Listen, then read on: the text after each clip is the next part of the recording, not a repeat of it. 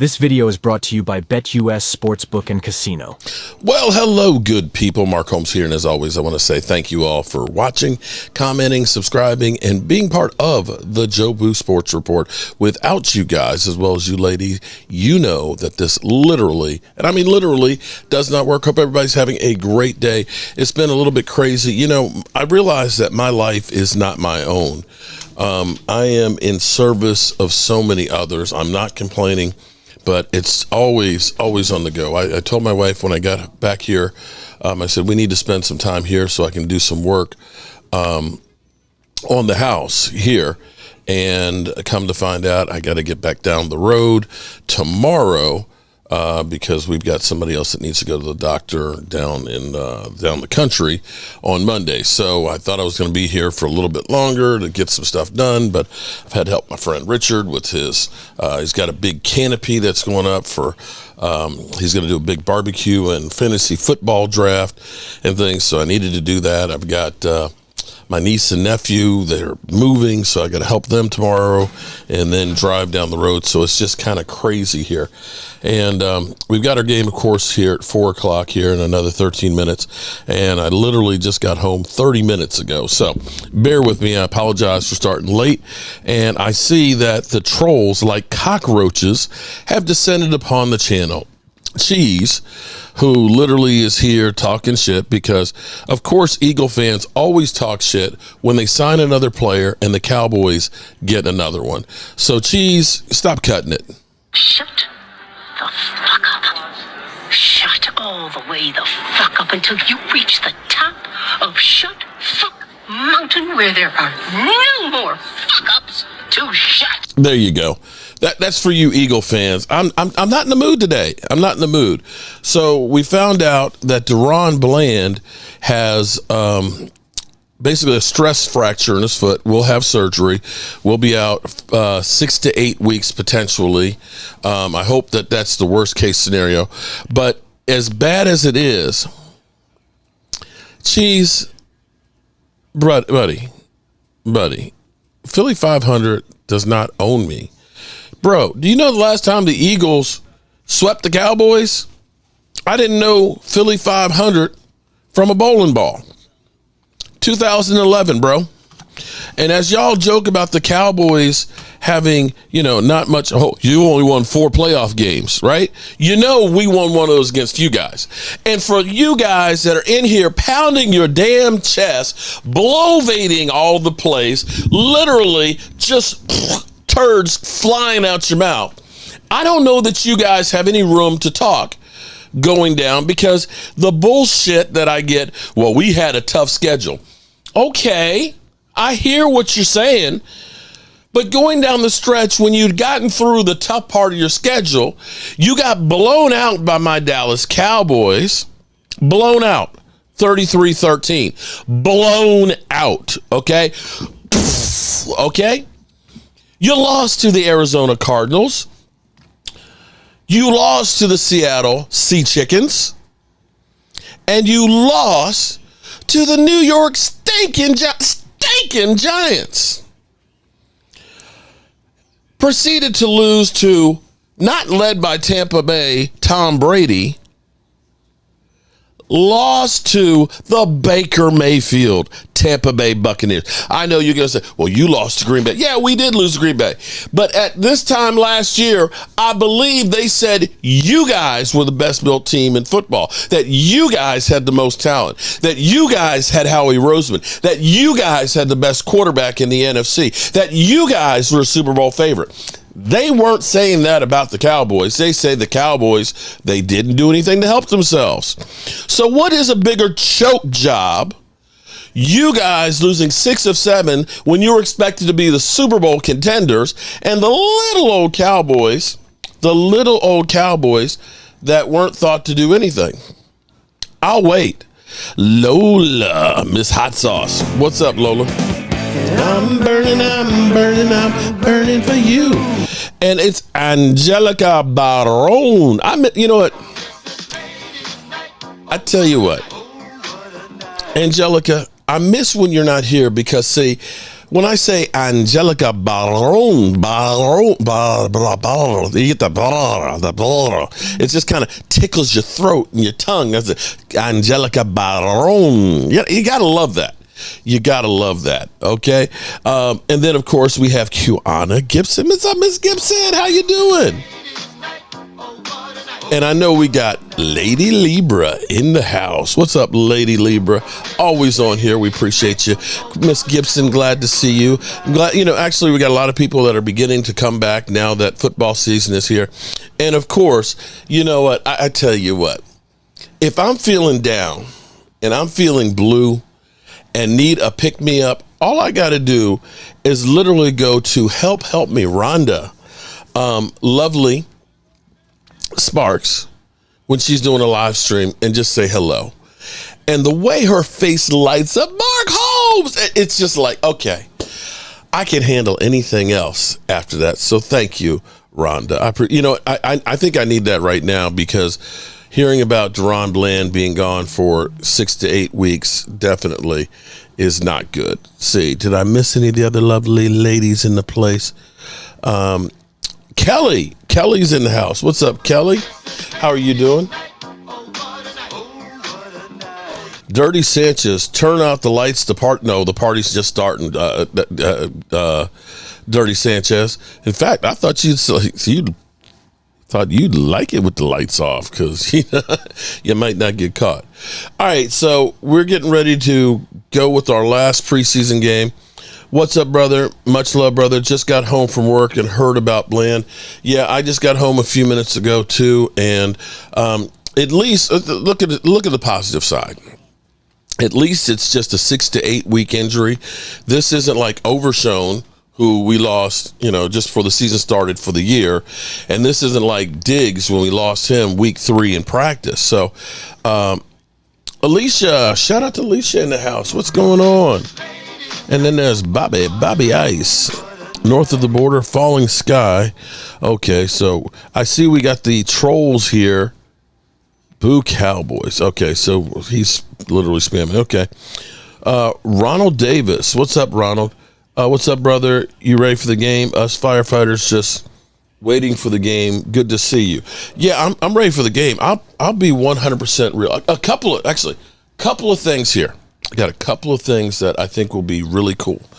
I don't know if Ginger, where's Ginger? Ginger Rogers. Shout out to Ginger Rogers, who is actually a Seattle Seahawks fan and things. I have done in the past, people have asked me, and I'm not by any means, great at this, okay? Super hot mom, okay. All right, okay, so are we a troll too? Okay. Bobby Beninsky. Bobby is the first one here added to our drawing today because we're going to be giving away a custom Jobu t-shirt that'll be going out. My beautiful bride will be making it. And we're also going to be giving away today this right here. Boom, take a look at this. Boom. See that? That's always going wrong. Ed Too Tall Jones. And the reality is he's not too tall. I asked him. He said, no, I'm not too tall. Ed Too Tall Jones, we're going to give that away. And we still have a Randy White shirt here too that could also be given away. So if you become a channel member or if you do a super chat, you're entered in the drawing. And you can see these are the ones from last game and from yesterday's live stream. So not a lot of people in there, so your odds are pretty good. Where was it? Oh, okay. So the Mark Holmes School of YouTube. Okay. I found out something. Lord Nova, thanks for coming over. What's funny is I've been actually mentoring Game Time Brian. Game Time Brian, you guys might remember last year he was around 300. The goal was to get to 300 subscribers by the end of Hall of Fame. And we got him there. And I've been teaching him and giving him, he's literally like grasshopper. Grasshopper. Okay. Working with him, and he's over 30,000 subscribers right now. And so Ginger Rogers, okay, has said that she wants to start a channel, and she asked for some tips. Help me, Rhonda. She's asked me about some tips and stuff in here. Roland's Review, she's asked me for some things as well. And so I found out that dirty videos are the new hottie. And no, Dirty Sanchez, I'm not talking about dirty. I'm talking what they call dirty, as in not highly produced videos. That's the new editing style, that are basically, you don't put a whole lot of graphics and intros and things like that, that they're not scripted, where you're reading a script and you're cutting out where you do the ums and ooh, oh, you know, where you're not sitting in a perfect studio, right? That it's just basically, you turn on the camera, you do your thing, and very little uploading, and you upload it. And I was like, because I'm seeing all these videos about dirty videos, how it works. And I'm kind of like, you know, that's been my whole career. That's what I do. Bro, I don't edit jack. NFL, we'll put you, okay. I got to remember how to do let me see. Upgraded membership, David Morrison. Shout out to David Morrison. So I started a new channel called Broke Ass Media. In fact, I just started. There's no content on it yet. Okay. But it will be. And I'll start doing videos on some of the things that I've learned tips wise on YouTube, because if you're getting started, you've got all of the different shows and platforms that'll tell you, you need to do this and you need to do that. But the thing is if everybody listens to what they say to do this, that, and the other, then everybody's doing the same thing. So how's it going to be any different? I have always been kind of the anti-establishment type of YouTuber, and it's worked pretty good for me. And now it seems like people are coming around to that. So if you're starting a YouTube or trying to get some tips, I'll show you guys like the equipment that I use and some of the things that I've learned in over 10,000 videos and 65 million plus views. So there you have it. All right, show me some of the home cooking. I got that channel too, and I've actually come up with a way. But part of my problem is it's easy with the streaming software and stuff out here to use the different cameras and things. And I'm going to be doing something that's going to be an upgrade to help me with cooking, where I can just start cooking and just turn on. Basically, I'm buying another computer.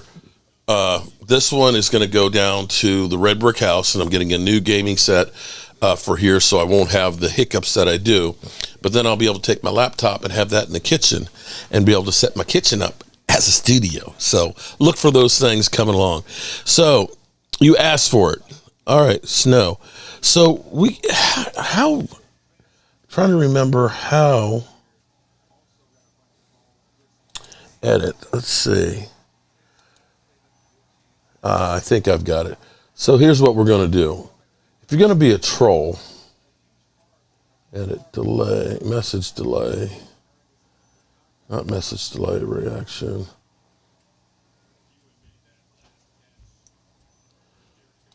Subscribers. Okay, here we go. They got a new setting. So in order to be able to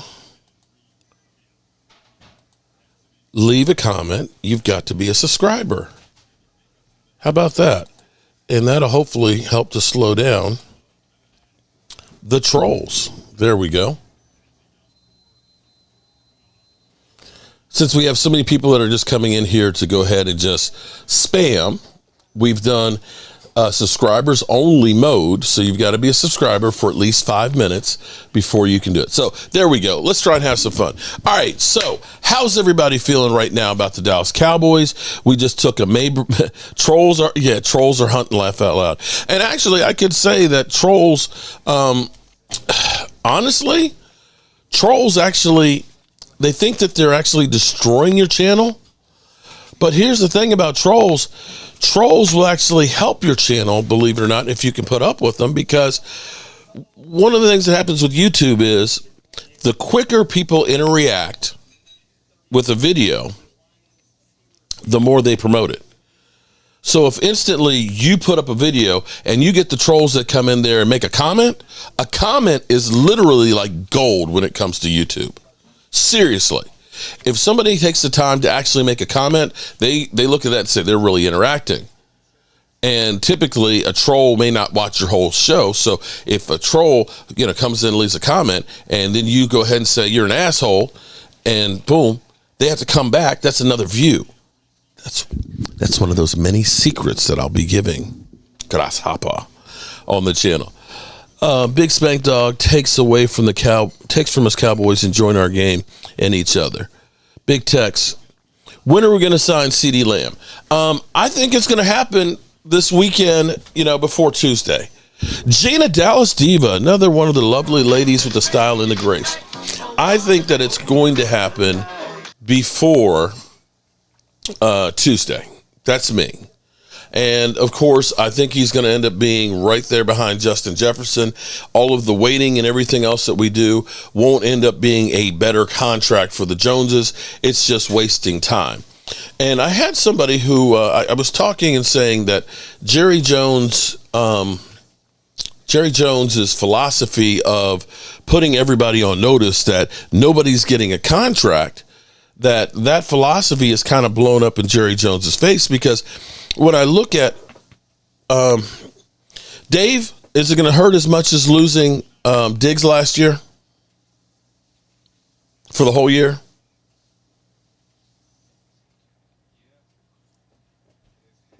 I don't know that it does. And it's only for 6 to 8 weeks. So we got 2 weeks before the season starts. So that's a good chunk of it right there. It'll hurt, but it's not a death blow. And Big Spank Dog, okay. Big Spank Dog, of course, our resident Commander fan. They smell blood. Uh-oh. We got a Steeler down on the field, and he ain't moving. Uh-oh. You hate to see this. They're rolling him over. They literally rolled him over. Oh, my goodness. The Steelers players on the sidelines are down on one knee. They rolled him on his side. Okay, I see his foot moving. I saw his foot moving.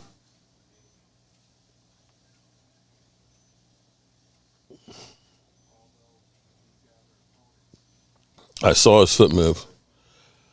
Well, the problem with keeping Gilmore was he signed a $10 million deal.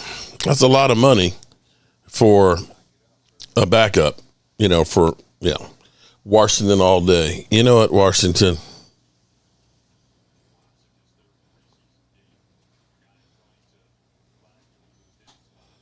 This does not look good, guys.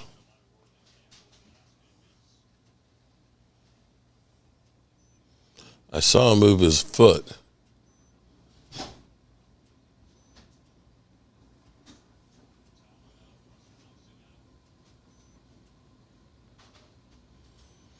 Washington hasn't won more than 10 games in 33 years.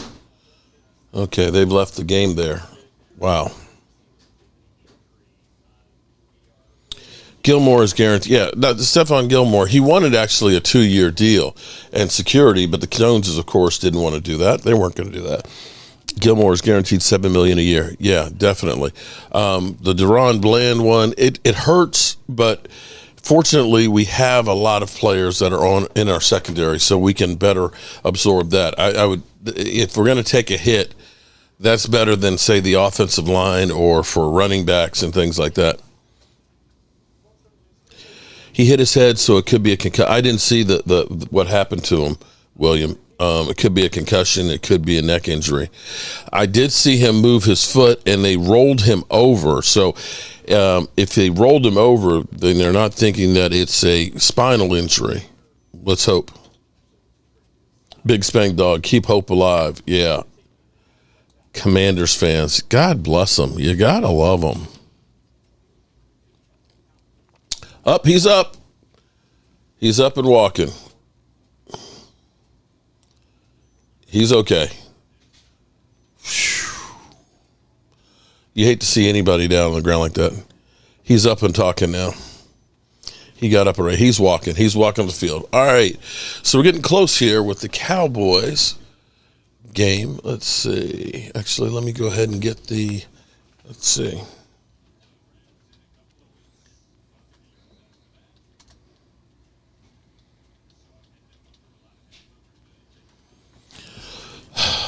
Laugh now. Big Spang Dog, of course we're going to laugh at you guys. You guys suck. Okay? Until you prove differently. Big Spang. Oh, Lordy. Yeah, I'm going to say, in the same way, I talk about the Eagle fans that think that it's guaranteed. Super Sport Ricky, who's Bland's backup? I really have Bland over. I think he was overrated. That's going to be a good question, who they're going to put in to fill for it. I can't give you that answer at this moment. So give me some time to figure that out, and hopefully they'll. I would think that it may be Jordan Lewis that they'll move over, because Jordan Lewis has been playing in the slot. But I don't know for sure. Okay. Let me get NFL.com and NFL.com so we can get the scoreboard on.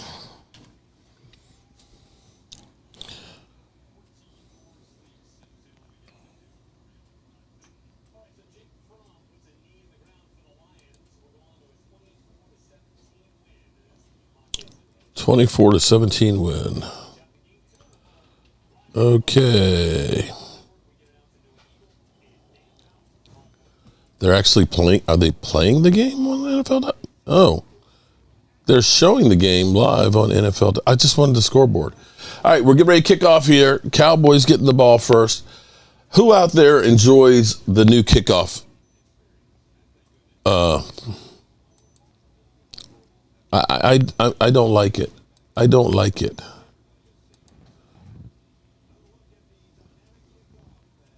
And it's up, and it's deep in the end. He's going to bring it out. Okay. He got it out to the 30. Up, there's a flag. There's a flag. Already a flag. First return, there's a flag. And Dak Prescott is supposed to be calling plays. Obviously, it was holding from the Cowboys. Now, what's going to be interesting, I'm going to see if it actually works. I have this new scoreboard thing that is supposed to keep you updated. I'm going to see if it works. If it works, I'm going to get another one to go to the Red Brick House. New York versus the Jets. Miami. Oh, it says final. Wait a minute. Minnesota was 26-3 against the Eagles. The Eagles lost the last preseason game 26-3. Are you seriously? The Kellen Moore offense only scored 3 points in the last game? And y'all have the nerve to talk? All right, we got Trigger Trey. Trigger Trey starting out on the 10-yard line. He's calling plays. Last year, Dak was good at calling plays. Bootleg, boom. There you go. Trigger Trey gets 9 yards on the first play. All right. That's a good start. And I'm still trying to, let's see, Cowboys. Let's see if I can get the scoreboard. I don't want to put the scoreboard from NFL.com because it literally has the game on. Okay, here we go. DraftKings. I don't want to see DraftKings because we are BetUS. All right, so far so good. We've got the ball up to the 25-yard line. Cowboys making some moves here. I think it's dumb. I like the old way. I understand why they're doing it, but I'm not crazy about it. I think that's a little too big. That's what she said.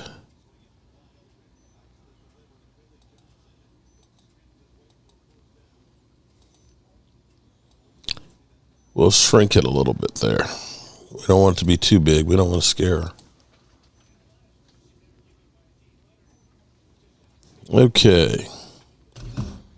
There we go.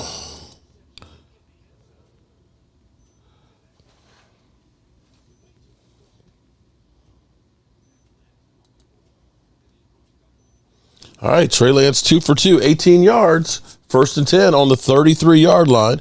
Cowboys moving the ball. Cowboys all the way. Boo Cowboys.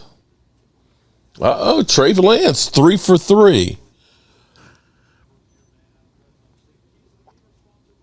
All the way. Boo Cowboys. Stop spamming. Thank you. Logan Motorsport. What's going on, Logan? How are you doing today? Harbaugh's keys to the game: stay healthy, no injuries. Amen on that. Execute at a high level, and we're not like Goldilocks. Okay. Cowboys hater hunter. Oh, man. Damn.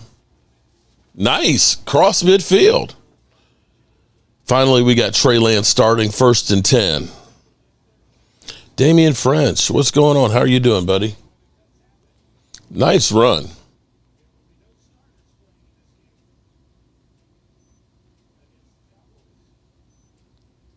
No starters playing against the Cowboys. Lady Libra in the house. What's up, lady? Lady. Libra, nice pocket. Lady Libra. Shout out to Lady Libra. Thank you. We will be just fine. Dallas Cowboys for life, baby. Shout out to Lady Libra. Boom. He hit him so hard, he knocked his mouthpiece out. My wife loves her Cowboys, so I'm watching the game with her. Oh, Todd. So, Todd, who do you love besides your wife? 2nd and 11, and we picked up about 4. So it'll be 3rd down and 7. Told you obviously have a great taste in ladies. That's right. Doing good, Mark. How about me? I'm a little tired, man. And I've got, there we go. Actually, I meant to make that smaller. I don't know if you guys can see this, but I got bursitis in my elbow, and it's literally like full of fluid, and it's stiff. Whew, nice catch. 3rd down and 7. Trigger Trey. Boom. Nice catch. You must be ahead of me, Lola. Nice. Trey Lance trying to stake his claim. Now, what somebody pointed out to me as I was saying that, the whole thing with they've played Trey Lance so much this preseason, is it conceivable? Hang on, good people. I'll be right back.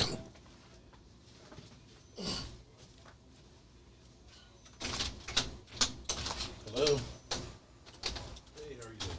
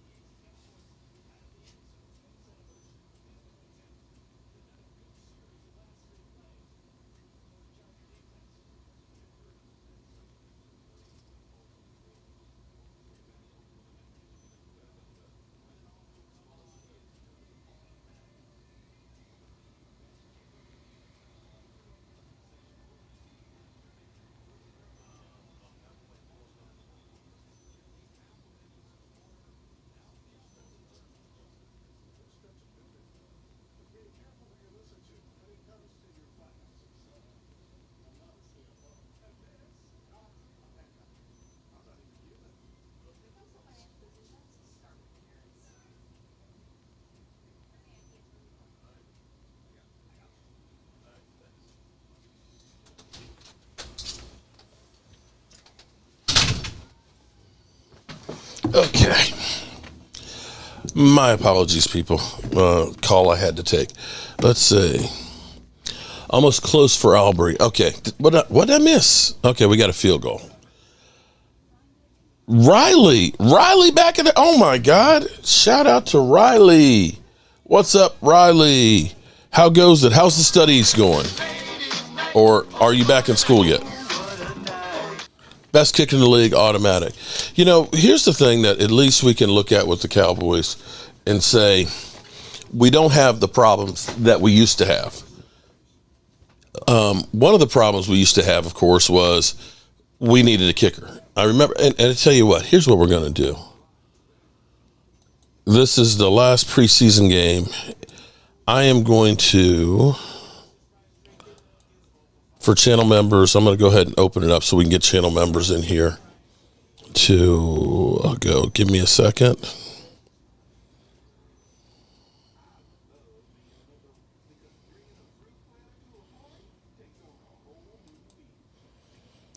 If you are a channel member, give me a second. I'm going to go to community tab.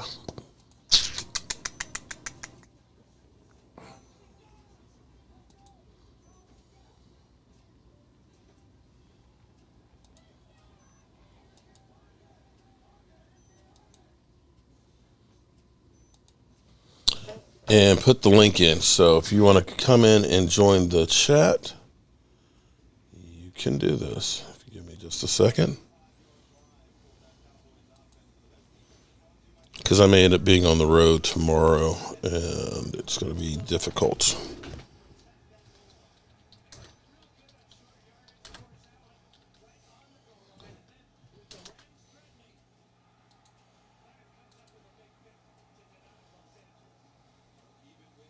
All right, there we go.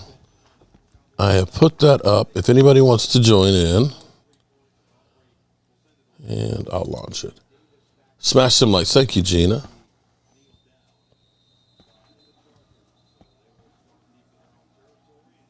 Let's see. There it goes. Okay, it's working.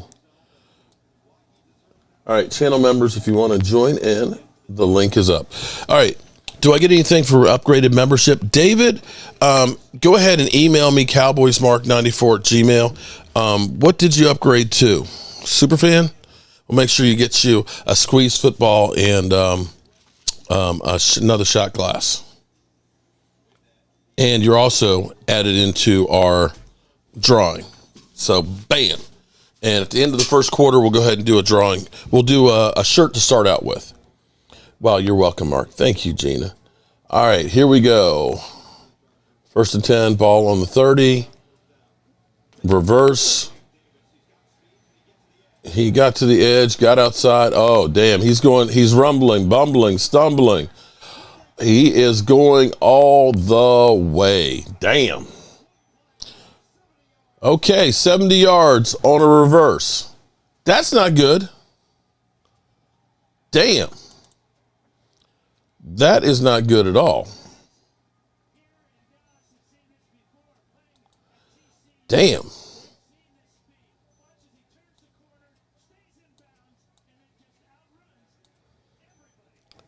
Damn, he turned on the Jets. All right, somebody just lost a job. Somebody just lost a job there. Blaine is out. 68. We're not. Oh, stop with the doom and gloom, people. Stop with the doom and gloom.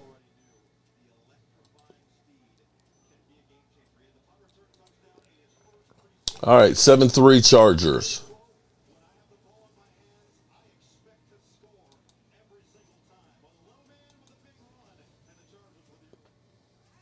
All right, that was ugly. But at least Trey Lance took him down the field, just couldn't get in the end zone. So where's the safety? Micah would have ran his ass down. Yeah, you remember, this is not a real game. We talking about a practice game. Not a real game. We talking about a practice game.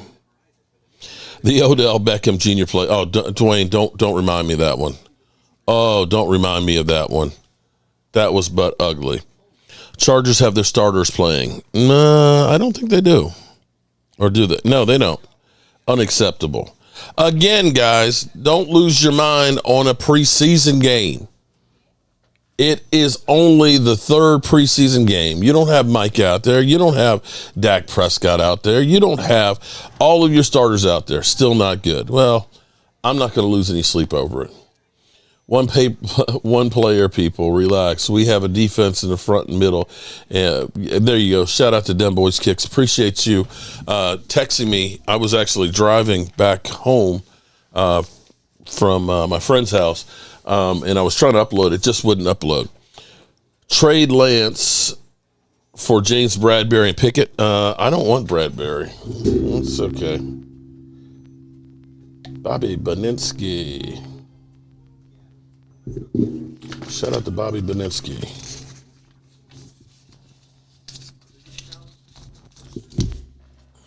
Okay. I don't think we win another championship till Jerry's gone. Oh my God, we suck again. Oh my God, seriously, people? Are you literally losing your mind over a preseason game? Oh my God, I don't know if I'm going to be able to make it through this game. Trey Lance, 7 of 8 for 62 yards, 8.9 yard average, 99 rating. That's pretty good. Robert is the first one to join us. What's up, Robert? You need to unmute your mic. Actually, that's the wrong one. Hold up, too. Let's see.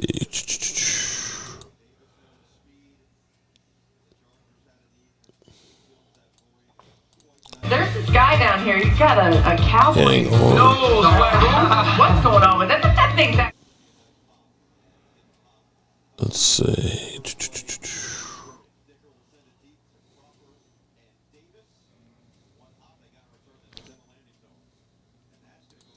Hang on 1 second. Oh, Robert's gone. Okay.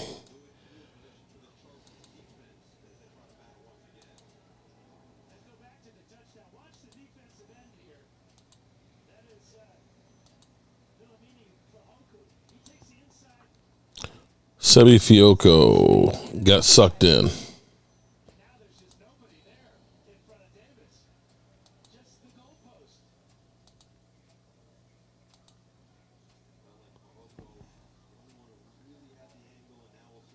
Is that the right one? I think that's the right one. Let's hope that's the right one. Let's see if that's the right one. Okay, I hope. Okay, that's the right one. Riley, hope you're doing well, Mark. You're finished with school permanently? As in you've graduated now? Shout out to Riley. Oh my goodness, congratulations. We need more educated people. Diggs is going to be ready is he going to be ready? Well, he's been practicing at full speed, so we haven't heard anything about him not being able to with 2 more weeks to go. Nice run up the middle, 2nd and 10. It'll be 3rd down and 5. Some of y'all worked up for this game is a joke. You ain't lying on that one. And if you are a channel member, by all means, the link is in the description. It's in the community tab. You can join in. And congratulations, Riley. You've gone farther than I have. I only took 2 years of college, so there you have it. So definitely smarter than me. Brad Wright, Eagle will give you Bradbury for 3. Yeah, okay. Yeah, okay. Yeah, it'd be a great trade for you. Okay, that one was kind of high. And we got a flag. Uh-oh. Tyron Billy drew the flag. William, you're right. We're definitely. I can pretty much say he will be playing week 1 after what's transpired there. 1st down. All right, let's see if we can get Trey Lance down in the end zone again. I wouldn't rush Diggs.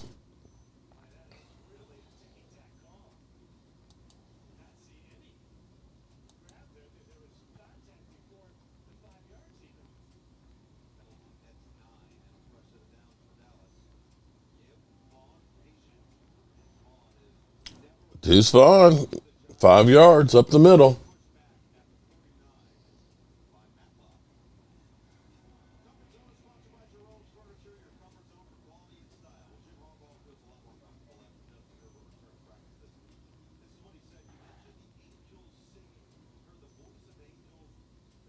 Okay.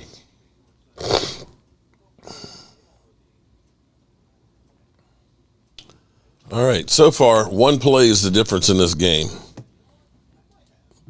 Cowboys, methodical, have been driving. Boom. First down. Another first down, guys. Trey Lance for 6 yards and a first.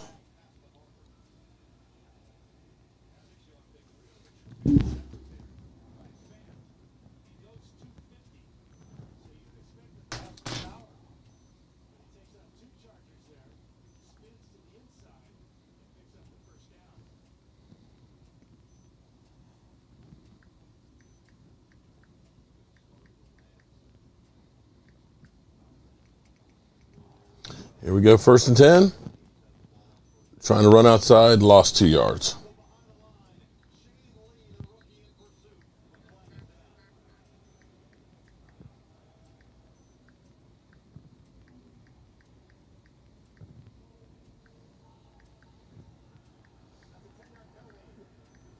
Damn, holding on top of it.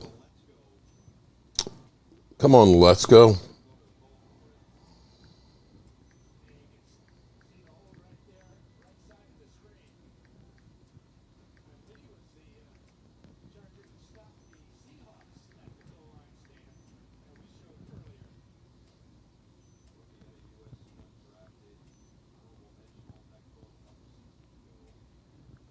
Okay, 1st and 20. Let's see how Trigger Trey does with this. That one was off.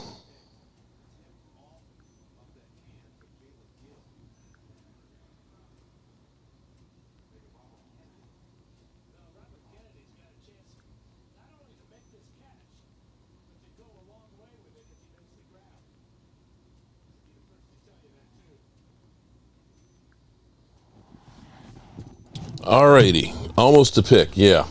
2nd and 20. See, it's a little different ball game when you have a lot more field you got to work with. Okay, picked up about 8 of it. Lance bad read. Yeah, that's the thing with Trey Lance. He's young, he's raw. Fauntleroy, he's going to have good plays and bad plays. Nobody, contrary to popular belief, nobody is perfect on every pass. Yeah, Rich P, you're right about that because it always seems like the Cowboys always give you the best case scenario on an injury. 6 to 8 weeks is more like 11. You got that right. 3rd down and 12. Let's see what Trigger Trey can dial up here. He gets hit as he throws it and incomplete. That one stalled. I think you're right. I think Fauntleroy will definitely make the team, and we'll say Trey Lance is definitely going to make the team as well.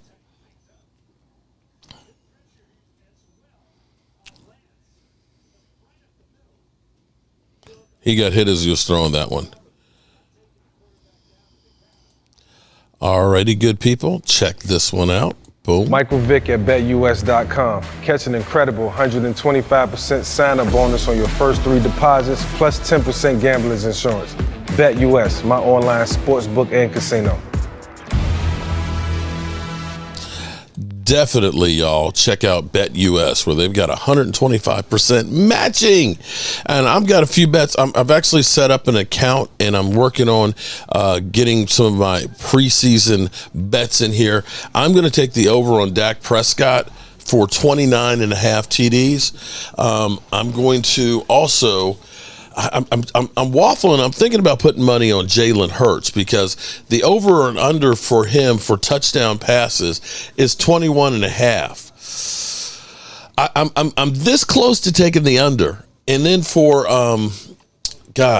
Daniel Jones, it's 15 and a half. What do y'all think? Do y'all think that Daniel Jones will actually have more than 15 and a half TDs?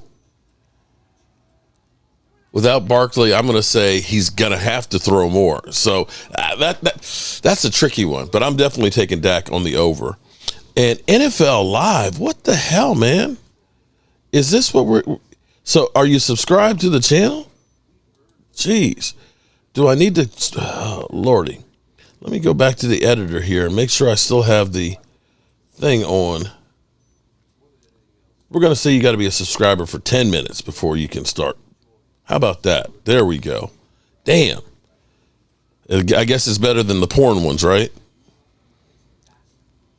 Daniel has a wide receiver. Dak, 40 TDs and a Super Bowl. Jerry, oh my God. Jerry, you don't know how much I want the Cowboys to win a Super Bowl just so I can literally go through and tell all of the haters when the Cowboys win. Shut the fuck up.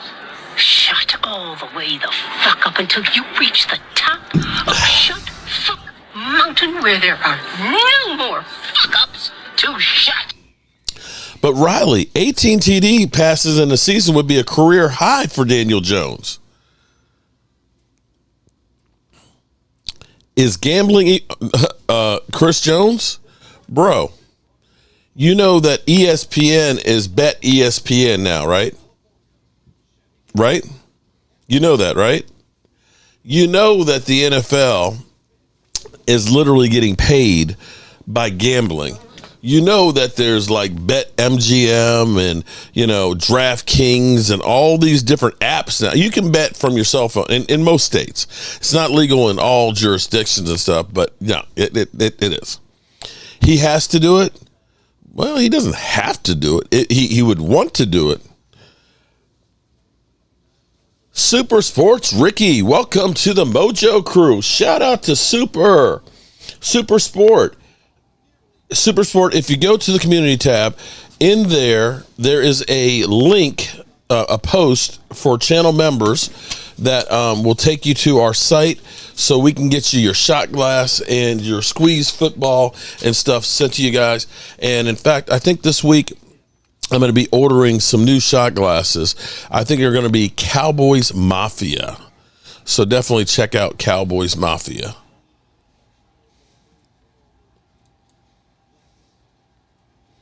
Okay. All right, that's a good stop. 3rd down and 10. Got him on the 11-yard line. You hold him here, you can get some decent field position.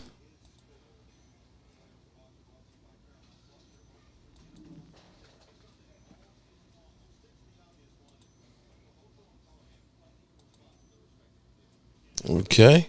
Forever Fashion Runway. Shout out to Forever. Trade for Patrick Surtain. I don't know that they would do that one because that one may cost you quite a bit. Shout out Patrick. Okay, 3rd and 9. We're getting some pressure, chasing him around. He's running, bumbling, stumbling, and tipped and almost picked off and almost caught. All right, Cowboys, after the first drive there, got out. Good series for the defense.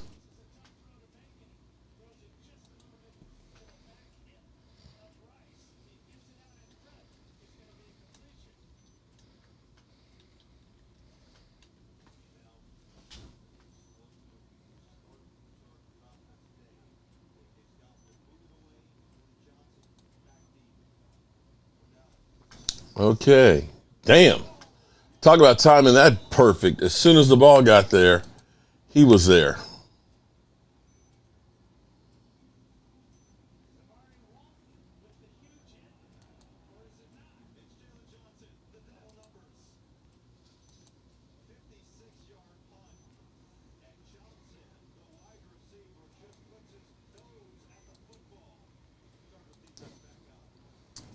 All right, let's see what we do on this drive.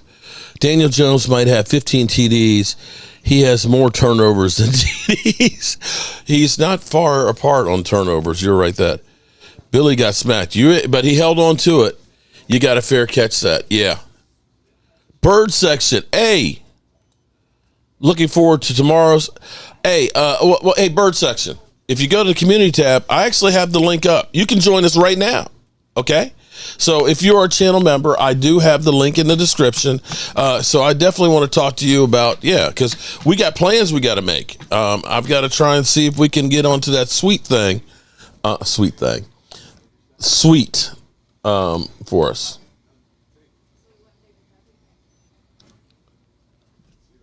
less is more with Jerry, not replacing. Yeah, that because they believe in their own guys. Bobby Beninsky. Shout out to Bobby Beninsky. Appreciate you. We're going to be doing a drawing here to end the first quarter.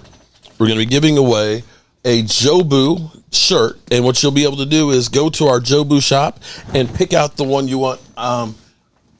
I may give this one away too. This is signed by Randy White. See, this is my favorite one right here. Our set, look, like this. This one right here is one of my favorites too. Cowboys life sentence, because you know Jerry Jones will make you drink. Let's see which other ones. Okay. That's Pierce. Okay. So definitely you'll be able to pick out one of our shirts and things, and I'm going to probably give this one away next weekend. But I like Juggernaut for our center because he literally is a juggernaut. I'm going to be sending one of those to Tom Beebe, who is Cooper Beebe's dad. If you ever look up Lamb's numbers in the playoffs the last 3 seasons, I think we should have him for Chase or Brandon. Well, forever, the reality is, if you look at, for whatever reason, all of our guys in the playoffs, that is our running backs, that is Micah Parsons, nobody seems to play well in the playoffs for us. And when I think about our running game has been atrocious. We just don't show up as a team, and that was bad blocking. Sugar Trey sacked. The question is, will we see Cooper Rush at all today? Or is this going to be all the Trey Lance show? I win. Philly I've got, who won this past week? My wife's made the Philly chicken. I've got to box it up and get it put out. I just haven't had enough time to get everything shipped out. Somebody won that. And we also have Wade. Wade won the autographed football. I've got to get that out. Trigger Trey runs and gets 3 yards. So this is going to be 3rd down and 15. This is not good. Will we dominate or will we be back in time? I'm just happy for a win these days. What's going on with the suit? What suit is that, David? All the Trey Lance show, Mark. Yeah, but the question is, with all the time that you played Trey Lance, is he going to be your backup quarterback? Because, Cooper is still the backup. He ain't got much work. 3rd and 15, we picked up 10. We'll be punting. Yeah, I think he is too, playing the whole game. Now, the question is this the Cowboys trying to drive up his trade value? Or are they looking and saying he's going to be the backup? That is the real question. So far, he is 10 of 14 for 86 yards, 8.6 yard average, and an 87 rating. Not bad. Not great, but not bad. His first drive was a lot better. And good punt coverage. This fixing to get ugly. Well, Chris, it's really the last preseason game, so, let's be honest. This really doesn't matter. Oh, Bobby. Oh, Bobby, I tell you what. Hang on. I'll show you because my wife had to make it. Hang on.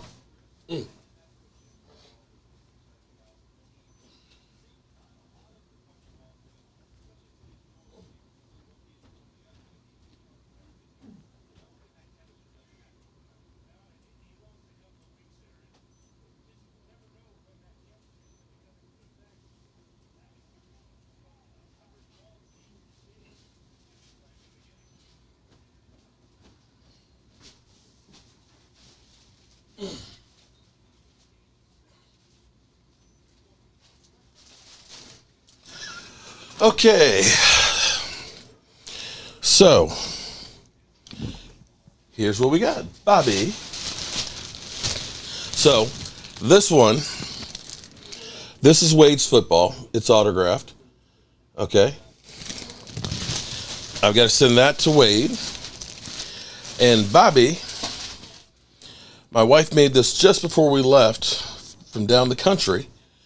Boom, right there. So Michael is my shipping department, but Michael, of course, is boom. Is at Gina's, so I have to figure it out or wait till he gets back on Tuesday to get it out. All right, so I'm superstitious about winning too many preseason games when it comes to Kelly, I'm with you too. The Cowboys never win many preseason games. So this is going to be interesting because it's just Leo and nobody else. And I just happen to be home, so it is what it is. How you doing, Mark? Well, I've been it's been crazy. Oh shit, it's working. Okay.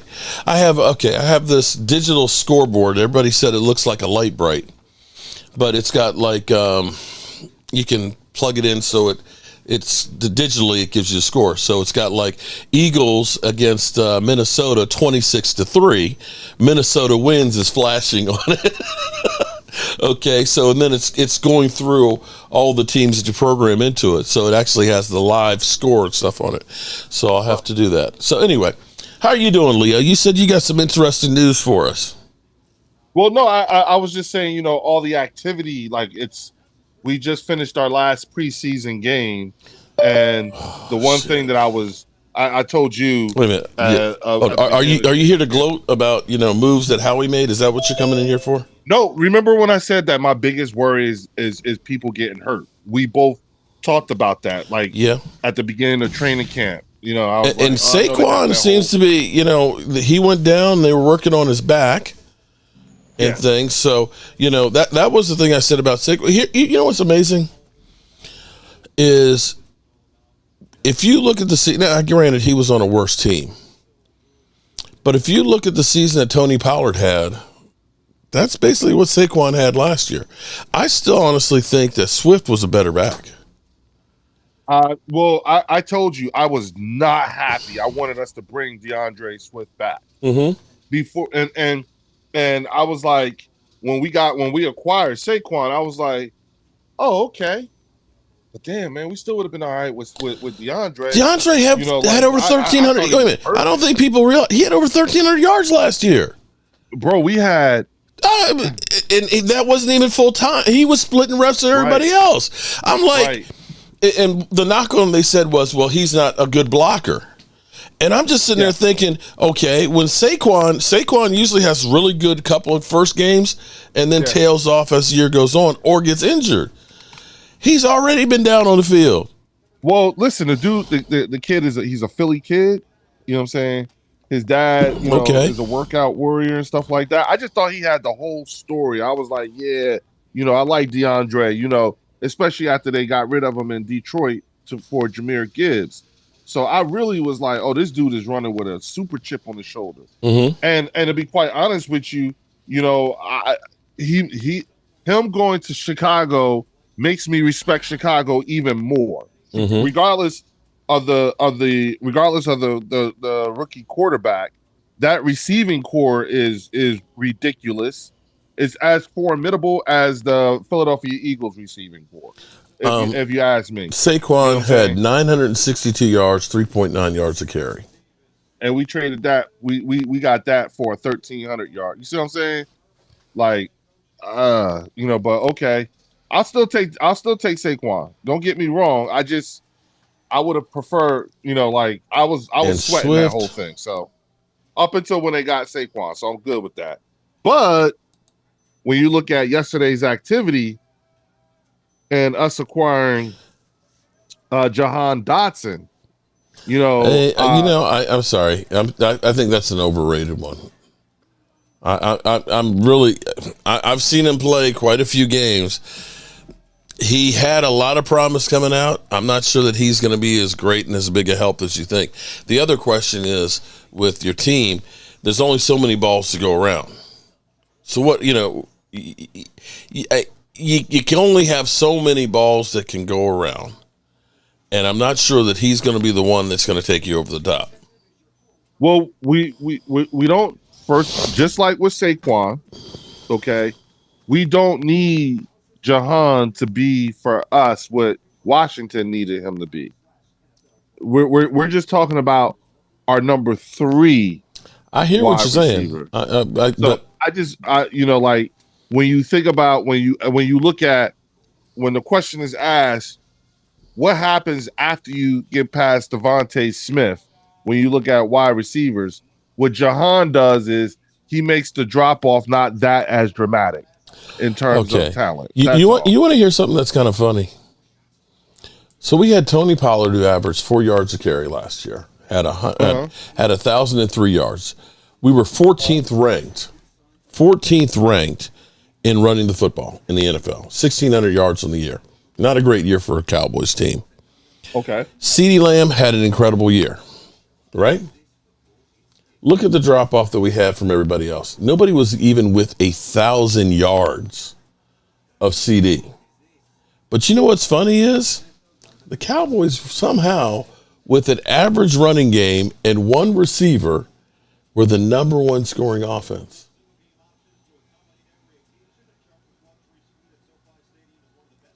But let me ask you something.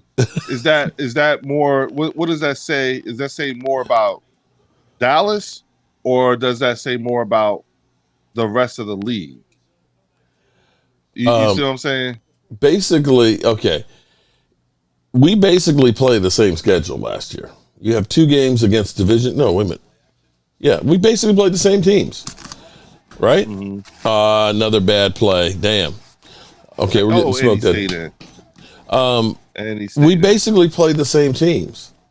So for your guy to have 23 TD passes and my guy to have 36 with only 9 interceptions, basically playing the same teams without a running game. We didn't have the running game that you guys had or the offensive line that you guys had. Yeah, but you guys didn't have the problems we had. What problems? You guys had all the players. No. Our problems had nothing to do with talent at all. Our problems had everything to do with coaching and locker room and all that stuff. Those are the you know that, Mark. You were a player. You know the things that don't show up on the Ian, don't go back to hockey, bro. It's just preseason. You realize that most of these guys are not making the roster of these teams. Okay, they're just not. Wait a minute, who are you talking about? Huh? I said a lot of the guys that are playing right now. No, Ian is in here like, oh my God, we're awful. We suck. It's like most of these guys aren't going to be. This is the 3rd game of the preseason. Right. We literally have people going crazy right now. Yeah, everybody that's on the field right now is trying to just get some tape out there. That's all.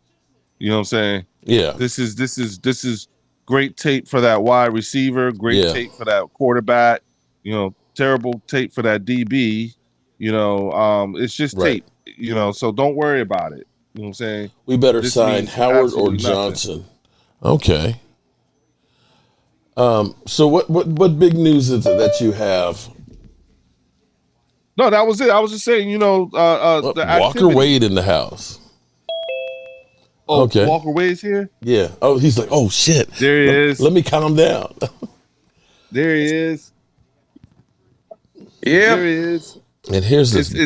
I hate this kickoff. It's Sunday on a Saturday. Ooh.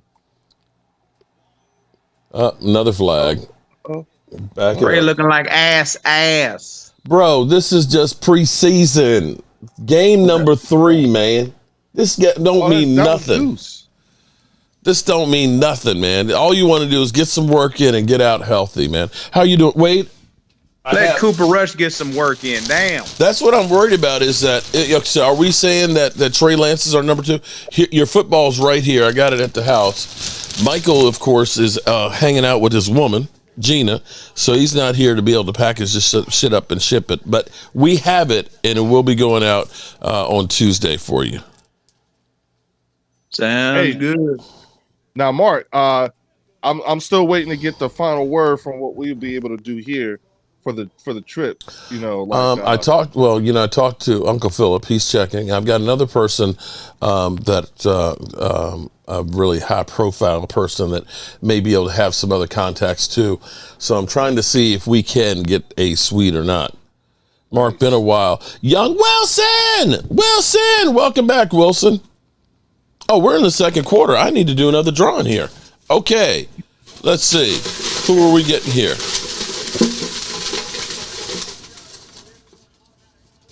First down. Cowboys get a first down. Okay, let's see. Marley Greens. Email me, cowboysmark94@gmail. You get a Joe Boo shirt. Go to the Joe Boo shop, cowboyjoeboo.com, and pick out the shirt that you want and let me know what size so I can get my wonderful bride to make it up for you. And Trey Lance with the run. So I'm going to ask you a question here. Young Wilson, shout out to Wilson. We're going to be doing some more drawings here. If you didn't win already, don't worry. We're going to be doing more. We're going to be giving away the Ed Too Tall Jones plaque that's here as well, and maybe some other things as well. Here's the thing I don't understand. Now, I'm trying to be hopeful and optimistic about my team. Okay, I'm not guaranteeing anything and all that. I'm trying to be, even keeled and realistic. I honestly believe that we have a decent team, and it's really, football is crazy because you never know what teams are going to be good. For all we know, San Francisco could take a nosedive this year, right? Teams that you think might be bad end up being good. So when you look at the schedule, you don't know if really our first half of our season, nice run up the middle there, boom. Real nice run. Wow. Freeman with the nice run up the middle. I think we're going to have a good team, a solid team. The thing for us is we got to get some luck and turn it on in the playoffs. There you go. And we're going to need some luck, which we ain't had much luck in 30 years. We ain't had none. I still think a lot of that's karma because of Jerry Jones. So, Mark. So my question, but actually the question to you because I've got so many Eagle fans in here that are coming in and just trolling the hell out of us and are just confident that, Philly 500 basically says anything short of the NFC Championship is a letdown. Right. So with a team that lost going down the stretch to the Cardinals, the Cowboys, the Seahawks, and the Giants, how do you guys feel like it's just going to be a switch turned back on and everything's going to be hunky-dory? I'll tell you why. Karen Dugan, hold on. Back. Shout out to Karen. Trey Lance, ass. It goes back to what I've always said since I started coming on here, is that you always point out how we lost 5 of the last 6, the whole 9 yards, and when something like that 6 happens, of the last 7, you lost in the playoffs. I want to see activity, and the activity that I have seen. Wow. Trigger Trey. Okay, trade value just went down. Yep. I said. Look, he should have pulled him right then and tried to make a trade. Okay. Oh, Trey, no. I'm just saying, where's all the Trey Lance lovers? Yaz and Cowboys. Jethro has to sign CD before Tuesday. I'm proud of the growth of Joe Boo Sports. Shout out to you. Thank you, Yaz. You and Wade can't make this shit up. Y'all talk. Anywho, the fact that we see the activity that has taken place from the end of last season up until now. That's all. That's the reason why you see the confidence. And I why would say Eagles fans talk the way that they talk. Leo, so let's say whatever. No, my opinion is this: whatever NFC team gets the home field advantage, not making the conference titles, a letdown. So, if the Eagles get home field advantage and y'all do not make the NFC Championship, that is a major letdown. Absolutely. So if the Cowboys somehow win the division, get home field advantage, if we don't make it to the conference title, it's an utter disaster. Yeah. Well, here's the thing. I feel like this. I like being in this position here. I like the position that my team is currently in and as it's constructed, because one of two things are going to happen at the end of this season. Okay, either we make it to the Super Bowl, or Nick Sirianni leaves. It's one or the other. And Kellen Moore becomes the head coach. Huh? And Kellen Moore becomes the head coach.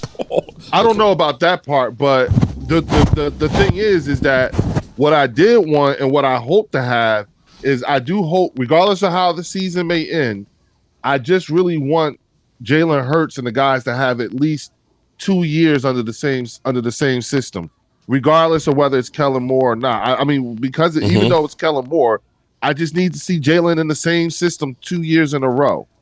And I told somebody the other day, I was like, if this ain't the year, this is the year before the year. Because at the end of the day, when you look, if you were to take a snapshot of the Philadelphia Eagles right now, when you look at those core group of guys, everybody in an NFC East is going to have to see this group of guys for at least the next 3 years.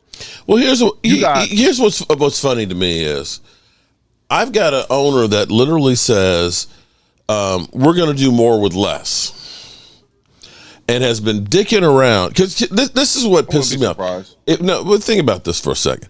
It would be one thing if Jerry Jones took his time on these contracts and in the end gets a incredible deal that you get Trey Lance for $25 million and you say, wow, we got all kinds of money left over.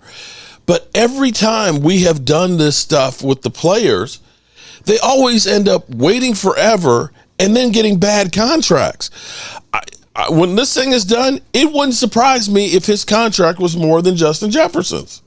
It honestly wouldn't, because the way they talking now, the way the Jones, it wouldn't surprise me any. And so it kind of burns you up that you sit here and say, we're okay with him not being here at training camp and missing all that time, and expect those players to come out. Angel, what's up, Angel? Thank you for the super chat. 59, boom. That's what drives me crazy. So I keep hearing people will come at me and they'll say, Dak's got no excuses this year. Dak's got no excuses. I mean, wait, hold on. How many of our receivers besides CeeDee Lamb are you taking over your guys? Are you taking Brandon Cooks over Devontae Smith? No. Are you taking Jalen Tolbert over Dotson? No. Are you taking Ferguson over Dallas Goedert? No. Okay. Are you taking my offensive line over your offensive line? Hell no. Are you taking Zeke Elliott over Barkley? No. So how is it people will say Dak Prescott's got no excuse and you wouldn't take anybody over your guys? But see, here's the thing. Nick Sirianni has no excuse. Okay. Back it up. Here's the reality. Nick Sirianni has been Jason Garretted. Where Jason Garrett used to originally was calling plays. They took the play calling duty away from him, and he was basically head coach in name only. Well, tell me, what is Nick Sirianni doing? Okay, listen. I think you are asking legit questions. The problem that I have is that you're asking these questions as a legit questions as a Dallas Cowboy fan. Because that's my problem with it. From the outside, okay. So wait a minute. Here's what we heard, that the front office was picking who was getting playing time in the last game the week before. Am I right on that? Right? Yes. And part of the problem I heard from Philly 500, this is not for me, this is from Philly 500 and Dan Salio, is that your owner's son and his analytics and stuff are being forced in on the coaching staff and the game plans. If that ain't the Joneses, bro, I don't know what is. Jerry Jones, see, here's what's crazy. And I don't know if he still uses it or not, but Jerry Jones has his main suite, where like 150 people can be in, right? In the back of there is an elevator that takes him up to his GM suite, which is a smaller suite that has the phone that calls down on the field. Okay, and Jerry Jones used to, at the end of games, go down on the field and stuff.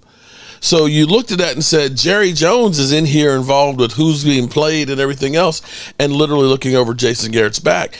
And they took the play calling away from Jason Garrett, and you always had to ask, okay, so what is his job? And that feels like what they have done to Nick Sirianni. You brought in Kellen Moore. He's not overseeing Kellen Moore to tell him what to run and everything else, right? Right. So if he's not the offensive coordinator, he's not doing the defense? Well, here's the thing. And what I was trying to say to you before was shout out to you, Riley. My clapbacks are the best. I get, as a Dallas Cowboy fan, when it comes to ownership and the things that ownership does, it's always a circus. You know what I'm saying? Because it's Jerry Jones and Stephen Jones and nice block out of there.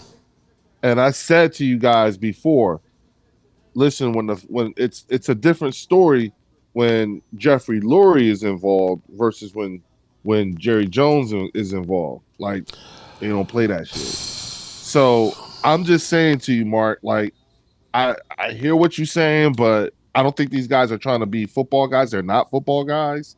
I think they leave the football stuff to the football guys, and I don't think that's not to say that they don't interject or have their own thing going on or whatever. Yes, but it's not the same, bro. It's not the same circus. It is not a circus at all. And whenever you hear that Jeffrey Lurie is involved in any kind of way, that's not a good thing. That's really not a good thing. It's not a good thing as in it's not a circus thing or whatever. It's, things happen. We lost he came out that office last off season and bodies fell. You know what I'm saying? Yeah, and he got cut off at the nuts. Yeah, and then I'm just saying, look, when you think about front office, stuff that has happened, particularly when it comes to the Philadelphia Eagles, you know what I'm saying? It's not like we don't have a history of some soap opera type shit. I mean, goddamn, this dude named Ski Mask Howie was at one point put in a closet at the NovaCare Center. They almost kicked his ass out out the building, and now look at him. You see what I'm saying? So I'm not trying to I'm not even going to sit here and try to front on you like that. You know what I'm saying? I'm just saying it's not a regular thing. You don't normally hear about circus stuff going on in that front office when it comes to that particular organization. So I don't know, but what I will tell you is that I think that, third and goal. Come on, D. Keep him out of it. Nice block. Way to go. I'm sorry. I didn't mean to yell in your ear. Yeah. No. Just saw it too. Mark, do you got a jersey for the season or no? Do I? No. I'm actually going to order a Mozzie Smith jersey. Wow. I know. Wow. No, seriously. Hey, what are you going to wear it for the season? I don't know if I'm going to wear it for the season or not, but for me, you got to understand, I got to show love for the big men. What size do you wear? 2XL. Game update. Right now, the Cowboys, at least the defense, held them on here. Basically, the Chargers have had two really big plays that have killed us. Other than that, Trey Lance came out on the first drive and actually had a really nice first drive. Since that time, it's kind of come back down to earth a bit. It's not as good as it was. I got something you could wear for the season, Mark. Okay. Where? A CD Lamb. Oh, shit. That's a 1994 75th anniversary jersey we wore in 94. Oh, shit. That's a nice one, bro. Michael Irvin. Oh, hell yes. Wow. Now, that's a nice one. That one might be framed. Jeffrey. Yes, I am. Because you got to show love to see, here's the problem. See, y'all don't understand what it's like, Jeffrey. Being a man in the middle, you get no love. You get no love, no support. Only your mama looks out for you, okay? And if this team is going to be successful, it's going to be because that defensive line steps up. Now, I'm going to say, outlook-wise, I feel better about this defense, mainly because we got some big guys out there. Wade, how do you feel about the defense right now? I know we lost Deron Bland for 6 to 8 weeks, which could be 4 to 6 games, but I don't feel as bad as when we lost Diggs last year. You know what I mean? I think our defense is going to be solid. I think our defensive front Our front seven is going to be a lot better. And I think but you already know as the season wears and goes down the road, people are going to get hurt. That's the big question on our team. People. That's the thing is health. Even if our defense plays good, we start losing players. No one can hold up forever when they start losing massive amounts of players. So, and see, that's what I hate. Whoever's healthiest going in the playoffs. That's who's got the best chance. See, and herein lies the problem for the Cowboys, and people don't seem to understand this. It's true. The Cowboys have done really good at finding talent, and the problem is you got to hold on to that talent, and that talent has kept us going really well. But when we've gone through and we've had years where, remember when Tyron Smith went out and Chaz Green came in, and we literally got our quarterback. He gave up 6 sacks. 6 sacks in one game. When you get past that first row of talent, and when you drop off in talent off a cliff, it kills us.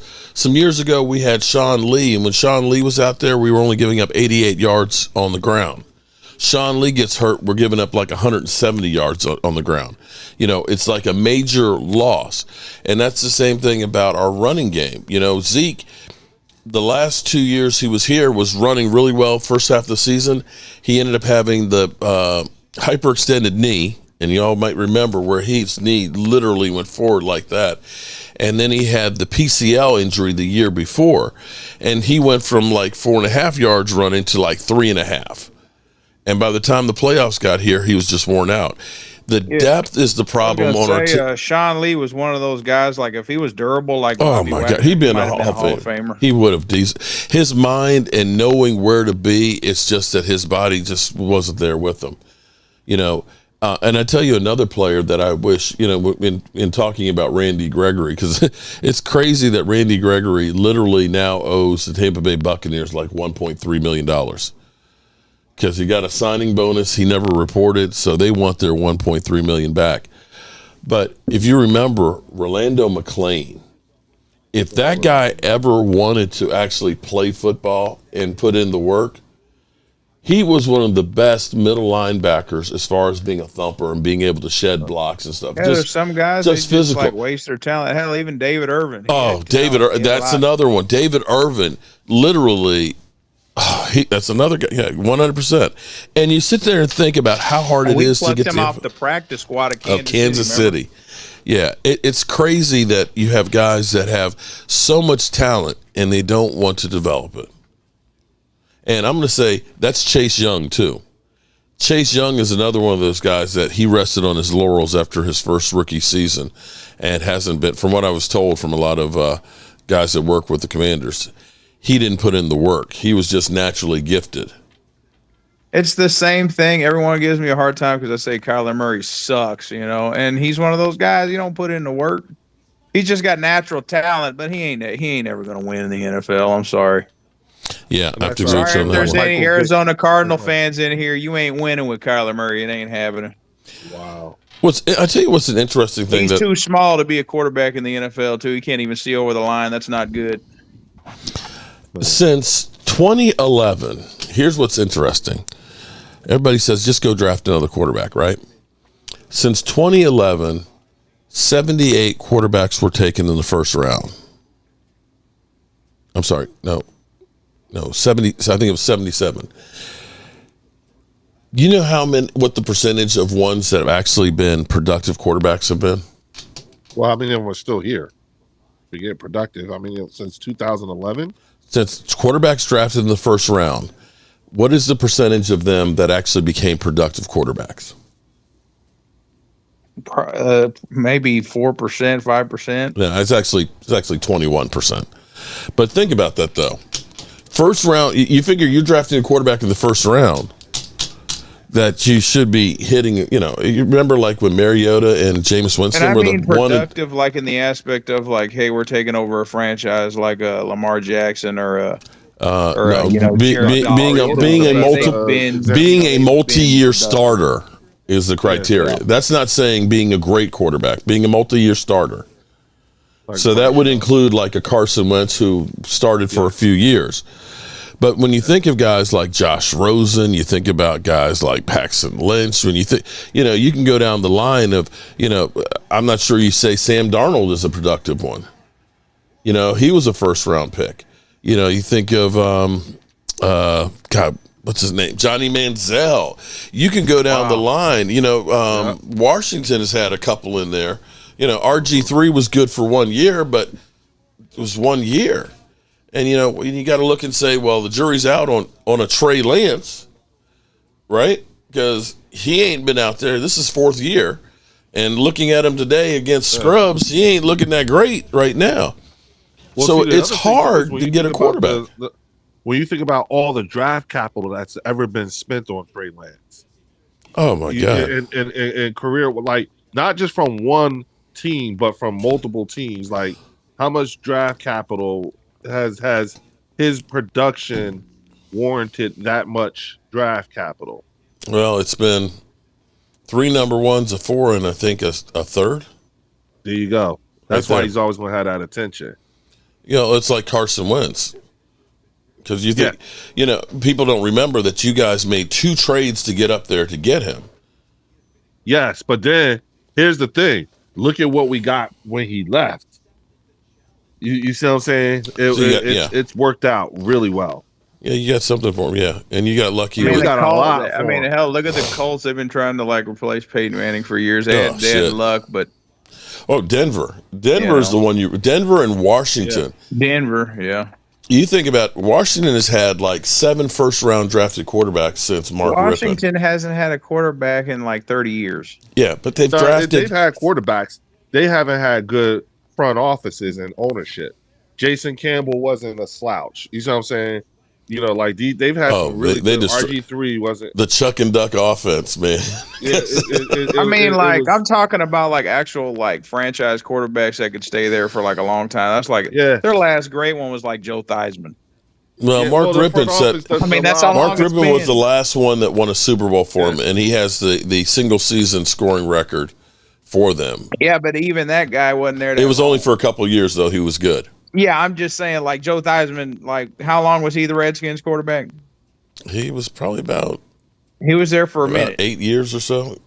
8, 9 years. And if he didn't get his leg snapped, he would have been there longer. Yeah. True on that.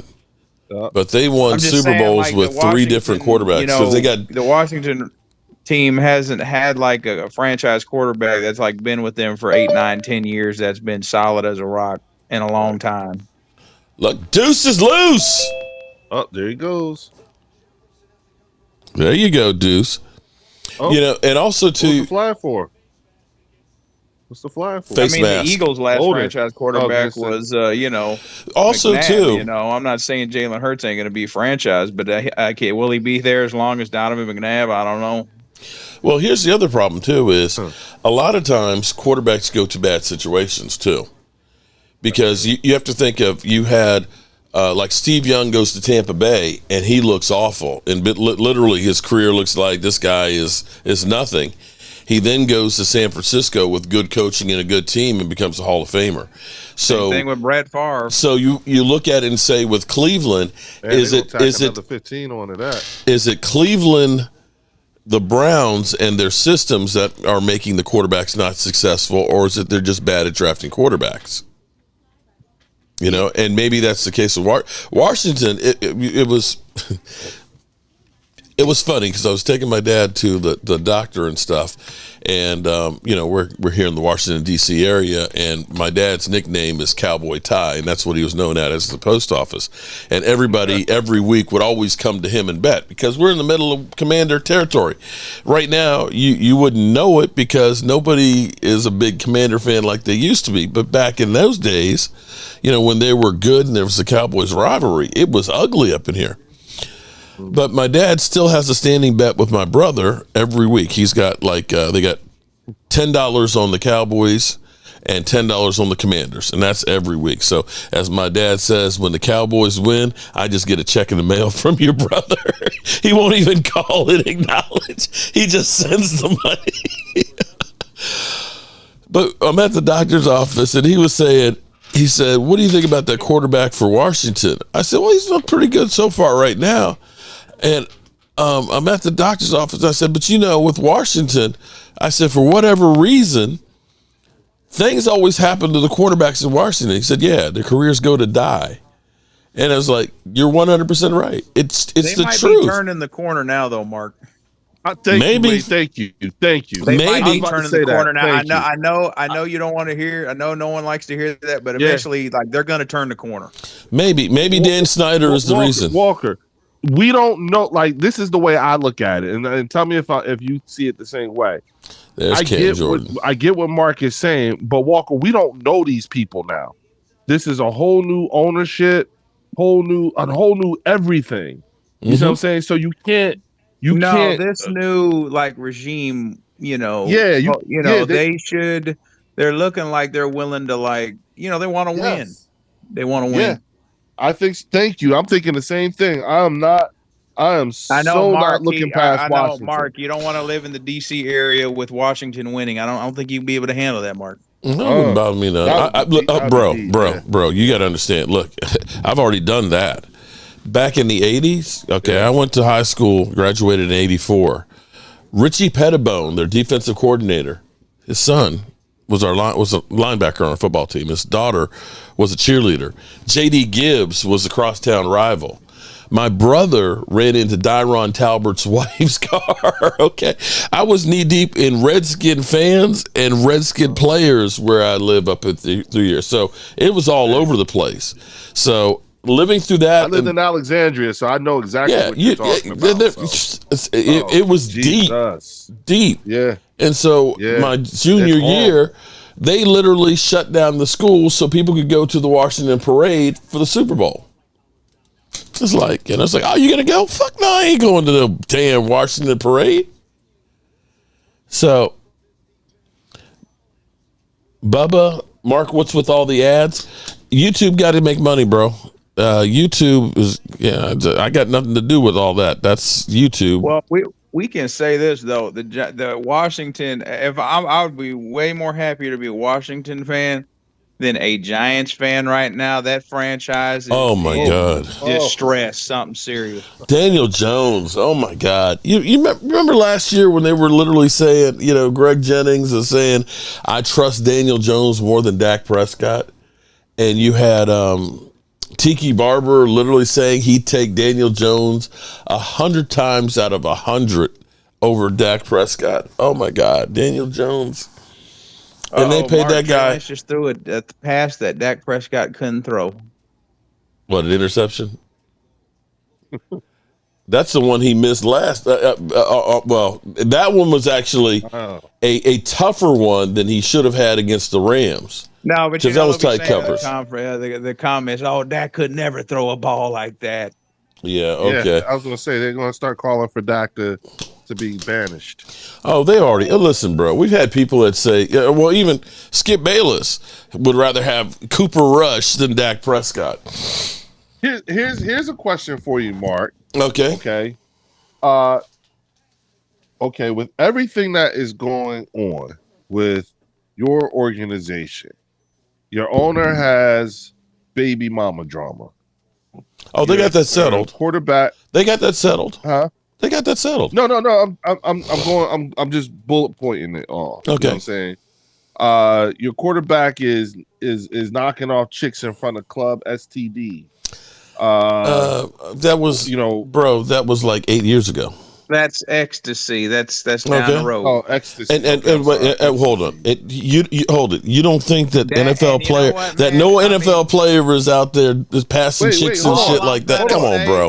All I'm gonna say is, Dak, shame on you. You gotta have better class than that. That strip club's right off the interstate there, one of the biggest interstates in America. That was 2017. He was really young and he learned. And now he's got himself a baby and all that. He's matured. Okay. Right. But Wade, you ain't done some shady shit in your time, bro. You can't bring that up. Wade, you ain't done some shady shit in your younger days, bro. Look, listen. Hey, I don't know about having sex with a woman in a parking lot at Interstate 35 where everyone could see my ass. I don't know about that. Right. Freaks come out at night. You know how, hey, I know y'all aren't from Dallas. I'm going to tell y'all right now, Ecstasy, that place in the middle of the night, there's about 400 cars out there. What was he thinking? I tell you what, you know what? Shit. And then you got a highway right next to it. Bro. Okay, all right. I would no, bro. This I could no. I'm going to tell you me right now. Okay, you know Springfield. You know where Springfield Mall is, right, Leo? Yes. Okay. Yes. Springfield Mall. During the daytime, about 4 o'clock, I'm coming out the Target and I'm going to my car. And I looked at the car next to me that was rocking, and I'm looking at this chick's bare naked ass up there riding this dude. And I was just like, this is like 4 o'clock in the afternoon. And so, you know, there's some freaky people out there that don't, you know, hey, just got to get the free. That didn't give a damn. He's like, I'm the quarterback of the Dallas Cowboys. I don't give a damn. I did a video on my channel where these two, a couple, was under the light pole, like the street light pole on the corner. People just do it anywhere in the daytime, mind you. It was like 4 p.m. I'm going to say this, you know, because I just told this to my son who just turned 18 yesterday. So shout out to Leo. Jr. Hold on. Here's the thing, Leo. Hold on. You know what? Hold on. Let me interject 1 second. There's literally a hotel like within walking distance of that strip club, and they still didn't even make it. Come on. That's what I'm saying. Okay. Yeah, I'm saying young and dumb. Yeah. Okay. So the thing is that I lived in Italy for almost 4 years. Oh. You know, and spent a number of time, like almost 18 months in Belgium, and 6 months in because I was in the army and drew a NATO assignment. So that's how I ended up over in Europe. And I will just tell you, thank God I came up in that time period when there was no, like social media like it is now. Back then all you had was Black Planet, and nobody was, doing what they're doing now. Lordy. You know what I'm saying? All right. So, yeah. Those who live in glass houses, like I said, I mean, it is what it is. It's a long time ago. But go on. Well, go on here. It's going to be, how is it with all these things that are going on? You don't even have your starting wide receiver under contract yet. Your linebacker is back and forth. You know what I'm saying? I think he's a linebacker is back and forth. What are you talking about? Wants to get himself right again. I'm talking about Micah. You know what I'm saying? It sounds like he's on. Oh, well, you know what? No, I tell you what. No, Micah, he wants to get paid, but he understands that first you got to get those guys paid. And that actually is a guy who you have to look at. I look at him and say he has done a lot of maturing in the last 6 months. I will say that I think that Malik Hooker throwing him under the bus, he was pissed off at first. But you see him actually develop and becoming a leader. He is out there now running sprints with Mozzie Smith and Osa and Digazua and stuff. He's out there pumping up the Marshawn Needlands and things. And I think he realizes I am great. And he is a great player, regardless of what Cowboy fans think. He is a great player, but he recognizes I am only as good as everybody else around me. If I can get Mozzie Smith to play at a better level and can get a push up the middle, it's going to make it easier if I'm out there on the edge. If I can get Marshawn Needland to play good on the edge, then they can use me as a weapon, and I'm going to be able to prolong my career instead of being out there as an edge rusher on every single play. And he is definitely becoming that guy. I don't know what's going to happen with this podcast, but if he's doing that for an hour or two on his day off, that shouldn't matter as long as he's putting in the work on the field. So for you to say, well, you're going back and forth with your linebacker, Micah recognizes, if anything, if I end up getting 20 sacks and end up being MVP, shit, they're going to have to bust the bank or somebody will. Yeah, well, again, I just don't understand how you could pay attention. How could you even know what's going on with any other team? You know what I'm saying? With everything that you guys have to deal with all the answers to questions that you guys have to get answered. I'm going to actually, here's the thing. When you listen to Dan Orlovsky, who says, well, Cowboys got a lot of different questions, because staying there for 3 years. Right. But I'm sitting here thinking, okay, from what I've seen from Tyler Guyton and from Cooper Beebe the Cowboys may have hit gold on the offensive line. That they may have literally reset their offensive line with those two players, potentially. Now, again, they're not playing against, the best yet, but you look and you see the strength, you see the side, you see the tenacity, you see the anger and stuff. You look and say, okay, yeah, I see this. I can't ever say I saw that from B.A.M. Never.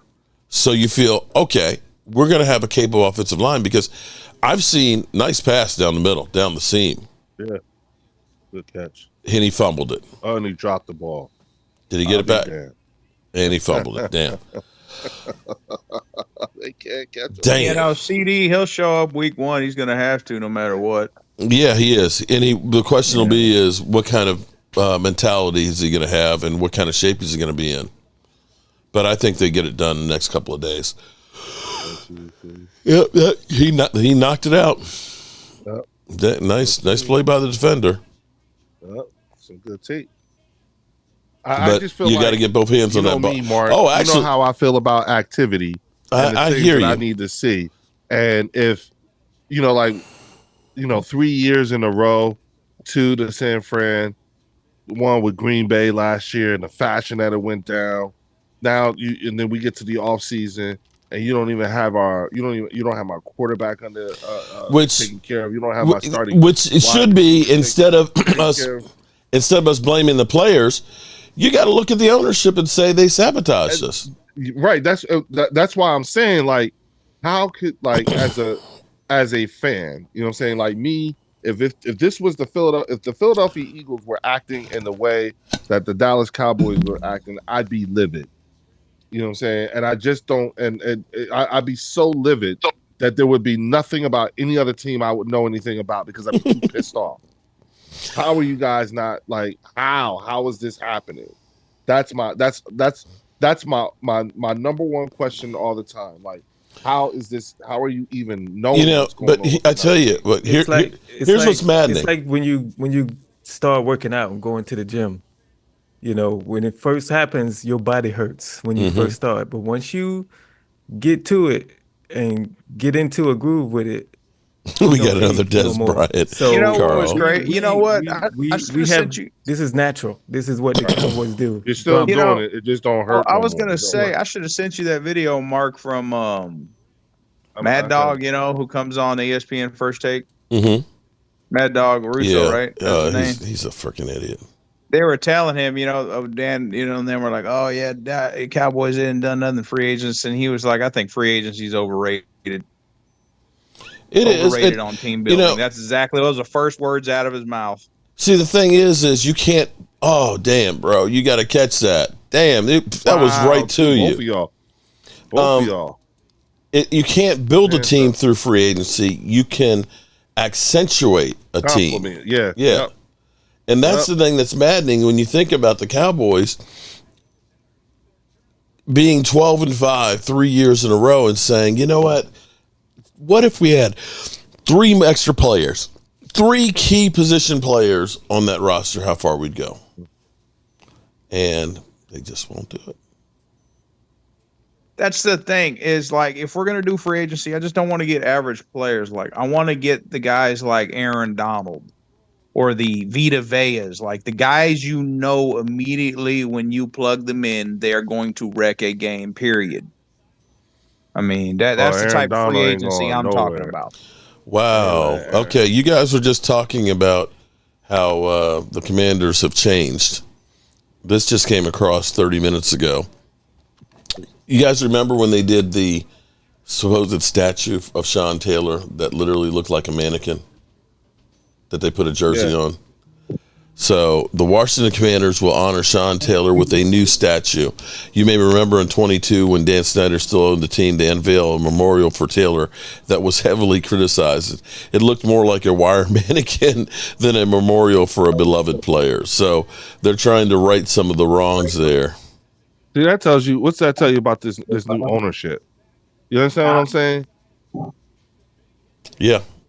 That speaks more to the quality of your ownership than anything else. You see what I'm saying? That tells me something. What's even better about it is they're actually partnering with Jackie Taylor and the Taylor family on the statue. Okay, see, you know what I'm saying? See, I'm an Eagles fan, and even I gotta say that bravo. You know what I'm saying? That's a start, man. Yeah, exactly, Mark. You know what I'm saying? Like, nothing for nothing.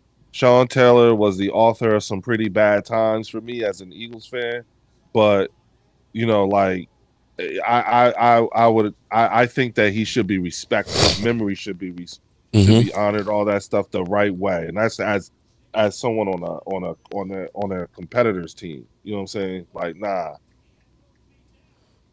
Good for them. Good for them. What's Dick Eckner going to do now? And walk away. That's why it's stuff like that is why I'm not looking past Washington no more. Not for a while. Bro, they scored 31 points on you twice last year, and you had to beat them in overtime. Mark. Yeah, that's what I'm saying. What are you talking? Hey, listen. I really don't care. Why would you overlook them, bro? No, they was this close to beating you. So you saying no, they I'm got talking better. about. No, I'm talking about. I'm talking strictly from a front office, GM, all ownership position. This is a brand new team. Mm-hmm. Like, we don't know nothing about these people. Yeah.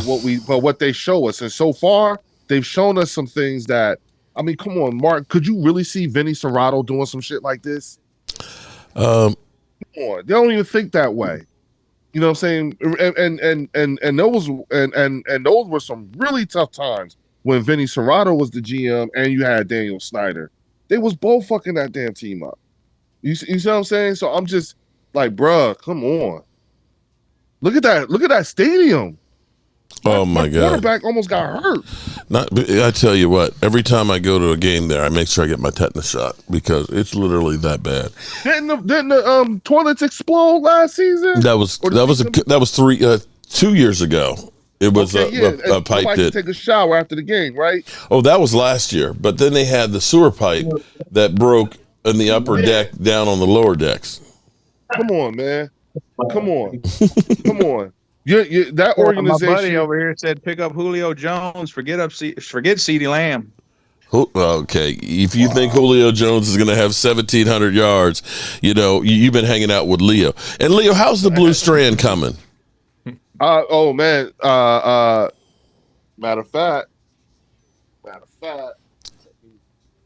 I'll tell you because I just got this. This guy's an Atlanta Falcons fan. That should let you know everything. The other day. Which one? I'm losing it with the commentating. I can't even hear it. So, looking at this crazy strain list here, I'm currently looking at about, if you can see, this is about 150 strains to go through. You know what I'm saying? Okay. To see about crossbreeding and the whole 9 yards. So it's active. Okay. Well, I made my wife go OMG in capital letters with 4 exclamation points. Hey, let her know. No. It's because Ted Lasso is coming back. Okay. Hey, what? Ted Lasso is coming back for a 4th season. That's her favorite show. Okay, so she's like, "Oh my God!" Oh, is that what the OMG is? Yeah. Oh. Okay. Hey, look, you've been married for over 20 years, Brad. I don't get no OMGs. That shit don't happen. I thought the OMGs was for the strains. Nah, she from time to time she might participate. No way. Once in a while, I'm the one that's the buzzkill. Really? Mm-hmm. No. Well, we're gonna have to turn that. Nah, bro. Like I said, it just doesn't do it for me. So the Chargers, here we go. Halftime, 20-10. They kicking that Cowboy tail. All right, so Well, I tell you what I'm going to do. I'm going to make you feel good because I am partnered with BetUS. And I'm going to tell you, I've taken the over on Dak Prescott, 29.5 TDs. Jalen Hurts is 21.5. What are you taking, the over or the under? Oh, I'm taking the over. You're taking the over? The over. Even though the best season he's ever had was last year with 23? Yeah. How about Daniel Jones with 15.5? how you an NFL starting quarterback with only 15.5? And what is this year? What for Daniel Jones? This is year number 5. Year 5. 5. Remember didn't they boo him? Yeah. When he got drafted because Dave Gettleman. You know what? I need to go back through my tapes and stuff because I remember being at the sports bar with give Daniel Jones the over. Give him the over. 15.5. I don't know, man. He's gonna have to. He's gonna have to without Saquon. He's going. Yeah, that's what I'm saying. And Malik, give him the over. Well, they're gonna have, like you say, they're gonna have to throw the ball a lot. Well, if you, I tell you what though, Leo, if I had your money, because right now they got 125% matching with BetUS. So you drop 2,000, 2 C notes or two. No, it's not a C note. What's the grant? No, drop $2,000 on there. They're adding another 2,500 to that, and you could take the over on Jalen Hurts. That'd be a lot of money there, bro. So if I put 2 racks up, they'll give me 2.5 racks. Yeah. It's 125% matching. Look, you thinking about that, ain't you? Yeah, I mean, I'm not. Listen, now you got it's for recreational purposes only, and you don't bet the house and stuff on there. Yeah. But right now gambling is growing like crazy and things. ESPN, it's Bet ESPN now, which I really think is kind of crazy that ESPN, who is basically trying to tell you all the sports news, is also involved in it. But BetUS, man, they're good, man. They are real good with what they do. Some of the fastest payouts that you can get out there, and I've already got my stuff set up, and I'm going to start working on taking the over and unders on the season, and I might just take the Cowboys for the Super Bowl. I'm one of those people, like when I bet and everything like that, because I bet a lot. You know what I'm saying? But when I say I bet a lot, that means I make a lot of bets for like 10 cents, 15 cents. I tell you what, little crazy combinations you can make. That's about as if it's 20, 10 cents. 20 well, think about this way: you dropped a couple grand for plane tickets to Dallas. If you drop that and then got that matching on top of it, you can make a lot of bets all throughout the season, even if you don't win. And if you win, then you're in great shape. Yeah. But if I drop 2 racks. Yeah, they'll match me 125%. Yeah. So then that means I'll be sitting on 4,500. That you can do a whole lot of nickel and dime ones right there. Yeah, you can sit on that. Yeah, you can do all the parlays on the stuff for the game, man. Because there's like so many different categories. I'm surprised they don't have one for cockroaches running up the walls. Oh Jesus! Hey, you know what though? You're right though. You see all kinds. They do the hot dog joint. The hot dog. Yeah, they do. I mean, you can literally bet on just about anything. Yep. I'm wondering, if maybe they'll put one on if Mark Holmes will cry when the Cowboys lose in the playoffs. Okay, what's the over and under when I say I'm sick of this team? Look, did you see about the guy that made the crazy, like one of those crazy parlay type of bets or whatever? Mm-hmm. And part of that was he betted a massive amount of money that somebody would run out on the field with their shirt off and everything like that. Mm-hmm. My man made the bet and then proceeded to go to the game, and he ran out on the field. Okay, I don't think that'll be the payoff for that one. That one might be okay. It's rigged. Okay, well, I'm saying I'm going to tell you one thing. Okay, well here's what did they set it up? Because I know wrestling tried to get down on betting, but they was like, no. How could the fix is already in wrestling? How could I tell you what was wild yesterday was I was coming around the Beltway and I saw all these WWE tractor trailers that were, so they were going someplace. So there was about 10 different ones that had all of your different wrestling guys on there. The trucks were painted. I was like, okay, it's the road show and things going. Which way were they going, north or south? They were going north on 495. So I'm assuming that they were headed like to Baltimore or New York or someplace like that. Or Philly, yeah. I think Game Time says F Pinks. What's up, Game Time, man? Are you enjoying the game? What up? What up, Game Time? We're here just chilling and just talking some bullshit here. Of course, we've got the Eagles, of course, pounding their chests and saying that they're headed to the Super Bowl. So you could go ahead and do that Bet US and just drop that 4,500 on the Eagles to win the Super Bowl, since you guys know you're already going to win. Is that the challenge? I'm just saying you could put all of that on there. No. And if they won, that would be a lot, because that'd be a lot of money. I would be looking. It'd be like really, really good. 6 figures. I'm serious. If I dropped that amount of money, put it in. Somebody open the app and put it in. Look, Bobby says you could buy a lot more weed with that. Come out with all. Hey, Bobby, you ain't never lie, bruh. You ain't never lie. Oh boy. Yes, you can. And I sure would. Shout out to Bobby Babinski. Yeah. But definitely, the link is in the description if you guys are interested in Bet US. Definitely come highly recommended for me. But I'm definitely going to be putting some bets on. What I did last year was basically I put $100 on the Cowboys every week. Giving the points or taking the points and so on it. And I think I came up with about $600 ahead by the end of the year. Wasn't a whole lot of money, but yeah, actually came ahead. So, and I'm going to do the same thing here. I'm live, but just checking in on the Leo show. Oh man, shout out to Game Time. Oh, come on, Game Time. That's not true. You're actually more chilled than you used to be. My question is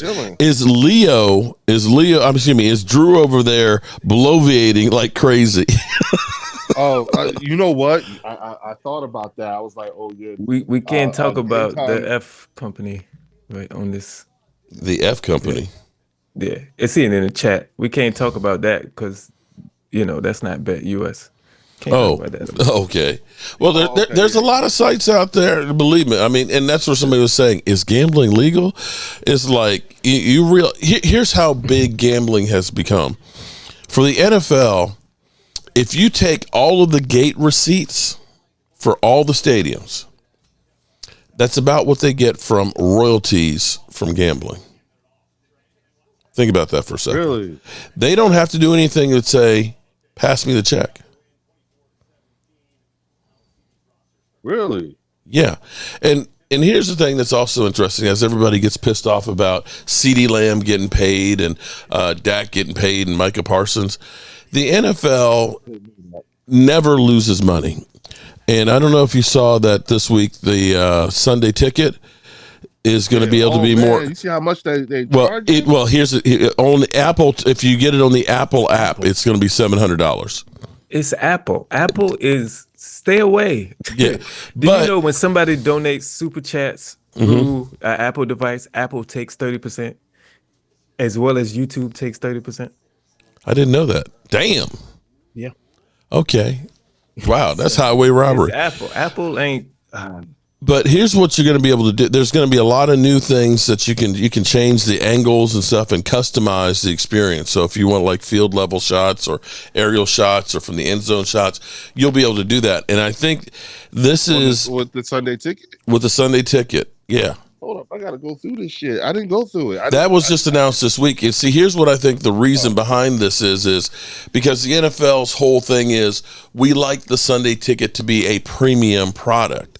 And what I'm betting is putting it on Apple and the price being $700 is first basically an FU to the court system to say, yeah, we're going to charge whatever the hell we want to. But I bet you with the changes that they make, that the price of Sunday ticket, now that they've got carte blanche, will be even more next year because they'll say, well, we've got all these enhanced features now and so on. You can customize it. It's premium because the NFL gives no F's about charging you. You know what? We'll pay for it too. That's the thing. Because your training camp says otherwise. When you think about the way fans are getting fed up. Well, here's what you missed in this though, Leo. There may not be as many fans at training camp, but I bet you the Cowboys came away with with more money. Okay, so they figured out other ways. Well, see, here's the thing: when the fans, you have training camp, you get charged $10 for parking automatically. If you park there, you're paying $10 a day. It used to be you would pay $20 and get a fan membership for a year, and you would get your water bottle like this. In the water bottle, look, you ended up getting a Cowboys United towel, right? Right. You get license plate, look, right there. So you can advertise for the team, and you get a pair of sunglasses. Cowboys merch. Right, for $20, and you could be on the sidelines right there at practice anytime. Right. As long as you had your True Blue membership, right, you could go there every day in training camp, and you just have to pay for parking. What happened this year is there's no more True Blue membership where you get that, can be on the sideline. Now it's $23 every day. So those fans that are there on the sidelines of the field are paying $23 a day. True, the stands are empty with the free seats, but you can't really get close to the players and have a chance for an autograph. The other part of it is the other sideline where you used to get sand as part of that $20 now is the VIP section where it's $290 a day. Now you get to sit underneath a canopy. You've got a table. Hell, I don't know if they got strippers over there or not, but if I'm going to pay $290, I expect to have bottle service and strippers. So $300. And there was a lot of people there too, wasn't it? Quite a few people, but that's people that got money. That hey, I'm a Dallas Cowboys camping. Bottle service and a happy ending. Right. Yeah, that's what I'm saying. And look, you talking about Dak getting his happy ending in the parking lot with more money. So that's what I'm saying. If they came out with I want to be like Dak at that Ecstasy strip club. So when you look at, if they came out with more money, where did they like the squeeze has to come from? Parking every day now being $23 instead of it a one-time thing, and the VIP. No, not the parking. The parking is $10 every day unless you got an oversized vehicle. Okay. What's the $23? The $23 is so that way you can stand on the fence right where the field is because the players will come over there and give autographs. If you don't pay for that, then you have to sit up in the stands, and they don't always practice on that side of the field. So that's why it looked like that. Okay. Yeah. So understood. But what I'm saying is, everybody who's along the fence lines there getting close, you're getting $23 each day, whereas before, I honestly thought that it was because Cowboy fans were sick of the product that was being put out there. Well, here's where I will say the ownership. So here's what I will say is typically in past years from doing this, that usually the excitement starts to build by the time training camp gets here. And it would be like a carnival atmosphere at training camp. This year, it really wasn't. And it's kind of like people are like, you're not getting the enthusiasm that you normally do. Now, I don't know how it is with everyday fans now because I'm not there at training camp, which is closed down. But it was definitely it was almost like going to a funeral for the most part. So people were there out of reflex, not out of... Yeah, and most of them were cynical. Wow. Look, the only thing Jerry understands is money. Whenever we were sucking with Dave Campo those early years and the stadium was dead, not too many people going, there was so many empty seats. I mean, he had all these like ticket deals, 4 tickets for $100. You got 4 hot dogs, 4 drinks, and 4 tickets for $100. Like, that's how desperate Jerry was. But then he started changing. He started doing more in free agency. He He got Bill Parcells, bringing in T.O. and stuff, trading for Joey Galloway. He started moving his ass. That's the only hey, way James. That's the only way Jerry's going to understand. Stop going to the game, stop buying Dallas Cowboy merch, and he'll start listening. So you mess with his money. Yeah, but here's the problem. Money there. But here's the problem. If you remember the training camp opening press conference where Stephen Jones was asked, they said, Cowboy fans seem to be, a little pissed off because, we heard all in and thus far, you haven't done anything and stuff. And Stephen Jones's thing was, he was like, well, ticket renewals are at the highest level they've ever been.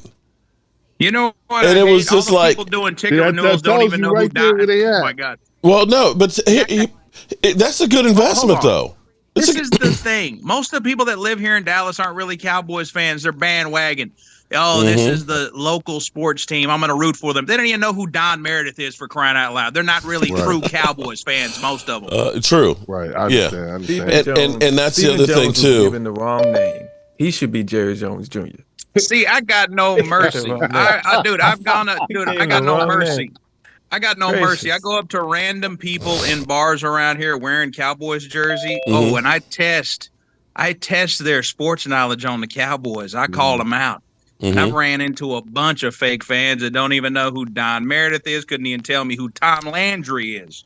But they're wearing a damn Dak Prescott jersey. I tell you what, I literally almost lost my mind when I went to the Hall of Fame with Drew Pearson's, Jimmy Johnson, and Cliff Harris were being inducted. Okay, I got a friend who knew Drew Pearson real well, and I was able to interview him, and I got tickets to go to his after party after he is inducted in there.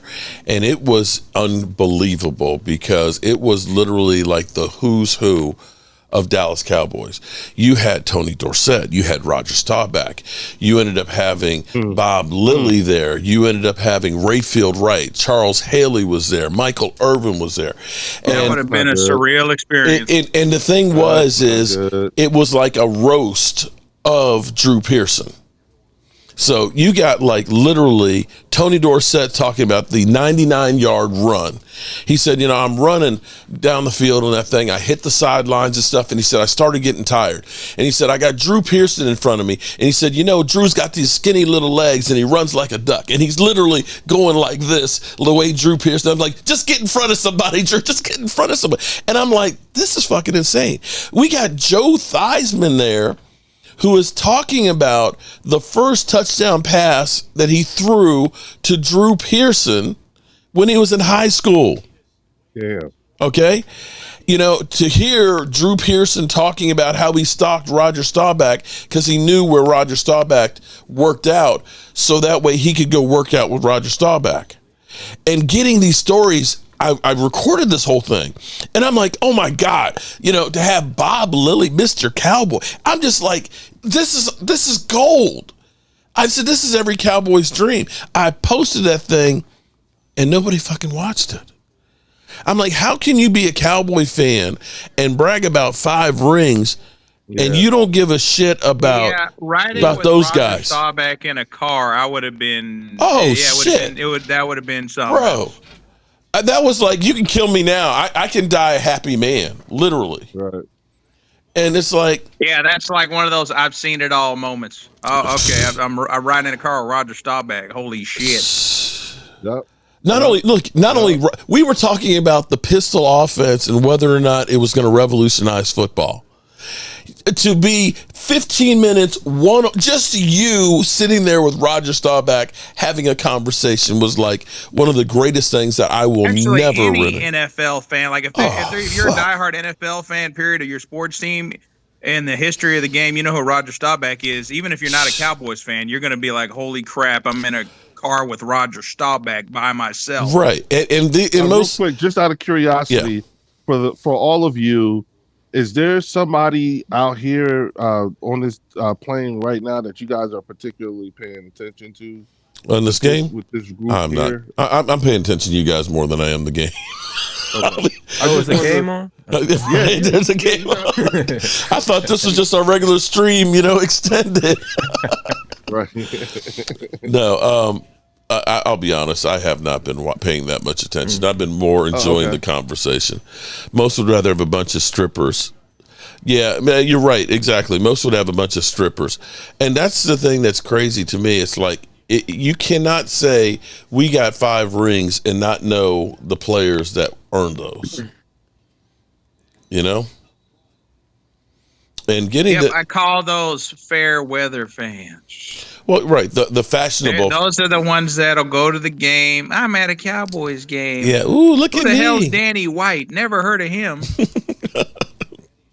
Right. Yeah, I just watched the interview. Bullet Hayes.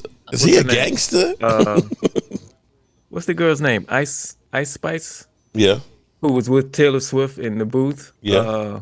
For Super Bowl. The Chiefs game, She said she had no idea of what was going on entails. She said basically when they started cheering, she started cheering. Basically. Bro, I was in Damn. Dude, I was in Quick Trip in Terrell, Texas, like outside of Dallas. Mm-hmm. I walked in Quick Trip, and on the other, there's another entrance on the complete opposite side of the gas station. Dude, literally, big shadow walks in. I'm like, holy shit, it's Nate Newton. I knew who it was within 2 seconds. And I mean, he is gigantic. He's lost a lot of weight from his playing days. Holy shit. He's not as big as he used to be. He slimmed down. And no one in there knew it was Nate Newton. There was people in there wearing Cowboys jerseys. Nate Newton was in line, and people weren't even looking at him. I knew who he was right when he walked in the building. That's sad. Yeah. That is damn. And they call themselves Cowboy fans. Yeah.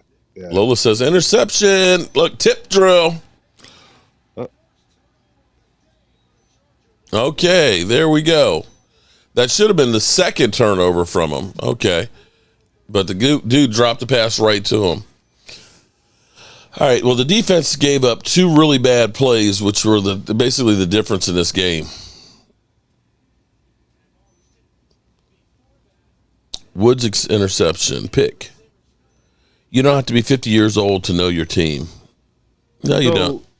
How do you guys feel about the whole situation with Deron Bland going down a week after, or less than a week after Gilmore signs with Minnesota? Here's the reality: Gilmore signed for $10 million a year. The Cowboys aren't going to. That was that's way too much to pay. I would have loved to have brought him back, but not at $10 million. Not at that price. No. I didn't know that. That's what he got out of Minnesota? $10 million, yeah, for one. He was looking for a 2-year deal is what he was, and he was looking to be a starter. He got it. Yeah, he got it. Minnesota, but no, it was only for 1 year, but $10 million. Oh, wow.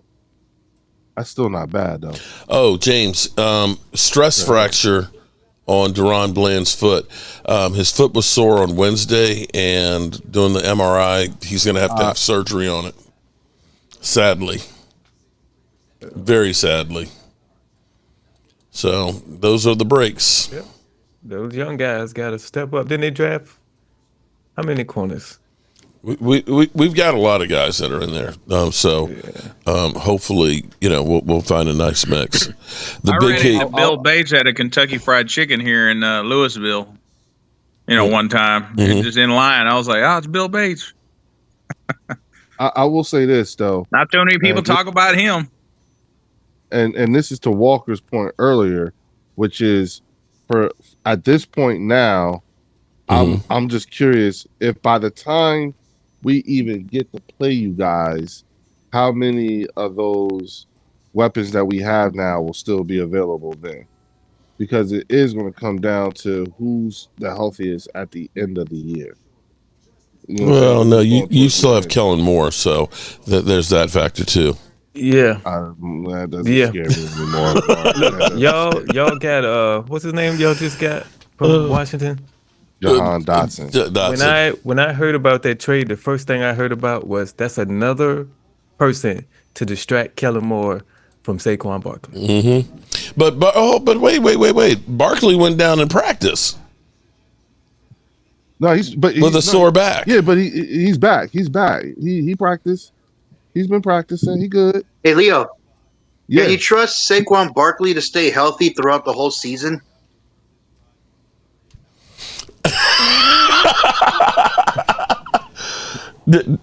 Is he still thinking? Oh, okay. I feel like he can, so long as because again, it goes back to we don't need him to be for Philly what he had to be for New York. You see what I'm saying? Like he went down to practice and they sat him down for like another day or two, just because they were talking workload management in the preseason. So the fact that they're conscientious of that, you know what I'm saying, I appreciate. You know what I'm saying? So if he does stay healthy, it'll be because of that type of stuff. You see what I'm saying? Here's what you got with him. Okay. 2 years in the league, 523 yards, 35 receptions. His rookie year, 14.9 yards, which was a good reception average. But his success rate was only 50.8, and his catch percentage was only 57. And so then you look at last year, he ended up having 49 receptions, 10.6 yards per reception. Nice play. There you go. Running, bumbling, stumbling. Uh-oh. Trey Lance, what's the flag? What's the flag? What's the flag for? Trey Lance with his legs. Trigger Trey. Well, if we could start Trey Lance and be like the Eagles. Like Jalen Hurts. Like Jalen Hurts. Trey Lance is not like Jalen Hurts. His best attributes is actually running the football. Trey Lance is not Jalen Hurts. Come on, man. I tell you what, what? Yes, okay, I get what you're saying. You might put him with the Eagles in that group right there. He might be Jalen Hurts. He would put like this. He would look more like Jalen Hurts running that off. Yeah. Than Kenny Pickett would. Yeah. You know, want to trade? In terms of but Kenny Pickett might be a better fit for what Kellen Moore's trying to do. Yeah. That's a great problem to have, isn't it? Not if your starting quarterback is not fitting the offense you're trying to run. But that's predicated on the fact that the quarterback doesn't fit the offense. What has Jalen shown you that would lead you to think he does not fit that offense? Magical Elixir said, Nova, who would be considered the Cowboys' all-time hardest hitting safety? I'm gonna actually, you won't believe me, but no, he was a linebacker. No, Cliff Harris. Cliff Harris was one hellacious hitting safety. Most of y'all don't have a clue.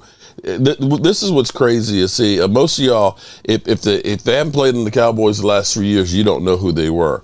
But with Charlie Waters, who originally was a cornerback and was getting beat, he dropped it. But between Charlie Waters and Cliff Harris, they punished people.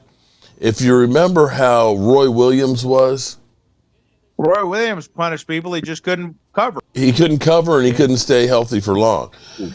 Cliff Harris would make him look like a little bitch. I gotta run. Okay. It was good talking to you. I forgot. Leo, you can't leave. It's the Leo show. Yeah, hey, you know what? I'm gonna make a quick run and then I'll be back. If you guys are still on, I'll hop back in, okay? All right. Peace out, man. Later, fellas. Take care. Damn. Offsides on the Chargers, I believe in that one. But no, Cliff Harris was a beast. And that's where I said, go back and look at some of your founding fathers of the Dallas Cowboys. Cliff Harris was bad, dude. He was bad. Bill Bates was better. But look, Bill Bates was the best special team player, I will say, in the history of football. He didn't get as much playing time as a defender as he did as special teams. Yeah, my dad would tell me stories about Cliff Harris, about how he was a very hard hitter. Oh, Cliff Harris understood math and angles. And when he would hit you, he would knock you the F out. It was no joke back then, man. If Cliff Harris was playing today the way he played, about 50% of his hits would be unnecessary roughness. Yeah, because back then it was a different time. Back then, nowadays it's just like oh, it's a hard hit. Okay, flag. Dude, I cannot stand how people talk about quarterbacks of the 70s that, oh man, their numbers are garbage. I'm like, do y'all understand? Oh my God, the punishment they took. Were allowed to destroy the offense. Yeah, that's how it was back in the 70s. You know, it's like gladiators just beating the living piss out of each other. That's how it was. I mean, Mark, tell me if I'm wrong. A good game from a quarterback would be 1 touchdown and 3 interceptions. Yeah. They did not pass as much as they used to. Let me see if this is one right here. I mean, 2 touchdowns and 4 interceptions. That's great numbers in the 70s. Cliff Harris, who was selected to the Pro Football. I don't know this.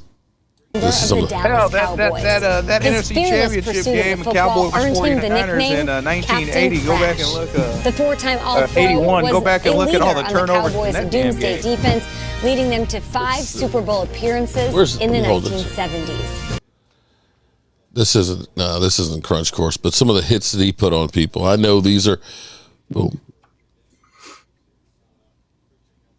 But Cliff Harris, man, those guys. And if you see, go back and watch Crunch Course. Crunch Course was one of the videos that you used to get from like Sports Illustrated, where it was literally like the hardest hits that you gave people. Boom. Look at this shit. Boom. Look at that shit. Throw. Bam. They're just like. It was a different game. That's the thing. These quarterbacks are playing longer, but we all know if Brady and guys like Brady or Brett Favre were playing in the 80s or the 70s, they'd have retired by 37. Brady could not have made it to 40 playing back in the 70s and 80s. The way the punishment that Troy Aikman used to take, it's just unreal. Yeah, I remember the punishment Troy Aikman we used to take back in the 90s. And he admits how many concussions he had, man. He was a beast. Yeah, in the late 90s when the team fell apart, he was getting just absolutely destroyed. Sean Brown, Darren Woodson was another great safety. It's a travesty that he's not in the Hall of Fame. True. Darren Woodson should be in the Hall of Fame, literally. Trey Lance looking like a Hall of Fame quarterback right now. Look. Okay. Are you ready for him to be your starting quarterback then? Wade? Check it out. I'll say this, Darren Woodson's name fit him. He laid the wood. He would hit you. Oh, wow. Interception, huh? Was, damn. Okay. He was a linebacker. Hall of Fame player right there, right? Yep. In the NFL. Mm-hmm. Damn. True. Wow. So have we now ended the Trey Lance? Should be starting. It's Trey Lance season. Lance is the next Peyton Manning. Whew, man. He just needs more practice on the field. Okay. All righty. Yeah, he just needs more practice. Yet Peyton Manning in his second year went 13-3 and was slinging the ball all over the place. But yeah, you know, quarterbacks rise to the top pretty fast. Well, he started off real good because he was like 8 of 9. And now he's 17 of 25. He's got 175 yards, but a couple of interceptions there. Too, right there. Damn. Pick in the end zone. The Trey Lance experience is over. Lance is UFL bound. No, Jerry Jones is going to hold on to him. He's already let you know. He's going to, we're going to keep him on the 50-man roster. Cooper Rush a drive or two. That's what I understand. Is you don't play him at all?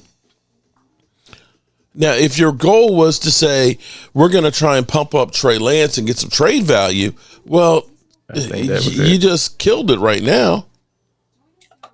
That's terrible. Trey Lance with CeeDee Lamb would be, okay. I tell you what, it didn't matter if CeeDee Lamb was out there or not where he threw that pass. He threw it into traffic, and it wasn't even close to where the receiver is. Mm-mm. Come on, Mike. Bro, Trey Lance ain't even better than Quincy Carter at this stage, right? Oh, shots fired, man. Damn. Hey, Walker Wade, is Trey Lance better than Chad Hutchinson? That defense. I mean, I don't even think he's better than Dan Orlowski. You know what? Here's what's sad. If it ends up being that he stays as the number 3 quarterback, do you guys realize how many running backs were on the board in the 4th round?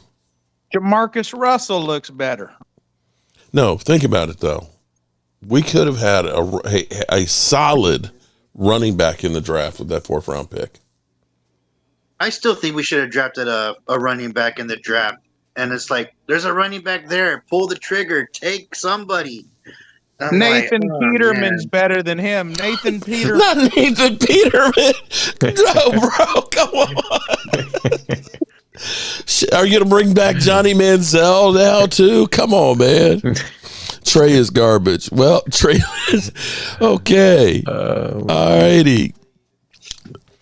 So much for Trey Lance. Brandon Whedon's looking like a first ballot Hall of Famer compared to this guy. Well, remember, this is still garbage time here. Mark, it's garbage time against 8-string defense. Well, people will say, well, of course Trey Lance was bad because he was out there throwing to 3rd stringers.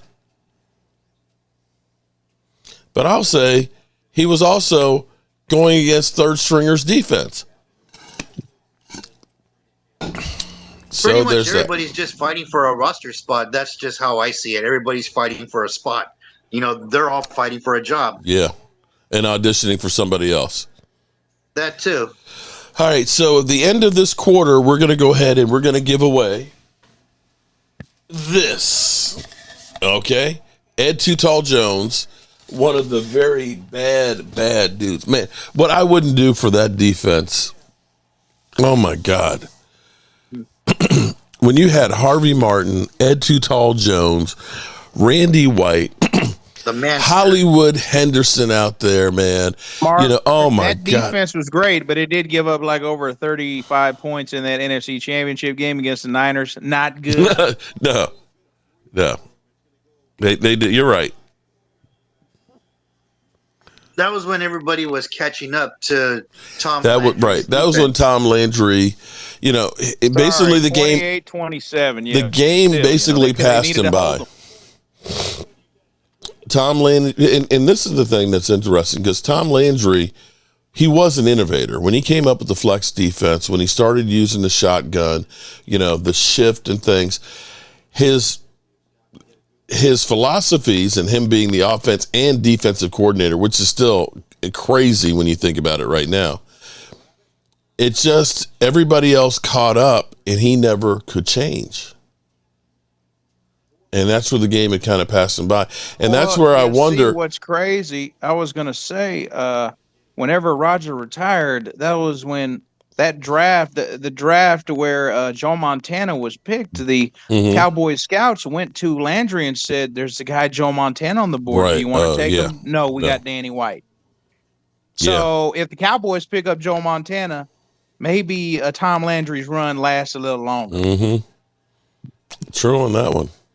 Maybe another two Super Bowls in the 80s for the Cowboys if they would have taken Joe Montana. Well, they were literally 3 NFC championship games in a row.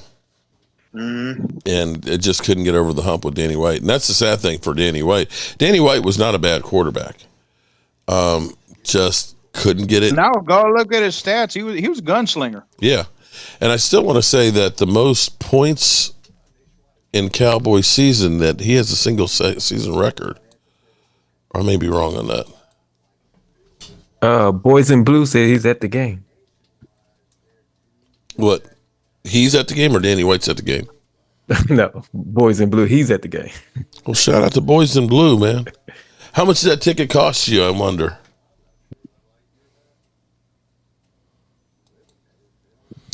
Put my name in the bucket. I want the Randy White shirt. Okay, Bobby.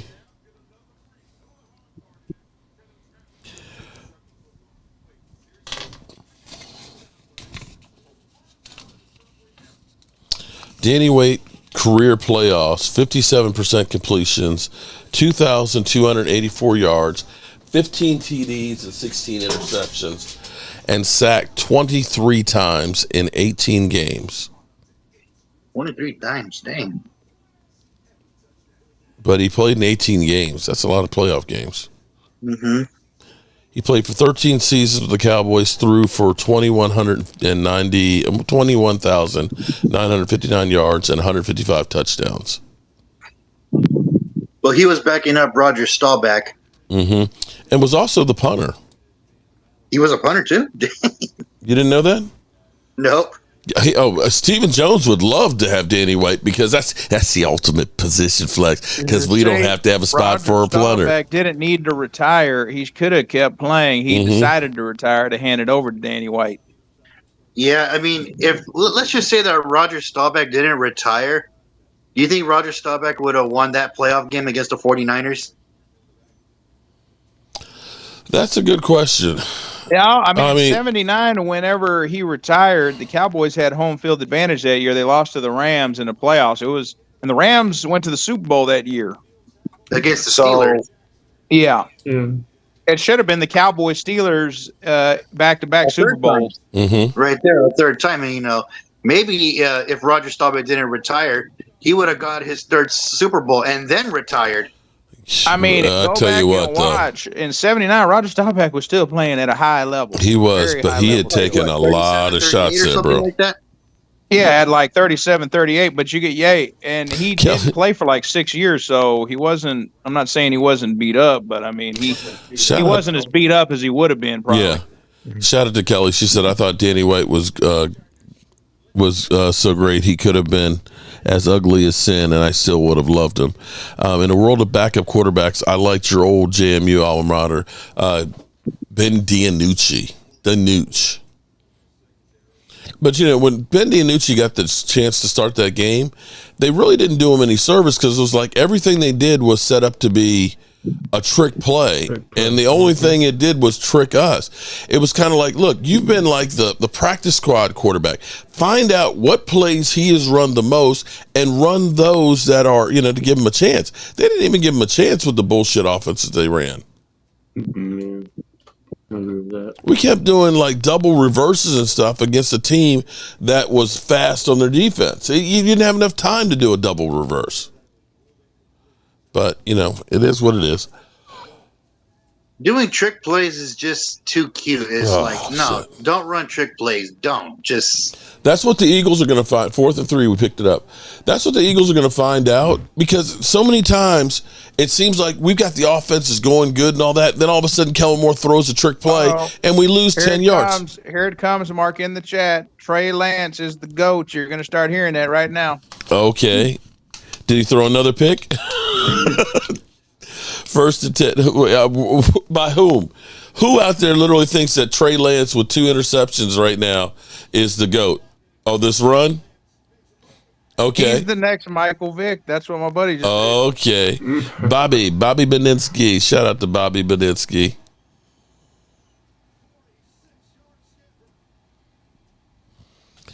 Still don't make up for the 2 interceptions, man. Now, I'm not opposed to the Cowboys coming up with a couple of Trey Lance packages to use his legs. I'm not opposed to that at all. You are? Nope. I don't want to see him. You don't want to see him on the field. This is a bad sign, people. This is a bad sign. When your quarterback's best ability is running in the NFL over passing, that's not good. Yeah, because Trey Lance is our leading rusher right now. Yeah, that's not good when your running back is the leading rusher. And you mean your quarterback? We all know quarterbacks that all they want to do is run and they can't pass. They don't make it in the NFL long. They don't. He's Lamar Jackson, man. Downhill from them right there. That's a big concern. I mean, ask Dak Prescott how that leg feels. Mm-hmm. Well, if you look at it this way, they hardly had him run the ball at all. During his rookie season, they had he was running a lot. Okay. And then in 2017, they dumbed it down for him not to run as much. Same thing in 2018, 2019, and 2020. Oh, Dak taught him how to throw picks. Yeah, okay. So Kelly says, I'm missing out because the ladies have been talking about their all-time crushes. on the Cowboys. So who's leading? Riley's back. Shout out to Riley, our new graduate. Congratulations on graduating.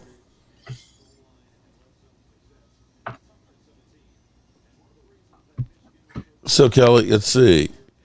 So, I got it, Kelly. So you're saying Ben DiNucci, not for his play on the field, but how good he looked. Okay. And Karen Dugan says Danny White was her first crush. Okay. Dude. Let's see. Who other crushes? Come on, somebody's got to have been crushing on Roger Staubach, or are y'all too young? Oh, that's not good. Blend is out 6 to 8 weeks. You're just here. Where you been? Yeah.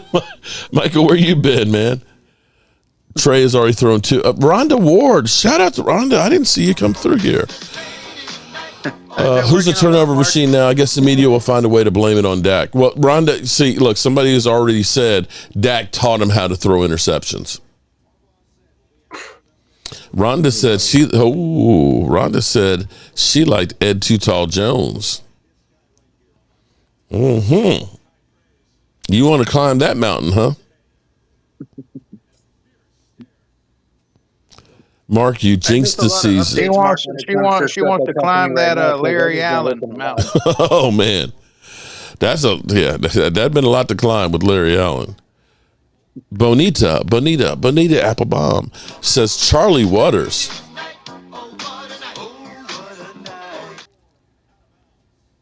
Bobby, I think I got you, Bobby. I'll double you up because Lord knows, Bobby Bonitsky.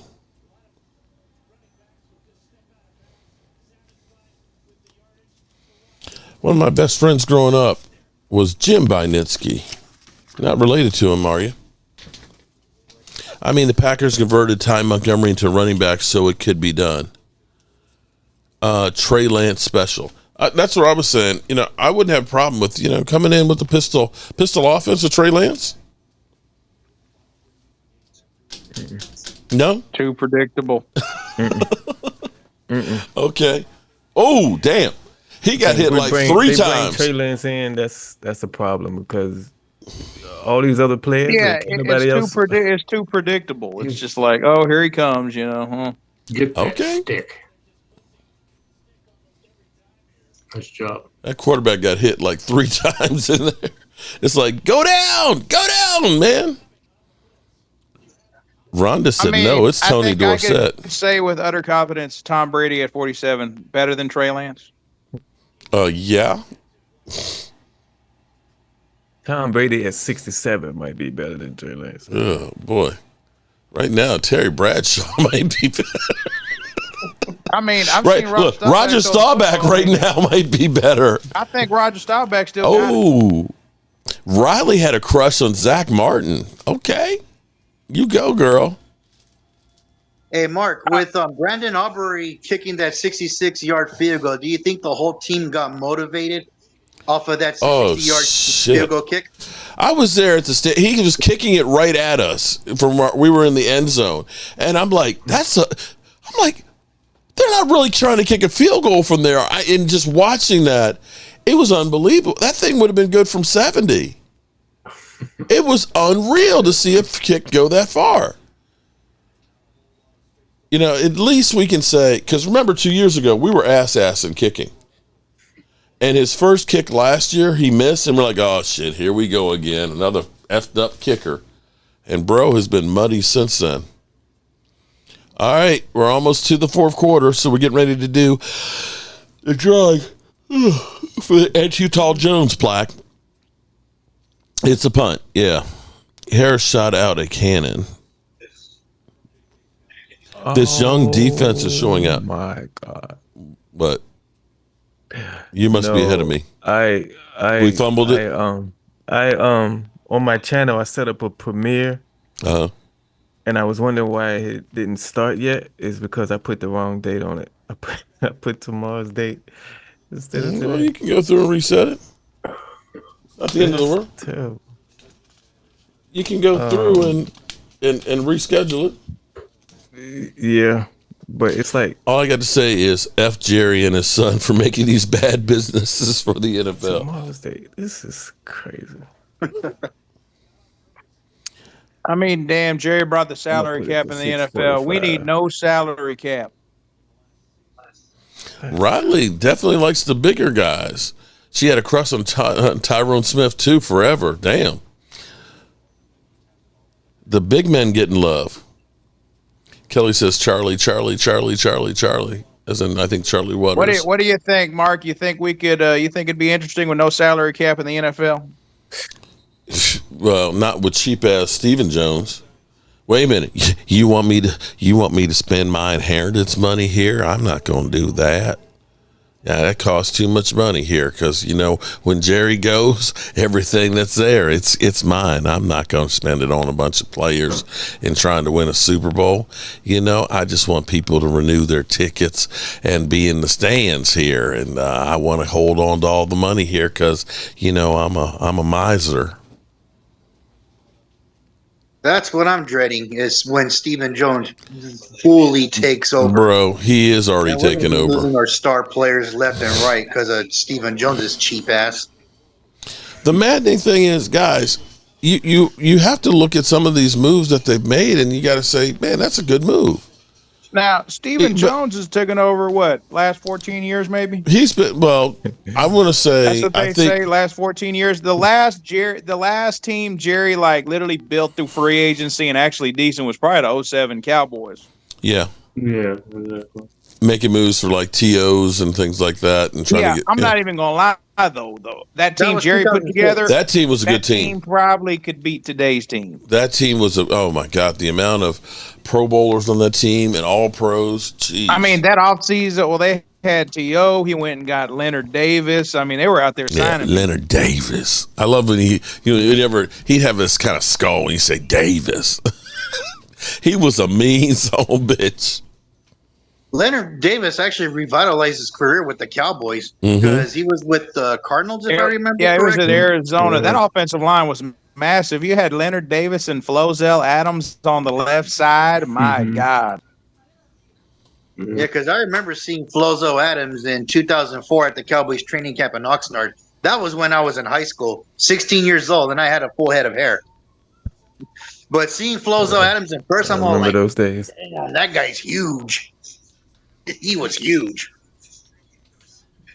Yep. Brady James was a solid linebacker. I mean, damn, you could plug him in today immediately. I mean, he'd probably be the best linebacker on our team.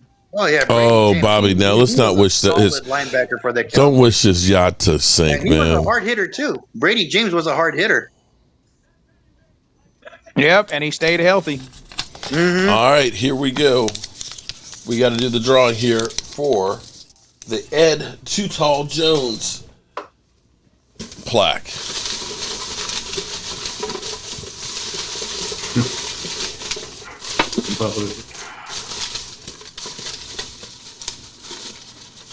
And here we got it. It's a wed one. All right, drum roll, please. Sanjay Rupert. Sanjay. I think this was from last week, and I don't think Sanjay's in here. Sanjay, boom, is our winner. And I bet you he won't end up seeing this. But I tell you what we're going to do. I'm going to pull another one here for the end of the game, just in case. And I've got some more stuff that I can give away. How about that? You don't belong here. Army of 12-year-olds. You don't belong here. What's your favorite toys with Dak? Rhonda, what? That's usually like one of the trolls will say to me, what are my favorite toys with Dak? Damn, Rhonda, I don't know. Okay, there we go. Trey Lance season, he's heating up. He's like Trevor Lawrence. He had 5 interceptions in the playoff game and came back and won. Trey Lance. We're not starting that today? No? Best pass I've seen since Joe Montana. So Trey Lance has got 83 yards on the ground, 9.2 yard average. He's got 190 yards passing. You know what they're going to be going. They're going to be, oh, Trey Lance, another good outing by Trey Lance. Yeah, he came back after the 2 interceptions and Brazilian.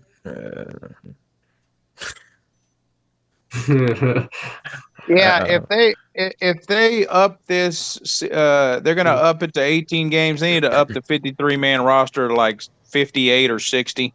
Mm-hmm. Yeah, exactly. Yeah. And not only that, too, they'll have to have like at least 2 bye weeks. Yeah, like if you're gonna add more games, you already got one more game. If you're gonna add 2 games, you need to add like more spots to the roster. And not only that, too, they'll probably have to add at least another playoff game or something. Mm-hmm.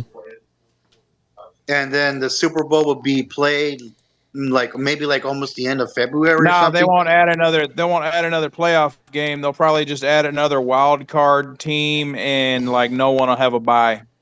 Yeah, that'll. Mm-hmm. That's interesting. Then it'll be like basketball. Set up basketball. They're gonna have it to where like literally the number 1 seed don't even have a bye. They just got home field advantage, and they still got to play a wild card. Right. And see, this is where, again, back to the salary cap. When Leo was here, we were talking about the gambling and stuff.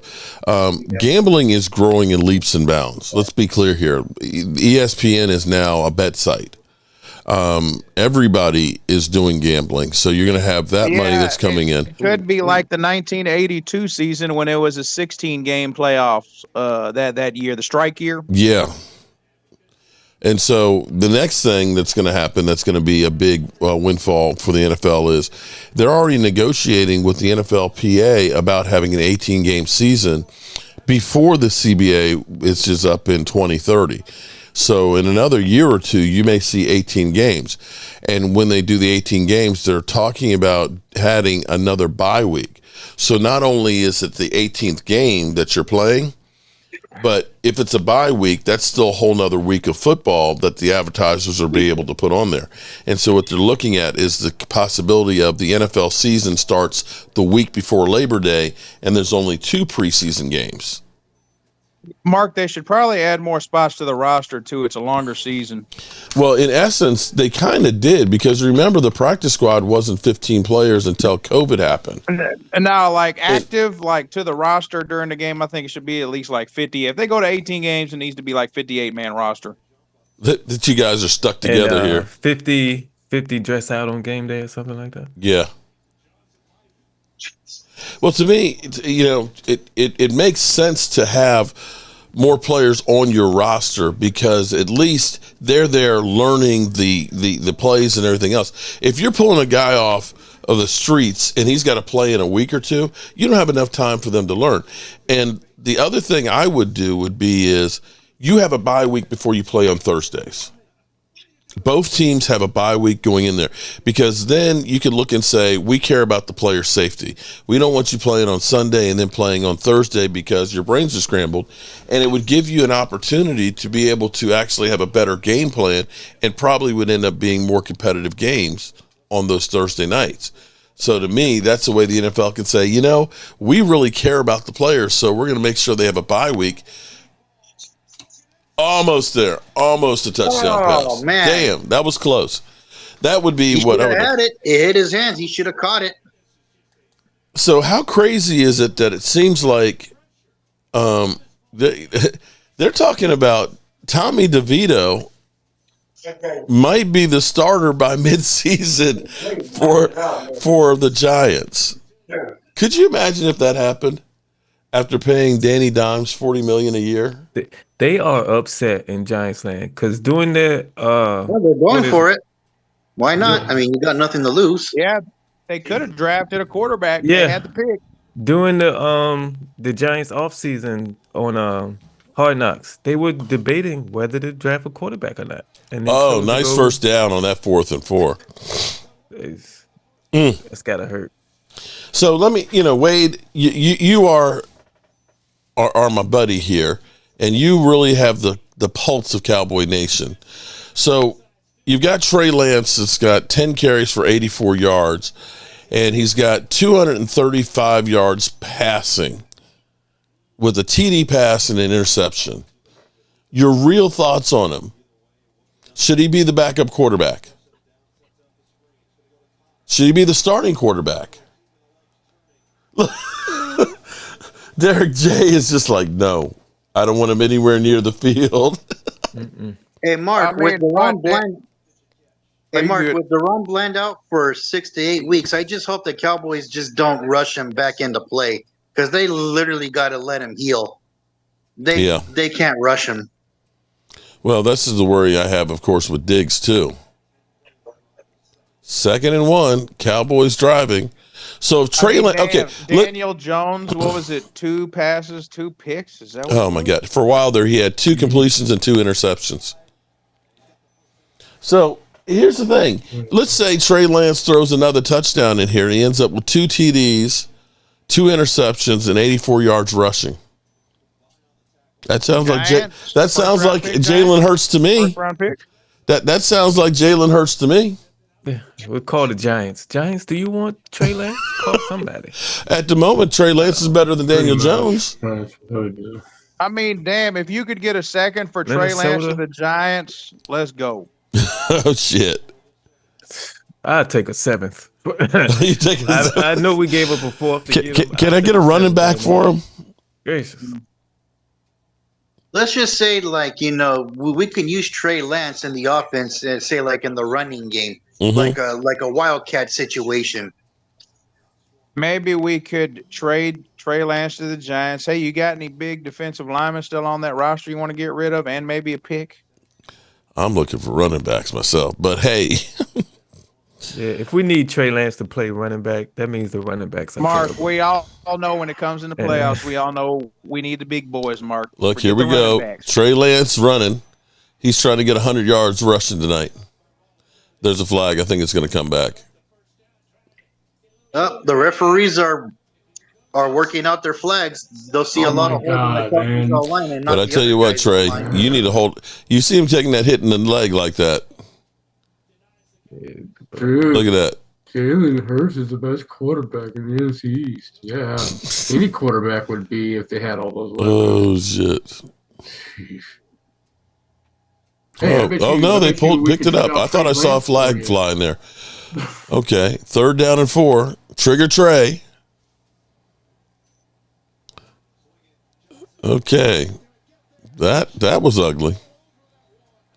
That was ugly. Oh, man. That screen pass was terrible. They were all over that like a flea on. That would have been the one that he should have turned, pulled it back down and ran. Look, you can't see it, but the other side of that thing was wide. Look, everybody was over there.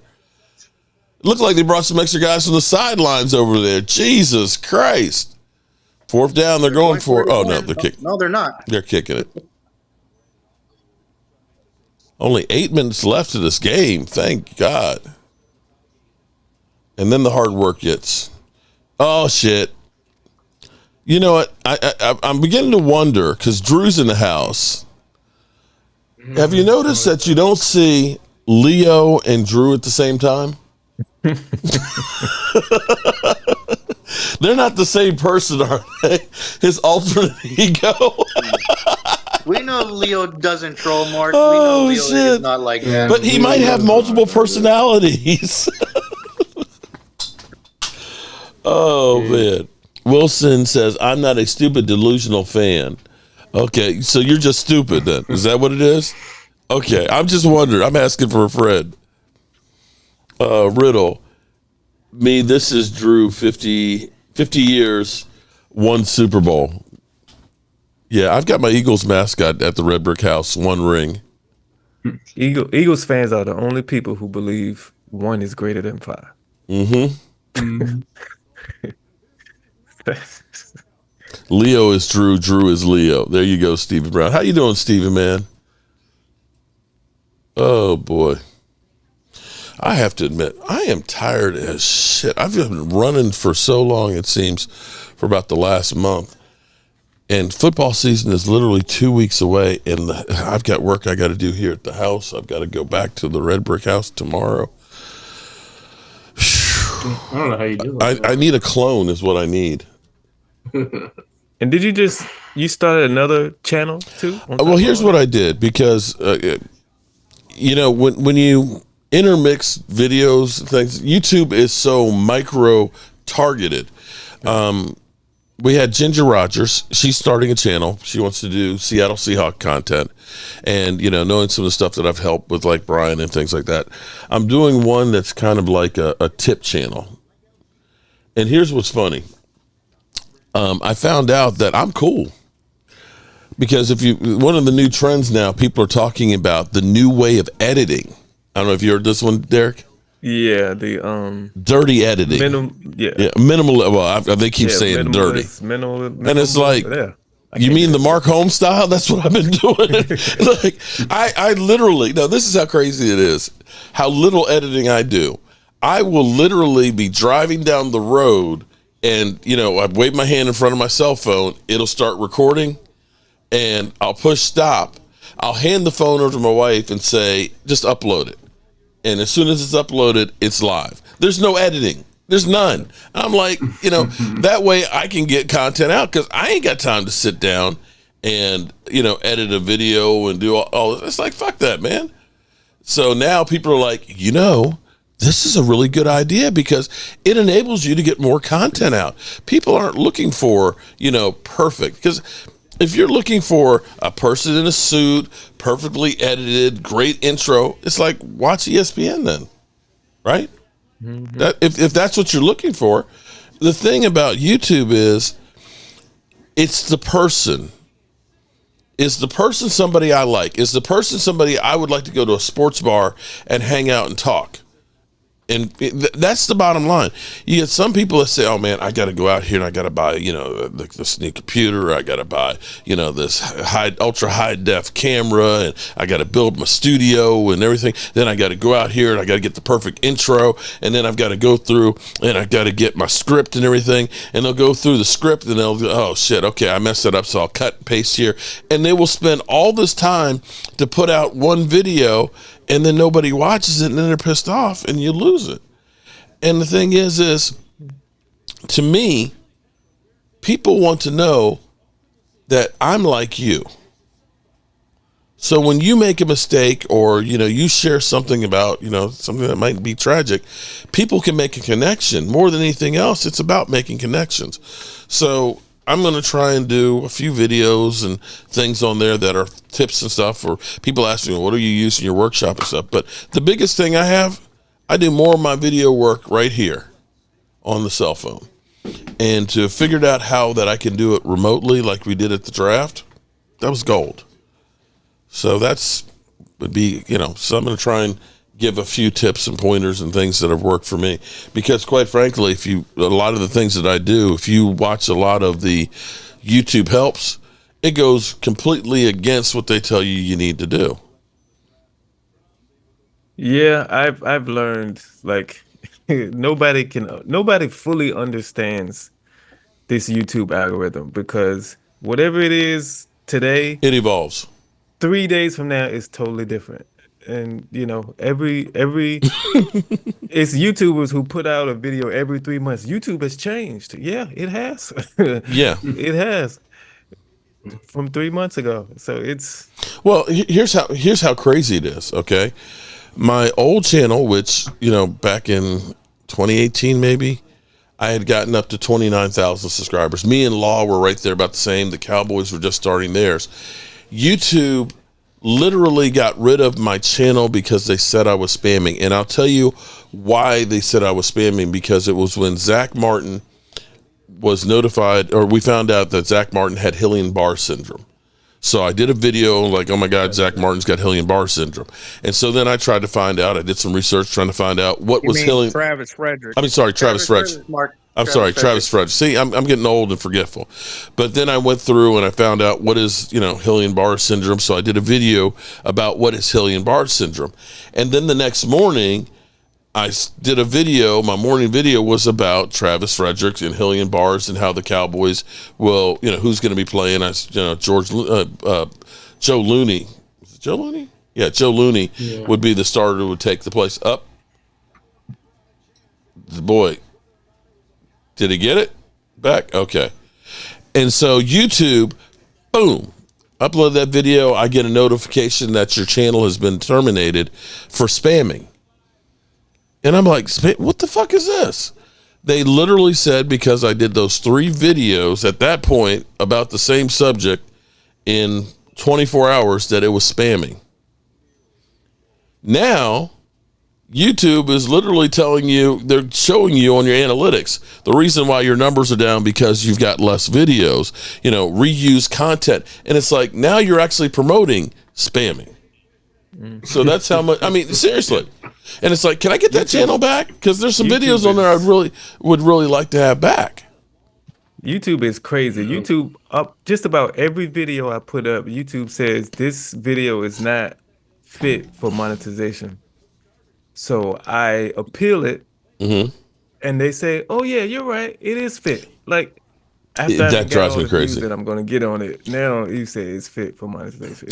It's like literally almost every video. Well, that's the thing with most of my content. It's not like evergreen. So it's like Deron Bland is out for 6 to 8 weeks. Nobody's looking at that in 3 weeks from now. So if it's not hit right now and you get the yellow star of death, then okay, well then that's just a wasted video. And then 2 days later, good news, your video is monetizable. It's like, thank you very much. I appreciate that. It's crazy. But people, I remember I was an Atlanta Falcons fan that was literally, he was saying, I have to work for a job. He said, it must be nice to be able to, just sit at home and let that YouTube money roll in. It's like, bro, like Derek's like, yeah, it don't work like that. It ain't nothing easy about this. It's so many early mornings for me, so many late nights. And I just be sitting here working and I'm like, wow, it's midnight. I gotta go to bed. It's not easy at all. YouTube is not easy. I don't care what you're doing on YouTube. Yeah, if you are going into YouTube and saying I'm gonna be a content creator, here's the reality. There's 54 million channels that have content on them. There's only 321,000 that actually have 100,000 subscribers. Yep. And there's only, I think it's 2% that makes 6 figures. And some people have been putting in work for 4 years and haven't seen a dime. My first 4 years, I got to 300 subscribers. Yeah. Okay. You gotta have another reason of doing YouTube other than money if you want to make it to the money. Typically, the thing is if you go into it because you enjoy doing it, the money will follow. It's the people that say, oh, I'm going to go into this because I'm going to make money. It's hard because now you get the pressure of saying, I've got to figure out how to make it work. And Mark, you were making videos in 2014. Yeah, I was, but nobody was watching them on YouTube. Your channel then, whenever the Des catch, no catch. Oh shit! You were watching then. Yeah, but nobody was watching. You might have been the only one watching. Mostly people were watching on Facebook at that point. It wasn't until that came around that people started to actually watch the channel. That's where my birthday, October 10th, 2016. I had my first 1,000 subscribers. I started watching Mark in 2015 when I actually first met Mark at the Cowboys training camp in Oxnard in 2015. There you go. With his Jabu Don, I still remember that day. Well, see, my brothers are like, hey, and see, Michael, you just actually just mentioned the biggest key on it. What's crazy is people will laugh and say, this guy's got a freaking doll. But for me to go to New York City, where they're filming the Today Show, and hold up Joe Boo, instantly the camera will go to it, and you remember the guy with the voodoo doll. You just do. And that's where you have to have something that separates you, that's memorable, that will be the hook to get people. And, again, you remember meeting this guy with the voodoo doll, and so that's why you started watching. And people will laugh at me about Joe Boo. If you go on my Facebook Cowboy Joe Boo page, you'll see probably a couple thousand pictures of fans that have had their picture taken with Joe Boo, because that's what I used to do. When I would go someplace, I got Joe Boo, people would come up and ask about it. I'd take their picture, I'd share it on Facebook. And that was one of the things that kind of got me at least known on Facebook. The thing that got me noticed on YouTube was that video about Dak Prescott, that he was the perfect quarterback for the Cowboys. And when Dak became the starter, it was like everybody wanted to know about Dak Prescott. So, there's no rhyme or reason on YouTube, but you have to have something that's memorable. And you've got to be, people want to know you and feel like I'm talking to your friend. That Dak Prescott video, was that only Joe Boo in front of the camera? It was only Joe Boo. Yeah, okay. Yeah, Joe Boo, and I find you, because I used to, because I'm it's not still a big out fan there. of I need to download college football, it. So every draft pick, I used to research, and I used to, Google every Trey going deep on YouTube for every out of bounds, every Cowboy draft pick, and that's how I came across your channel, looking up Dak Prescott. See, that was the hook. I remember just Joe Boo in front of the camera. But it's always good to watch college football, Derek. Is like, we can see which guys like coming out for the draft and see how good they might be. Yeah, I used to, in Michael Vick's days, because Michael Vick is from my area, or I'm from his, however you want to say it. You from Virginia? But yeah. I didn't know that. I'm down here in Norfolk, Virginia. Oh shit. You my homeboy then. Yeah, but him, I know. I'm way north of you, but I'm yeah. Yeah, Michael Vick was out here. Him and his brother, really, they used to shut cities down when they had games. Mark, Hall of Fame Trey Lance strikes again. Another turnover, or is it or a good play? You're ahead of me, so I don't know. I've seen since Joe Montana. Oh shit! Here we go. Well, at least some points are on the board, huh? Oh, damn. The victim of circumstance. Oh, damn. Oh, Trey Lance, no. Damn. Pick six. That's right. All of you dick riders need to shut up already. Getting tired of Okay, so here's the perfect for everybody who says Trey Lance is better than Dak Prescott. Shut the fuck up. People, I don't want to hear it. This is against the 15th string secondary. I don't want to hear it. Mountain where there are no more. I mean, New York Giants, Minnesota Vikings, it's still a good pickup for a 5th round pick. Who is? These guys are going to be flipping burgers at Jack in the Box in 2 weeks. That's what picked them off. Oh, shit. And ran him over, too? Oh, shit, right. The guy who intercepted the ball did. It's like, bro, it's like Trey. I'm thinking like Jesse. Because you know how bad this will be is Trey Lance will have gotten hurt on trying to tackle the guy. Okay, that's how. Why would he do that? It's like, it's pretty. Look, bro, it's like, Even seriously. if you stop him at the 1 yard line, like what? Bro, it's like, just let him go. It's oh man, dude, this is fucking embarrassing. Queen, can we put Cooper Rush out there? Maybe? Oh, Queen, how are you doing? Shout out to Queen. Okay, Queen damn, at least give Cooper Rush a handoff to the running back, Mike. Okay, so Queen just let the cat out the bag here. You know, I swear, I am so blessed. Okay, and I realize I'm old, and my wife said, "Well, that's your stick now too." I was at the pool with my wife and the kids and stuff, early one morning before practice, and this lady walks up and she says, "I know you." She said, "I follow you, and I have to thank you for defending my son." I'm like, "Who's your son?" She said, "Mozzie." And so I got talking to her. And so the last practice I was there on Friday, me and her sat by watching practice and just talking the whole time. She was an incredibly sweet lady. And this is where it gets funny, because I met, Tom Beebe. I did a video with him, Cooper Beebe's dad.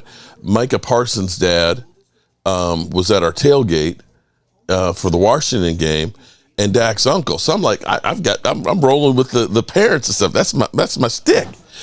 And so when we parked out in front of SoFi Field, we parked in a house in the neighborhood, and my car was the first car in, so there was 3 more cars, and so I had to wait for the people to come back. And what's funny, I was like, "Oh, I'm back from my car." And he said, "Yeah," he said, "but we've talked to the other people; they're coming back and stuff." He said, "One of the people is the mother of a Cowboys player. I was like, oh shit, this is kind of crazy. So Osa Ndigazoua's mom was parked in front of mine, and she had a hard time getting out. So I was like, would you like me to back the car out for you and stuff? So I got talking to her and found out it was her son's birthday, and so she was heading back to Oxnard to spend the evening and stuff with him and stuff. So it was kind of cool. It's like, okay, I'm cool with the parents. That's my stick.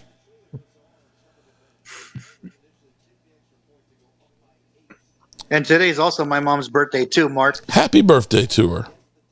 All right, everyone's saying we need to hand it off to Trey Lance. Just be ready. 5 and 12. Just be ready, whatever it is. 5 and 12. Yep. You gave him 5 wins? Oh, damn. Well, we got to play the Giants twice. Was that 46 again? Harris? That guy's just everywhere. Shit. Trigger Trey.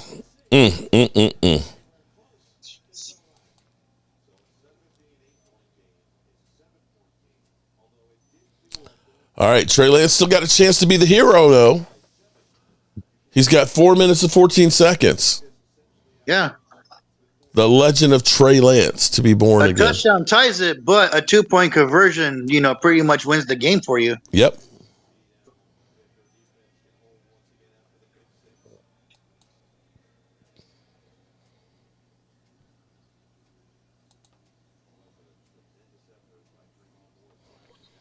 And now the next big thing is all the cut downs. What do you think with the new kickoff situation? Oh God, I hate that. Yeah, basically a punt. Yeah, because when my dad and I saw that, we're like, "What the hell is this? What the hell's going on?" I understand. Listen, like, how you gonna I do understand an onside kick? Why? Because you want to cut down on the concussions and things. I get it 100%. But man, is it ugly. And so that literally takes the onside kick out. I mean, or the squib kick. If you squib kick, what happens if it hits your guy in the back? So, you know what I mean? Mm-hmm. I mean, if they're not going to have like an onside kick, then maybe they should have the other team say, "Okay, let's change up the rule. Okay, you gotta complete a pass, say like 4th and 20, and you got to get like 22 or 21 yards to get the first down, something like that." Mm-hmm. All right, so Philly 500 thinks we're going to start out 2-5 on the season, which we have a tough schedule.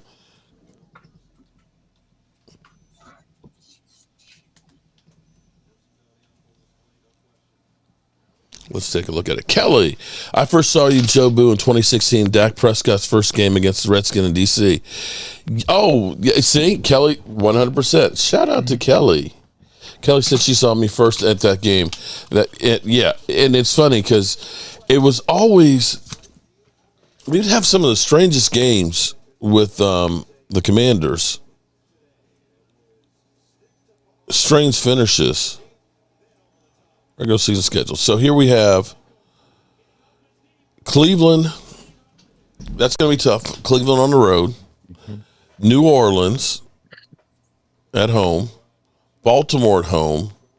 Giants. Pittsburgh. The Lions. And then San Francisco. That's brutal, guys. Mm-hmm. Is he 3-3 or? If you're 3-3 on that, that's actually not bad.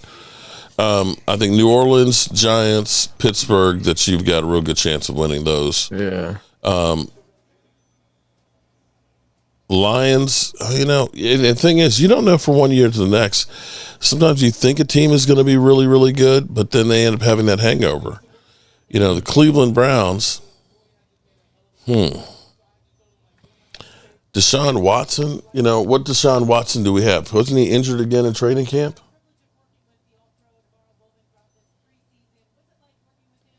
And Deshaun Watson has not been anywhere near what he was in, I think, 2020? Mm-hmm.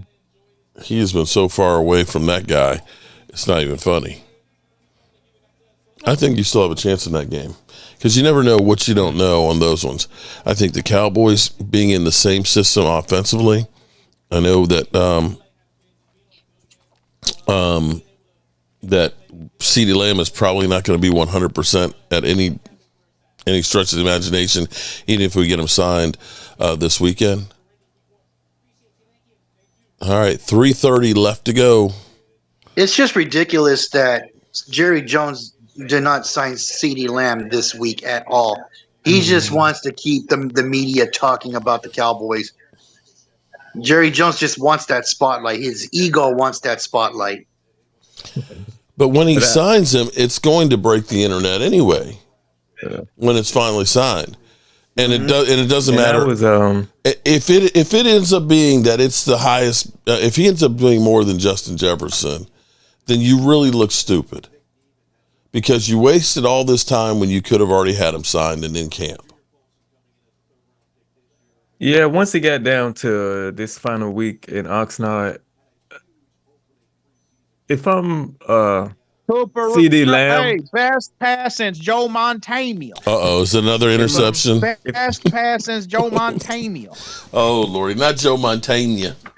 If I'm CeeDee Lamb at that point, did I want to sign my contract this week to go out to Oxnard for 2 days and come back to Dallas? Oh shit, this actually looks pretty cool. So the scoreboard I have. Oh man, is that 4 interceptions today? 4 interceptions. Best pass I've seen since Dan Marino. Okay, it's time for a dirty video. Oh my God, dude! Really? Wow. Yeah. He's gonna be your starter. Yeah. Okay. We got some Chargers players who made the team. Damn, if there's anyone with a wrench in the chat, if you see anyone saying bench Dak and start Trey Lance, can you please block them? I sure as hell will. Okay. Sure as hell will. So the good news. Okay, the good news on Trey Lance is he's led our team in rushing yards, 11 rushes for 90 yards, 8.2 yards a carry. So we got a running back now, y'all. We got a running back. Now, I don't know if we got a quarterback. Trey Lance had a few good passes. He started off really good. He was 8 for 9 and got us down there for a field goal. But dude. The DB made a great play. Dude. The ball shouldn't have been thrown. It should have been thrown away. Well, 1 TD and 4 interceptions. Or run the wishbone offense for Trey Lance. Or if he would have got the ball down a little lower, DB wouldn't have had a chance at it. It's just... I want to know where all the Trey Lance, the Cowboys got Trey Lance to put pressure on Dak Prescott. I think Dak Prescott's price just went up. Did anybody else agree with me on that one? Prescott's price Prescott's price is definitely solid as a rock right now. That's oh my God. And here's the thing that actually is maddening after having this kind of performance here, because this is what it's been. It's been up and down all preseason, right? You know, you'll see a couple, you say, okay, yeah, that gives you some hope, and then you see some shit that just looks bad. And to have a pick 6 and then this last interception, it's like, okay. The thing that's crazy is you've only had your backup quarterback. I'm assuming that Cooper Rush is still our backup quarterback, right? Yeah. He's had, 2 series in preseason? So now, is he going to be ready? Is he going to be ready with only 2 series in preseason? You spent all this time on Trey Lance. Do you feel like Trey Lance is any closer to being a starter right now, guys? No, hell no. No, but if you're the Giants or the Vikings, he's still a good buy for a 6th-round pick. Give us something. But you gave up a 4th-round pick for him, bro. I don't care. No. Here's the thing.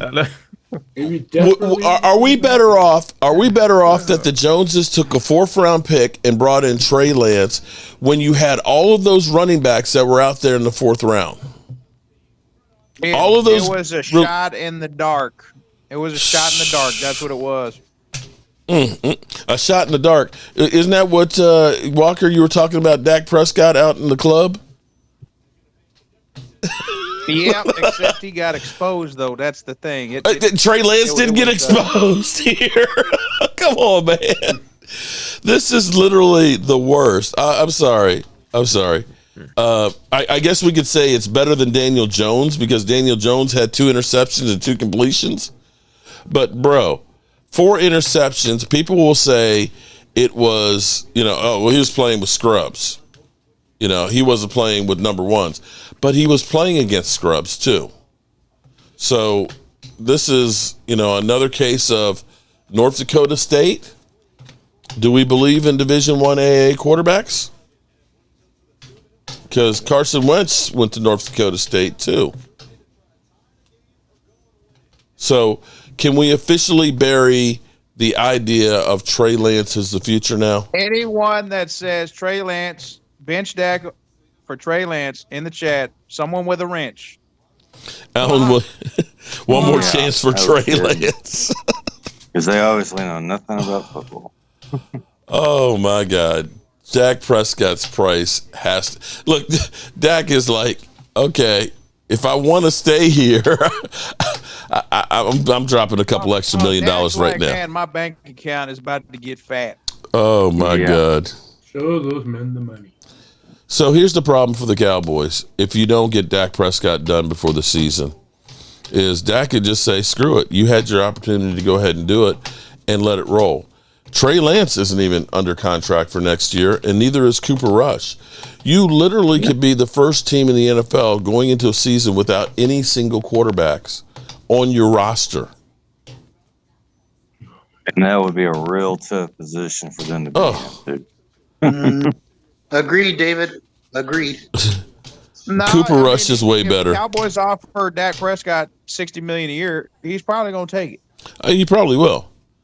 And I will say the thing with Dak Prescott too is if he accepts any deal right now, you almost say that he's actually settling for the team because whatever the Cowboys offer, if he has a good season, he's going to be able to get more out there. Josh Allen is at the point of he's going to get paid again. Pat Mahomes is eventually going to get his deal reworked. That number could be even higher next year than $60 million in the offseason. In the same way, I don't know if you guys saw where Jamar Chase is talking about $40 million a year. So well, that's ridiculous. Jamar Chase, $40 million. Yeah, no, you're getting traded. I'm just saying, but the thing is you're still waiting around. Those numbers aren't going to go down because you waited. They're only going up. So Trey Lance experiment. I'm going to ask an even dumber question at the moment. Are you sure you put him on the 53-man roster? At this point, no. Do you even put him on the 53-man roster? Here's the thing.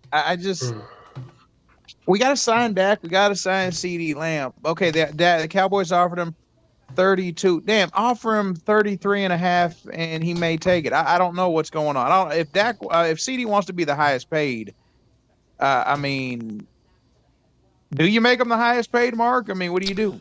Well, Trevor Lawrence got to be the highest paid.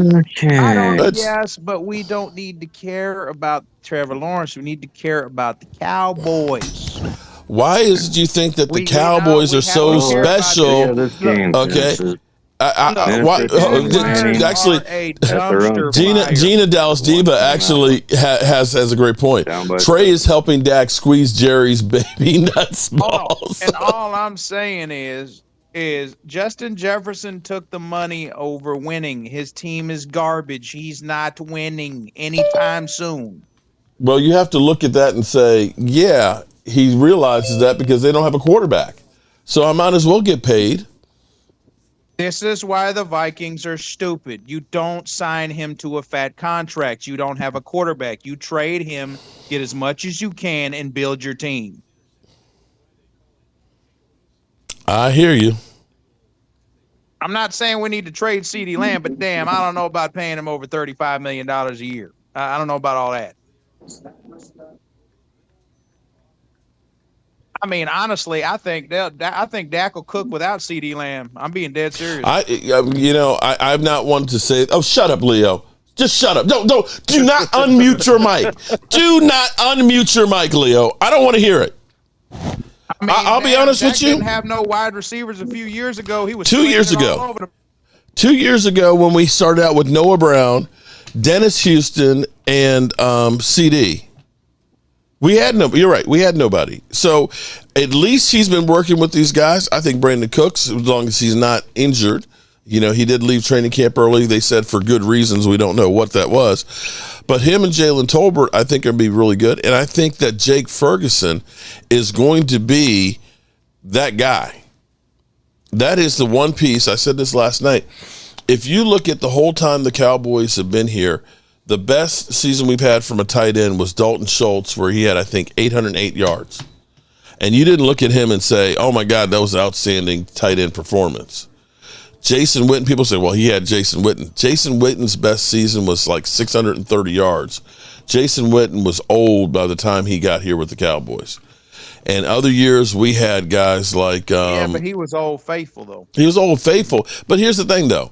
If you were looking and saying, if you're gonna leave somebody open, you'd leave Jason Witten open because yeah, he's gonna make a catch, but he ain't making anything after it.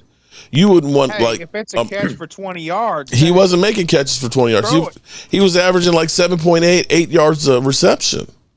Well, it's a 7-yard play on a first down. That's 2nd and 3. Okay, here's my point is, when you think about George Kittle and that catch he made with us, where he tip-tap catch, where it should have been picked off by Diggs, or Diggs could have hit him and kept him from getting it, that was a game-changing play.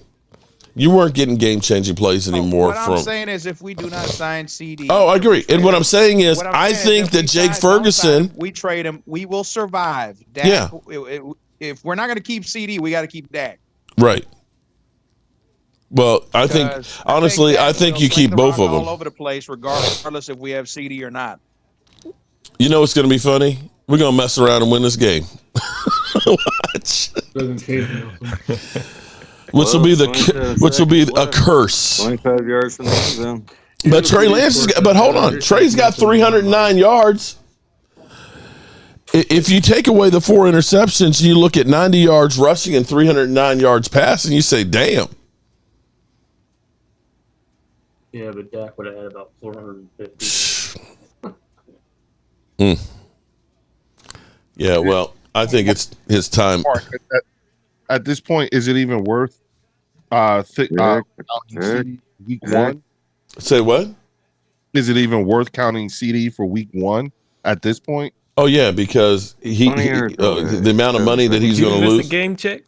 He has missed. Actually, we haven't talked about it, but he's missed. He has to show up week 1. He's down about $5 million right now. He's down $5 million because when you miss preseason games, they count as a game check. He cannot miss the regular season. He'll literally have to do that year over again. He will show up. Right. Okay. C Black says, I'm not sure that you can pay a wide receiver $40 million per year, especially with Micah coming. Oh, well, C Black, I'm not saying that the Cowboys should pay CD $40 million a year. That's the thing is no, the quarterback. I'm saying that's what Jamar Chase is talking about. In the NFL, you have to keep the quarterback. All right. I'm just saying if we're gonna let 2 go, it's like CD, you're leaving, I'm keeping Dak. Mm-hmm.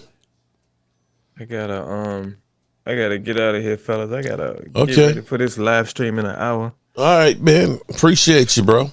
You look tired. No you're doing that. I'm always tired. You're doing that YouTube job, man, and making all that YouTube money. Yeah. Oh man. More than $2 per 1,000 views, I'd be all right. There you go. Hit you there, Derek. But I'll see y'all later, man. All right, man. Keep up the good work, bro. Later, big dog.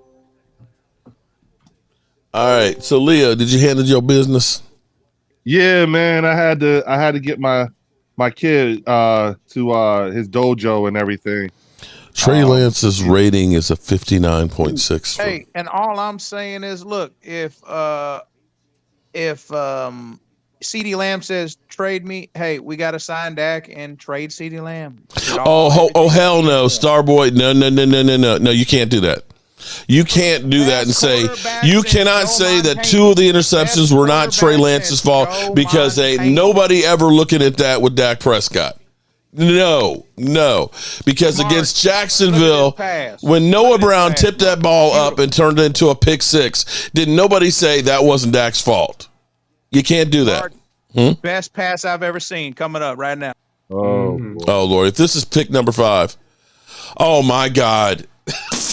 Best quarterback since Joe Montana. Okay.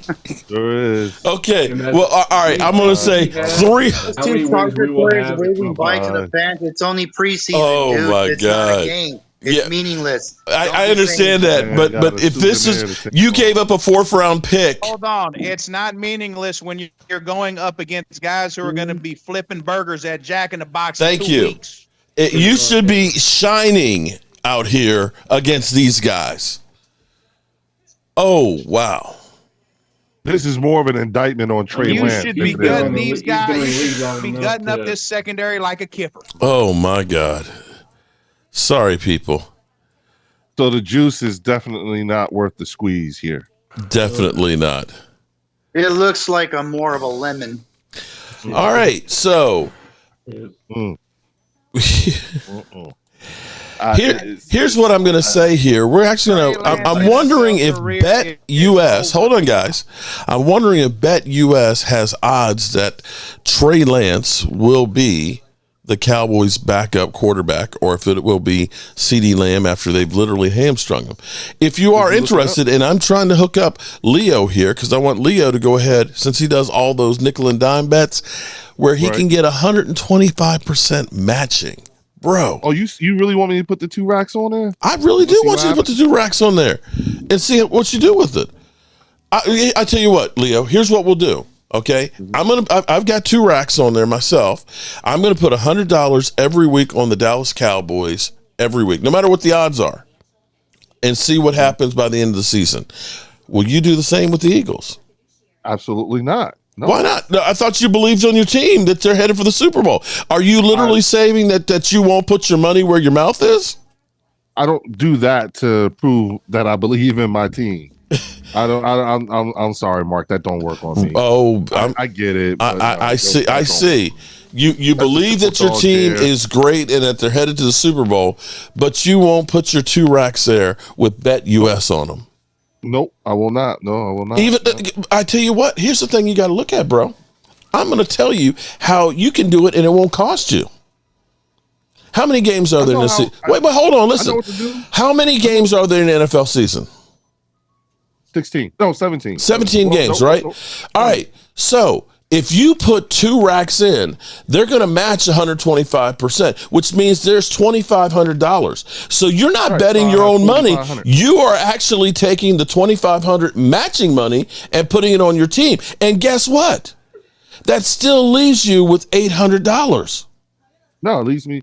No. 17 games. That's $1,700 out of the $2,500. That still gives you an $800 for you to put elsewhere on your nickel and dime. That's a win. You are literally playing with house money. House money. Yeah, I get what you're saying. You're absolutely right. What? Mark, can I say something? Yeah, go ahead.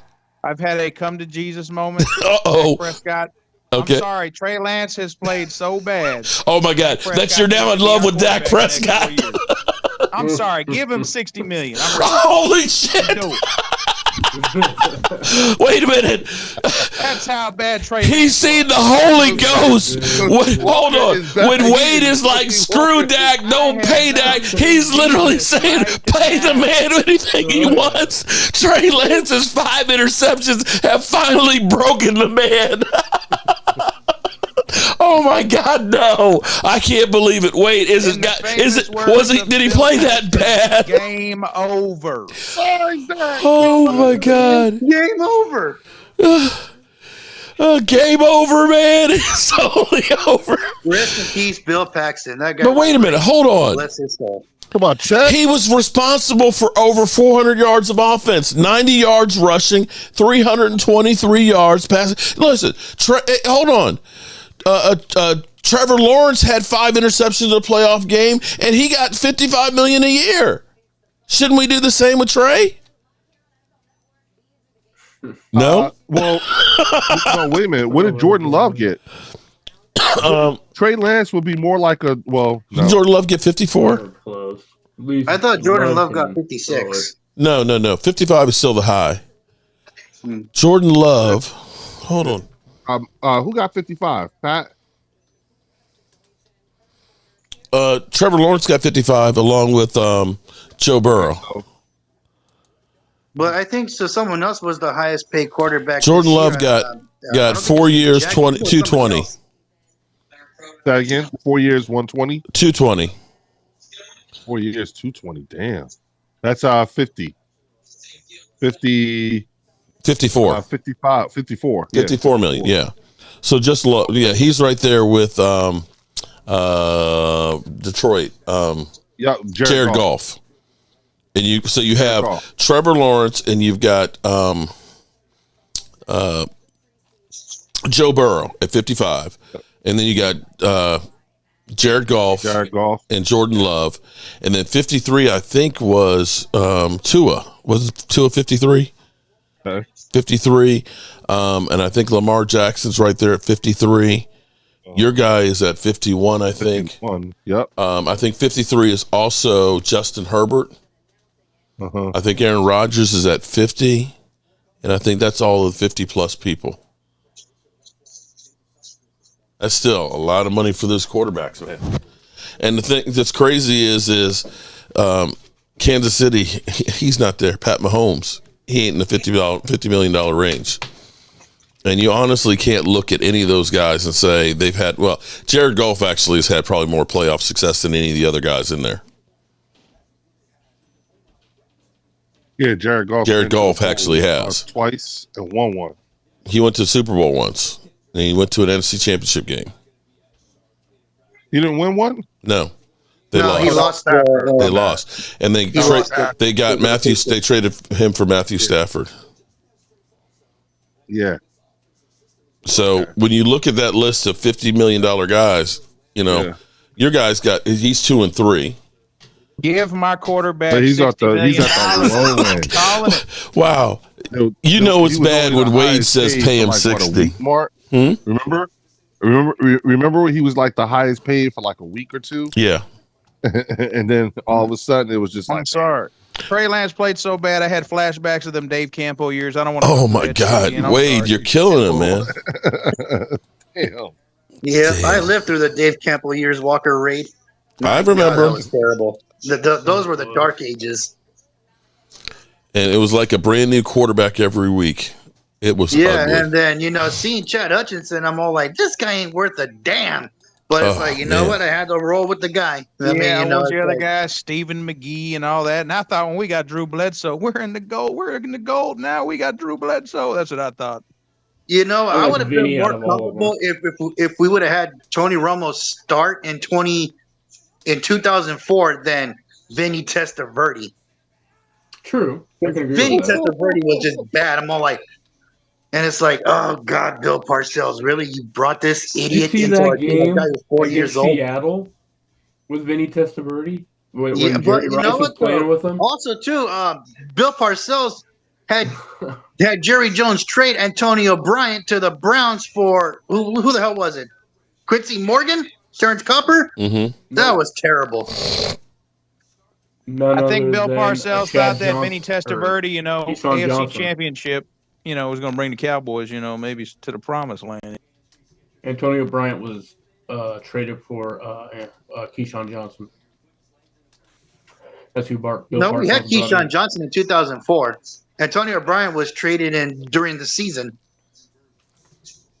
Are you sure? Because I remember I thought he traded him to Tampa for Keyshawn. No. Something going on. Maybe it was something else. Antonio Bryant still played for the Cowboys. Let's see. I think it was the first couple of games, and then he was traded to the Browns for either I think it was either Terrence Copper or Quincy Morgan that we traded for to the Browns. And it's like, why the hell would we do that? Keyshawn Johnson wasn't exactly a number one receiver. Keyshawn Johnson was more of a number two at that time. Keyshawn Johnson could actually just mentored Antonio Bryant. Because Antonio Bryant was basically our number one. And then we had Terry Glenn, but Terry Glenn wasn't exactly a number one. He was more of like our number three. Yeah. But, it was Bill Parcells' ego. He wanted his Parcells guys. Mm-hmm. I mean, we could have had Steven Jackson in 2004, but instead we got Julius Jones. Mm-hmm. You guys are like going like close to the last 30, almost like close to the last 25, 30 years. God. But here's the thing that's crazy though. Okay, but you know, as we stroll down the Dave Campo years and the Wade Phillips years and all that stuff, the thing that is crazy is there is no period in that last 30 years that have been 3, 12, and 5 years and playoffs back to back, back to back. As bad as it's been, this has been the best the Cowboys have been over the last 30 years. And everybody's like, blow it up, blow it up. And I'm kind of like, I'll be honest with you. If you let Dak Prescott go, you are looking at the Dave Campo. If you let Dak Prescott and don't pay CeeDee Lamb and get rid of him and don't bring back Micah Parsons. Micah, you're holding on to him because you've got him for a couple more years. But Mike McCarthy, you're probably looking at the Dave Campo years. You were literally Jerry Jones trying to find a quarterback? Seriously. Now, I get what people are saying that, you could trade for Secure Sanders, but you ain't going to be in a position to trade for Secure Sanders, not unless you trade the hell up. Mm-hmm. You know how much it takes draft capital to move up? Ditka did to get Ricky Williams. Right. Yeah. In which case, you're not replacing and you don't have your receiver. You are literally starting over. And who's the coach? I know you say Bill Belichick, but is Bill Belichick the best one to rebuild the team right now? No, because Jerry Jones will not bring in Bill Belichick because Bill Belichick is going to want, more power than Jerry Jones, and Jerry Jones is not going to allow that. I mean, hell will literally have to freeze over. Yeah. In order for that to happen. And so you're looking at, I'm sorry. Here's the other part of this that I look at, because Jerry Jones figured, I'm going to go ahead, I'm going to raise the stink. I'm going to put the pressure on these guys, about not getting a contract. If you look at Mike McCarthy in his press conferences, does he look like he's worried about losing his job? I think actually Mike McCarthy is like, I've done the best job with the Dallas Cowboys in the last 30 years. I've actually turned the narrative around where I had Aaron Rodgers and they said, you only won one Super Bowl. I was able to actually work with the guy and get one with him. I think there's a lot of teams that turn around and say, I'll hire him. I will say a lot more will say that now than they did before the Cowboys hired him. We know Dak Prescott, he going to get paid. So Dak don't look like he's under any pressure that I ain't got a contract. So in the end, the only one who looks like he's really under contract, let the Cowboys play well this year and be a playoff team, and Dak walks away and gets a contract for someplace else. Mike McCarthy leaves, and they play well, and your team sucks. You look like Bobo the Fool. You literally look like Bobo the Fool. So right now, I look at it, where the pressure is right now, the pressure is on Jerry Jones. It's not on Mike McCarthy and Dak Prescott and CD. You're the one who's now at the point where if it's fucked up, you're the one that fucked it up. At least that's my opinion, but then again, he's got to take that next level. He's at that point in the career. He's got to take that next step. Yeah. I also have to question whether or not that would even be a train of thought, Mark, considering the fact that you just went up in value another $500 million. And that's what's crazy. Train of thought. Yeah. And you're still, for me, when people say Dak should take a team-friendly deal, after literally being turned upside down at training camp, for me to come, because here's what I'm doing. I am out there promoting your brand. Okay? All those people who are there at training camp that are taking pictures and talking about how much fun it is, they are free advertisement for you. Instead of you looking and saying, you know what, it's training camp. Let's get people here and get them excited, get them sharing pictures and stuff. You literally go through and are taking every single cent that you have to. Is the amount of money that you make from training camp even a drop in the bucket? No.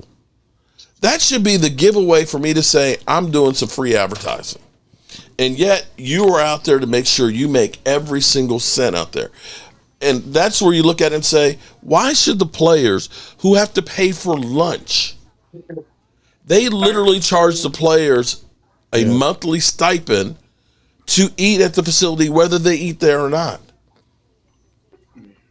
So tell me why the players should say, I'm going to take a team-friendly deal. Right. Let's just say that the players were to take a team-friendly deal, and we have plenty of cap room space. If Jerry Jones and Stephen Jones going to do it with that money. Wait a minute. Well, first of all, wait a minute. Question number one is, at this stage, Mark, do you guys even have money? We have at the moment, right now, we got about $25 million because let me pull it up, but I think we got about $25 million with the moves we made because CeeDee Lamb's money's not counted against us. Right. Dak could take a team friendly deal. The issue is his agent who's running everything ain't gonna let that happen. No, he's not. Well, here was more of the question though. Okay, this is where if I'm Dak Prescott, I'm going to say, I'll take a team-friendly deal. What are you going to do to help me if I do? What are you going to bring in? My opinion is if I'm in the NFL, I'm not having an agent. That money is all going to come to me. I don't want to give you money for working out my deals. Nope.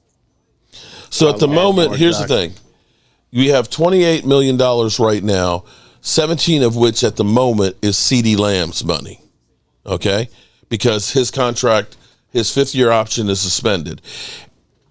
If they were to just say, we're going to give you Justin Jefferson's deal, okay? Justin Jefferson's deal is $8.5 million the first year, $15.5 million the second year, and then $38 the third year, but you have an out after 3 years. If you just gave him that contract, then the Cowboys would have about $20 million left over right now. And if you don't, like, $60 million guaranteed? Well, probably more than 60 because it'll probably be like 80, 90 million guaranteed. Okay. But be that as it may, you'd still have $20 million, and the Cowboys aren't going to spend that $20 million on players for this year. You're going to roll that into next year. So in essence, this is how crazy this is. You have CeeDee Lamb. If you don't get a contract done, he's going to cost you $17.8 million this year, right? If you just gave him Justin Jefferson's contract, you will save $9 million this year. Your cap hit would be 15. You could actually roll that $9 million over, which would mean that he would be $8 million this year and would literally only cost you $6 million on the cap next year. You follow what I'm saying? No, I understand what you're talking about. And so at the moment, if you look at the projections, you have $65 million, and that's with the $40 million of dead money from Dak. Right, and then after 3 years, you're looking to restructure, or at least. Well, you could go ahead if you go ahead and get Dak done.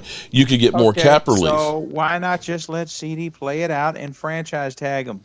Well, again, it'll cost. I understand he's going to be disgruntled, but that's what the franchise can do. They have the power. He can't do nothing about it. But franchise tagging him next year is going to be probably like $30 million. So what you're gonna so here's the thing: if you go ahead and just give him Justin Jefferson's deal right now, you can. Wait, listen to me. Wait. But hold on, listen to me.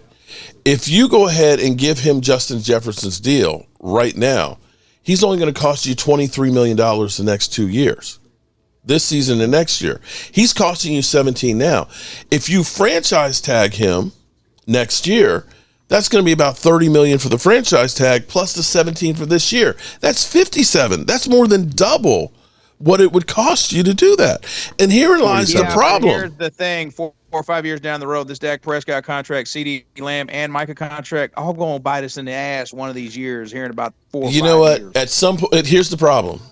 Here's the problem, though. You're gonna have you at some point. Here's the problem. At some point, you end up taking that hit and you start all over. But you've got a quarterback. You look at the difference of a Trey Lance right now, who the team gave up 3 number 1. I don't know what the 49ers saw when they picked up Trey Lance that said, this is the guy that we're going to buy the farm for.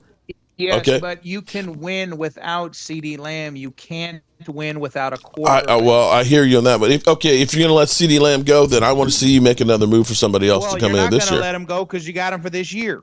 Well, true. You got him for this year. True. I hear what you're saying. And then you could franchise tag him. He can't go nowhere. Even franchise tag him. He can't go anywhere for 2 years. Yeah.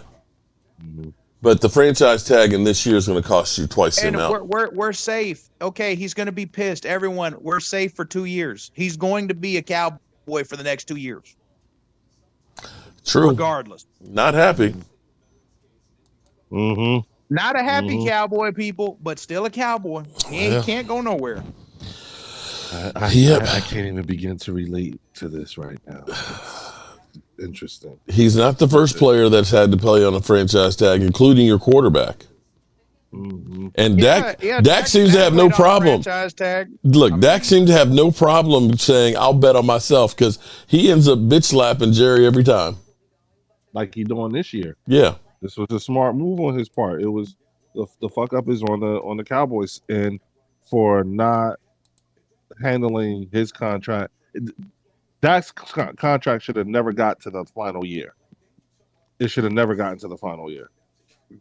You know, these things, you know, all that prove it stuff, you know, and on top of that, you're not doing much to improve either. Well, and I'm talking about the organization. What other toys are you getting him?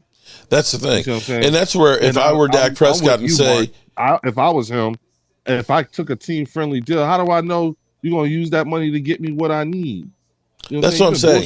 Yeah, look, you know, I'll sign a $50 million deal if you're going to bring in some more. You know, bring me another wide receiver, bring me another running back. You know, do something. You know, get me a stud linebacker. Well, whatever it is, tell me that you're going to do something with the money. Dak is going to move the ball regardless. Mark, we all know when it comes to the playoffs what our issue is. You need the big boys in the middle. You need the linebackers. You need the defensive linemen. We never win because we never have a monster big defense. We always get ran over. The offense isn't the issue. True, I agree with you because the offense always scores points. And here's the other part too, if you want to go ahead and say it, is how many of the big name, big money receivers are in the Super Bowl as opposed to tight ends? Not very many, really. There's not. You look at Justin Jefferson, how far has he gone? You look at Devontae Adams. We have a more stout defense. We have more of a chance and ability to go deeper in the playoffs. And here's another interesting one that people may not realize is, you know, Pat Mahomes is an incredible quarterback. I'm not going to say that he's not. But last year, their offense was only 14th in the NFL. It was their defense that ended up picking up the slack. Their defense was the third scoring defense and third in yardage. That was the difference in that team. Their defensive line literally won them a Super Bowl. That's what I'm saying. So, yes, you are 100% right. Paying the wide receiver that much money as opposed to saying, I'm going to spend an extra $20 million on the defense. It's like, hey, I'm not saying let's get rid of CD, everyone, but if it's like, okay, if we can make our defense stout as a brick wall and, okay, CD's got to go, I'm fine with that. We could find other wide receivers because we have a good quarterback. Can get these dudes the rock.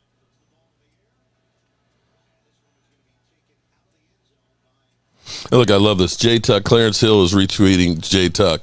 Hey, if this game makes the Cowboys appreciate. Oh, he dropped the ball. Damn. It's going to be a bad season for the Giants. Hey, and you know what? All I'm saying is, Mark, we all know this is like a broken record. Everyone, all off season, we need more running backs. We need more wide receivers, but yet in the playoffs, it's always the defense that gets ran over. No one talks about the defense. Yeah. Or the fact you can't be physical yourself. It's the defense that's always getting 800 yards ran up their throats in the playoffs, but we want to talk about we need a wide receiver. Yeah. Because that's sizzle, man, not substance. Yeah, you know why the Cowboys of the 90s won Super Bowls, people? Because they were great fat defense in the middle of the field and they punched people in the face. That's why they won. Yep. Look, if you guys are doing a rebuild, I'm sorry, not a rebuild, but a Chip Kelly, then do it. Chip Kelly destroyed that team. Capital as you can, whatever. You see what I'm saying? Mm-hmm. But don't, you know, like. Don't slowly peel the Band-Aid off. Rip that bitch off. Cowboys are going to have a lot of cap room next year. Yeah, $65 million. We got a lot of assets we could trade, and we also have a lot of cap room. We can build a great defense still. Oh, if you had you've got a lot of good parts for a great defense right now. Along with a lot of money on your off the books, on the books, you know, you could do the whole all in. What I'm saying is, Mark, we have a good young foundation. You got to overshown. You have Micah Parsons. You've added some defensive linemen. Next offseason, you got a bunch of cap room. You can go get better defensive linemen. Mm-hmm. You can go a foundational piece. You can go get better linebackers if you want to. Well, we could probably have the cap room next year, but is Stephen Jones and Jerry Jones going to make any moves to make the team any better with that cap space? What Mark's been saying. That's what Mark's been saying this whole time. Like, which is why I'm on the same side as Mark when it comes to that. Like, I don't trust you to get me what I would need. So why would I? And if this is business, because everyone says this is first thing first. Let's be mindful, y'all. This is a business first. You know what I'm saying? So if that's the case, then if I'm Dak, I'm not taking shit. I'm getting everything I can get. That's what I'm saying. Fuck yeah, that. Yeah. Because here's the thing. You traded for Trey Lance basically to put pressure on me. Yep. You know. And now look what happened. Now look the greatest passer since Joe Montana. You know what I'm saying? That's what you got. Okay, yeah, fine. Now is right now. If I'm Dak Prescott, I'm like, oh yeah, fuck that. Yeah. You know okay. You know what? Here's looks like interception. Here's exactly. Hold on. Here's exactly what I was talking about right here, because somebody said, well, 2 of the interceptions were on Trey Lance. Let me push this one up in here, because this was the Noah Brown interception against the Jaguars right here, and if I remember right, everybody, Dak pick 6, Dak Prescott sucks. That was a pass that literally the quarterback couldn't even see. When you saw him break, I don't know how he even saw Noah Brown to put the ball right there. Noah Brown, a.k.a. Clifford Franklin, tips the ball up in the air, and it's a pick 6. And everybody blamed Dak Prescott. Everybody. So y'all can kiss my high yellow ass, okay? All right? Because you saw, Trey Lance, man. You know, Derek, you know, I need another computer and stuff, but Derek, I can't wait to talk to you again, bro. I can't wait to talk. Oh man, finally we got ourselves a real quarterback. We got Trey Lance, Trigger Trey, and my man, the comedian that I sat there and practiced with. Interception Trey. It's not Trigger Trey anymore. He's Trigger Trey, all right. He triggers me every time I see him throw an interception. Trigger Trey. I get triggered every time he's out there doing some shit. I get triggered when I think that we gave up a 4th round draft pick for that guy. Shit. Trigger Trey. Motherfucker triggered the fuck out of me. That's Anyway, I'm back. Interception Trey. 5 interceptions. Look, that makes you forget about Daniel Jones right now. Feel good, Giant fans, because Trey has made you forget about how bad. I mean, I think. Okay, you know what? I tell you what. I have to take back what I said, because I said Trey Lance was better than Daniel Jones. I have to take it back. Okay. You have to give Daniel Jones some respect. Oh God, I've got to give Daniel Jones respect now. Okay. Oh Lordy, 5 interceptions in a game, bro. Oh my God. Man. Wow, well, this is the preseason. At least is in the book. Folks, I don't want to hear none of this. A lot of these guys going to be flipping burgers at Burger King here in about 2 weeks. Right. That intercepted Trey Lance. Oh, just saying. No, Walker Wade, they're going to be eating at Burger King at Jack. They're going to be eating at Burger King, or they're going to be working at Amazon. Okay, and he cannot throw interceptions against the 8-string defense. He can't do that. No, you didn't say 8-string. Oh. Exaggerated. Wow. So this was okay. I'm gonna have to say Dak's an idiot too after I reading this. Dak Prescott on CBS 11 game broadcast on Trey Lance. I expect his best game. Just a guy that is getting more and more comfortable every day. He's been here from the time he's shown up. He's improved so much. His confidence is up. He's gonna have a great game. Do you think that Dak Prescott said, "Yo, bro, if you throw 5 interceptions, I'll slap an extra $5 million your way because that's gonna help my contract situation." Yeah, I was gonna say. You know what I mean? Yo, that bought him a rollie. Oh shit!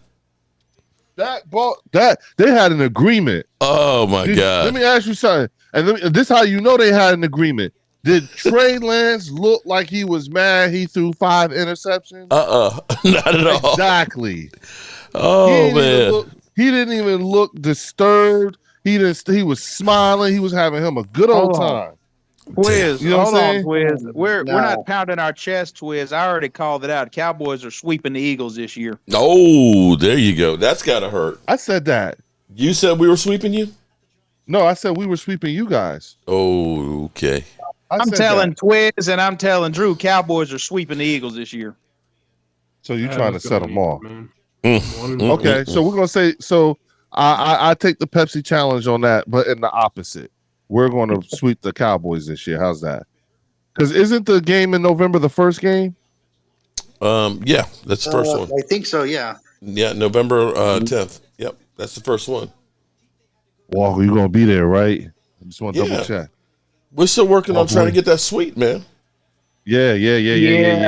I'm gonna be there, and if we lose that game and I'm in that suite, I might have a meltdown on live TV in front of God and everyone. But you know,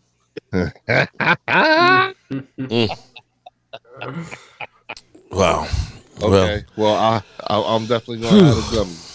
Well, you know, it's actually sad because Trey Lance had over 300 yards passing and 80 yards running the football. 5 interceptions, man. Jeez. That's crazy. But, hey, it is what it is. Lance is going backwards. Jalen Squirts can't even win with everything. Mark, what about the 5 interceptions Dak has thrown the last playoff game? He didn't throw 5 interceptions in a playoff game, bro. Didn't happen. Don't make up lies now, Drew. Oh, wait a minute. Hold on. Wait a minute. Drew's here? Yeah. See, because wow. When you left, Drew showed up, so we were wondering if it was your alternate ego. That maybe you have multiple personalities, because I said we never see Drew and you at the same time. No, I told you you left and then Drew showed up, so we're kind of like, you notice we don't see the two of them at the same time? So we were wondering. Well, there goes that theory out the window. So much for that. Look, everything's just going out the window today. Thank you. Thanks, Mike. Tell him. You know what I'm saying? You see what it is. Drew don't do this. Yep. Drew, come back just so you can prove Mark wrong, so we could kill this whole conspiracy theory. Yep, he popped in for a sec, but that's not to say that you didn't just like popped in and reached down when you were looking like you were lighting your J there. That you didn't just post a comment so that way you're fooling us. We know you're really the same person. You talking me, right? Yeah, you. That you and Drew are really the same person. No. I am Drew. Drew is actually, if you think about it, Drew is actually worse than me. Wait a minute. Wait a minute. Yeah. Wait a minute. You're the cool one, Leo. Hold on. You're wait, the cool one. Leo, why is what are you talking into? Because I see a microphone with no plug in the back of it. Yeah, it does. Oh, okay. I was like, it's a different kind of microphone, Mark. It's one of those. Okay, because I was like, he doesn't have the RC or the. I was like, it's like maybe he really is Drew. No. See, it's right here. Okay, all right, just checking because I was like, I don't see a plug in that microphone. So what the hell? What the Sam Hills is going on here? Nope. We're good. But Mark, I'm just saying, Drew is worse than me. Okay. Drew is the kind of Eagles fan you can't stand. Yeah. I'm the kind of Eagles fan you love to talk with because at least I'm reasonable. I can be reasoned with. You understand what I'm saying? Come on, Mark. Okay. All right. Well, we're coming. Am I not one of the most reasonable Eagles fans you've ever met? Reasonable? Yes. Yeah. Trustworthy Eagles fan. I can at least. It's a battle. Say that again. You're the most trustworthy Eagles fan. You got to go to war with them over their team. Yeah. Well, we're coming down the home stretch. We'll kill this stream at 8:00. I've been here for the last 4 hours, and whew. So, Mark. Yes, Drew. In the last 3 playoff games, 5 interceptions. But you said he threw 5 interceptions in the last playoff game. He didn't throw 5 in one game. Yeah, he corrected himself. Okay, so come on now, Drew. 3. Don't make me come through this microphone for you. Wait a minute, Chris. I only know what I've seen on Game Times, stream and on Mark's stream, and I've been on Game Times stream when Drew was on too. That's when I met him, and then okay. I remember coming here and telling Mark I met the guy that I've been hearing about. That's where he met him, was on Game Times. In the chat at Zoom, wasn't it? Hold on. Wait a minute. Football season. I've got to take this call. You guys keep talking. Okay. Hello? Drew, that's not what I said. Oh, wait, what did you say? I tell you what, your nephew's price just went up through the roof. I've got actually a Dak Prescott guy. He's like, you can't pay Dak Prescott. He's like, give Dak 60 right now. He's like, just write the check right now. Saying, yo. Yeah. Well, I just can't wait for the week 1 to happen for just to get the season to start. Yeah, this has been a long and crazy off season. Yep. Yeah. I think we're gonna have a lot of it. But you know what, Walker? I think Jerry Jones is gonna sign CeeDee Lamb before week 1 even happens. Yeah, I mean, I could see him maybe getting something done by sometime in the next week. You know what? I also, think, a big shout out to the Dak Attack. Jerry was trying to put the pressure on everybody. Said that the Cowboys not would getting sign the contract because they're CeeDee pissed Lamb off about Green this Bay. weekend, but right now, it didn't the pressure happen. So I think he is said that he would egg squarely on himself Jerry if the Jones Cowboys didn't because sign you look him like a this week. So freaking idiot on his video, right now. he egged himself, so he was a man of his A word. freaking idiot. Who is this? When you got that kind The of money. Dak Attack? Why? Oh wow! Yeah, So he I egged it. don't listen to like any rumors or hearsay. Yeah. That the Jones family they Drew, do something. They do things $500 weird. I million mean, hell, they'll sign a last year contract and at still 3 in the pay morning. pension. To be honest with And you, we're I still think spending- I'm that still I spending really money feel on like him, too. that this is abusive towards your fan base. How are you doing? On the outside looking in, I really think that they're just abusing y'all. I just find it remarkable that they're doing this to you guys. You know, they say the things that they say. You know, we're going all in, and then they got y'all all amped up. You know, all free agency, and then nothing happens. Like literally nothing. And then Except me, Leo. Except me, I wasn't, amped up or anything. I'm all like, Jerry Jones is so full of shit. His shit can fill up Jupiter. Yeah. Hey, listen. I'm just saying, like, I'm watching because, see, to me, I'm like, I've been maintaining and saying this. You know what I'm saying? After watching y'all get your hearts broken, that mental by the San Francisco that 49ers twice, and then the way it happened a third time by some youngins in Green Bay. I was like, yo, I think that did your fan base you have in. to learn. You know, like that people were already pissed off. Takes a while to get people they were already did you mad. Get a chance to check with your guy about and that, then it happened again, and then again. Oh hell! Like I'm like, damn.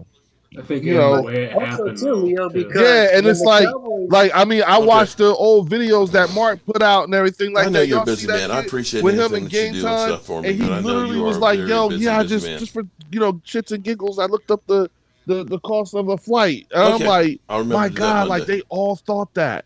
One dude, somebody put in their chat that Jordan Love was going to outdo and how many people can put that Prescott, and both Mark and Game Time was like, yeah, whatever. Yeah. And then look what the fuck happened.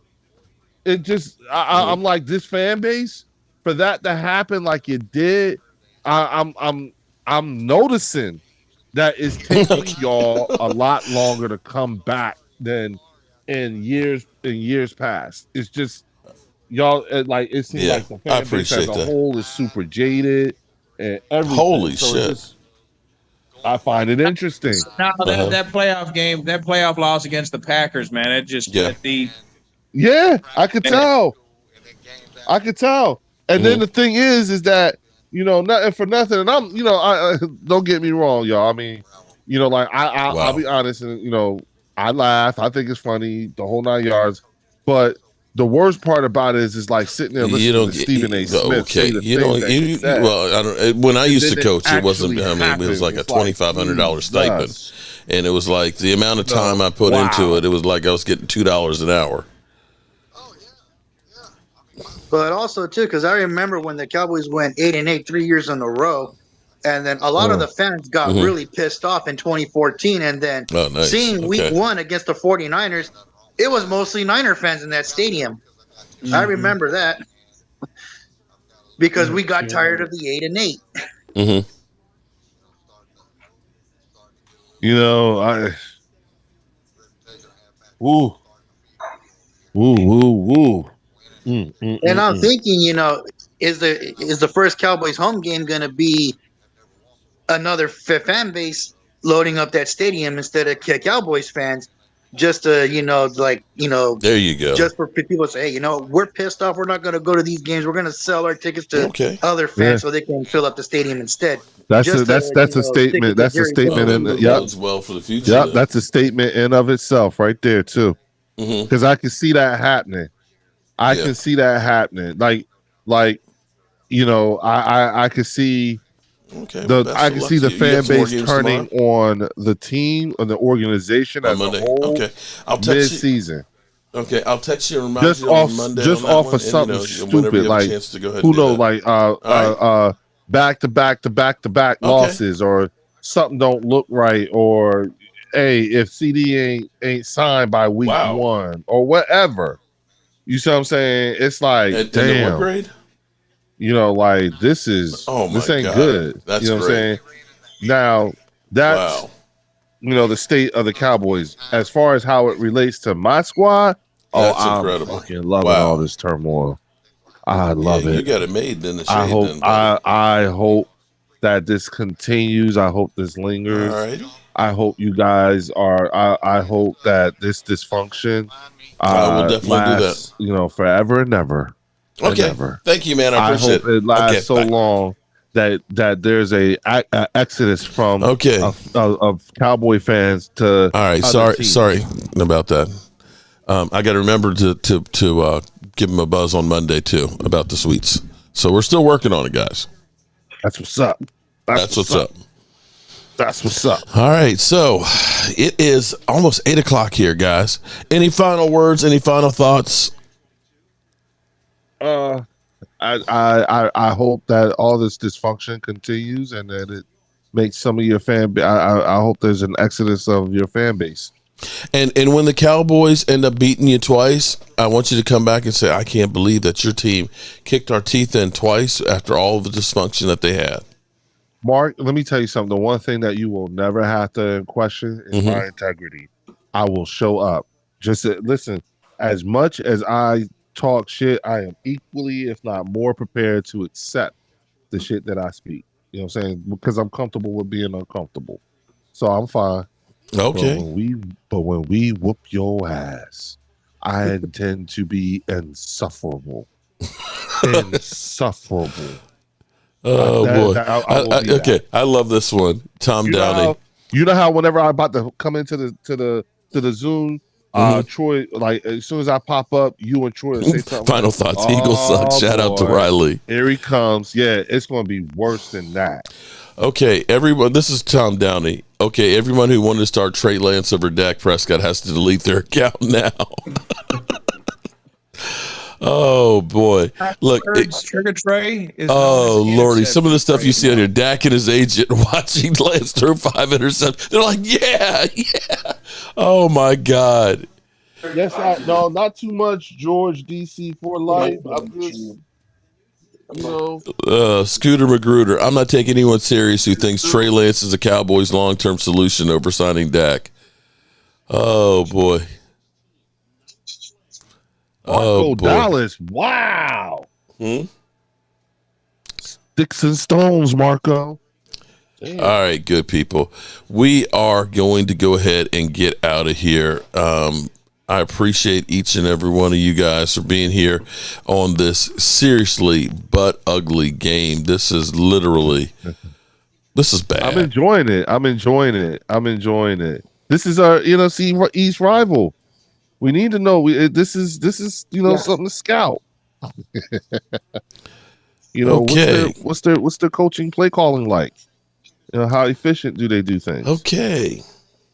Is this a good coach team? All right, we're going to turn out the lights. Shout out to Bet USA for sponsoring this video. And as always, I appreciate all of you guys for being here.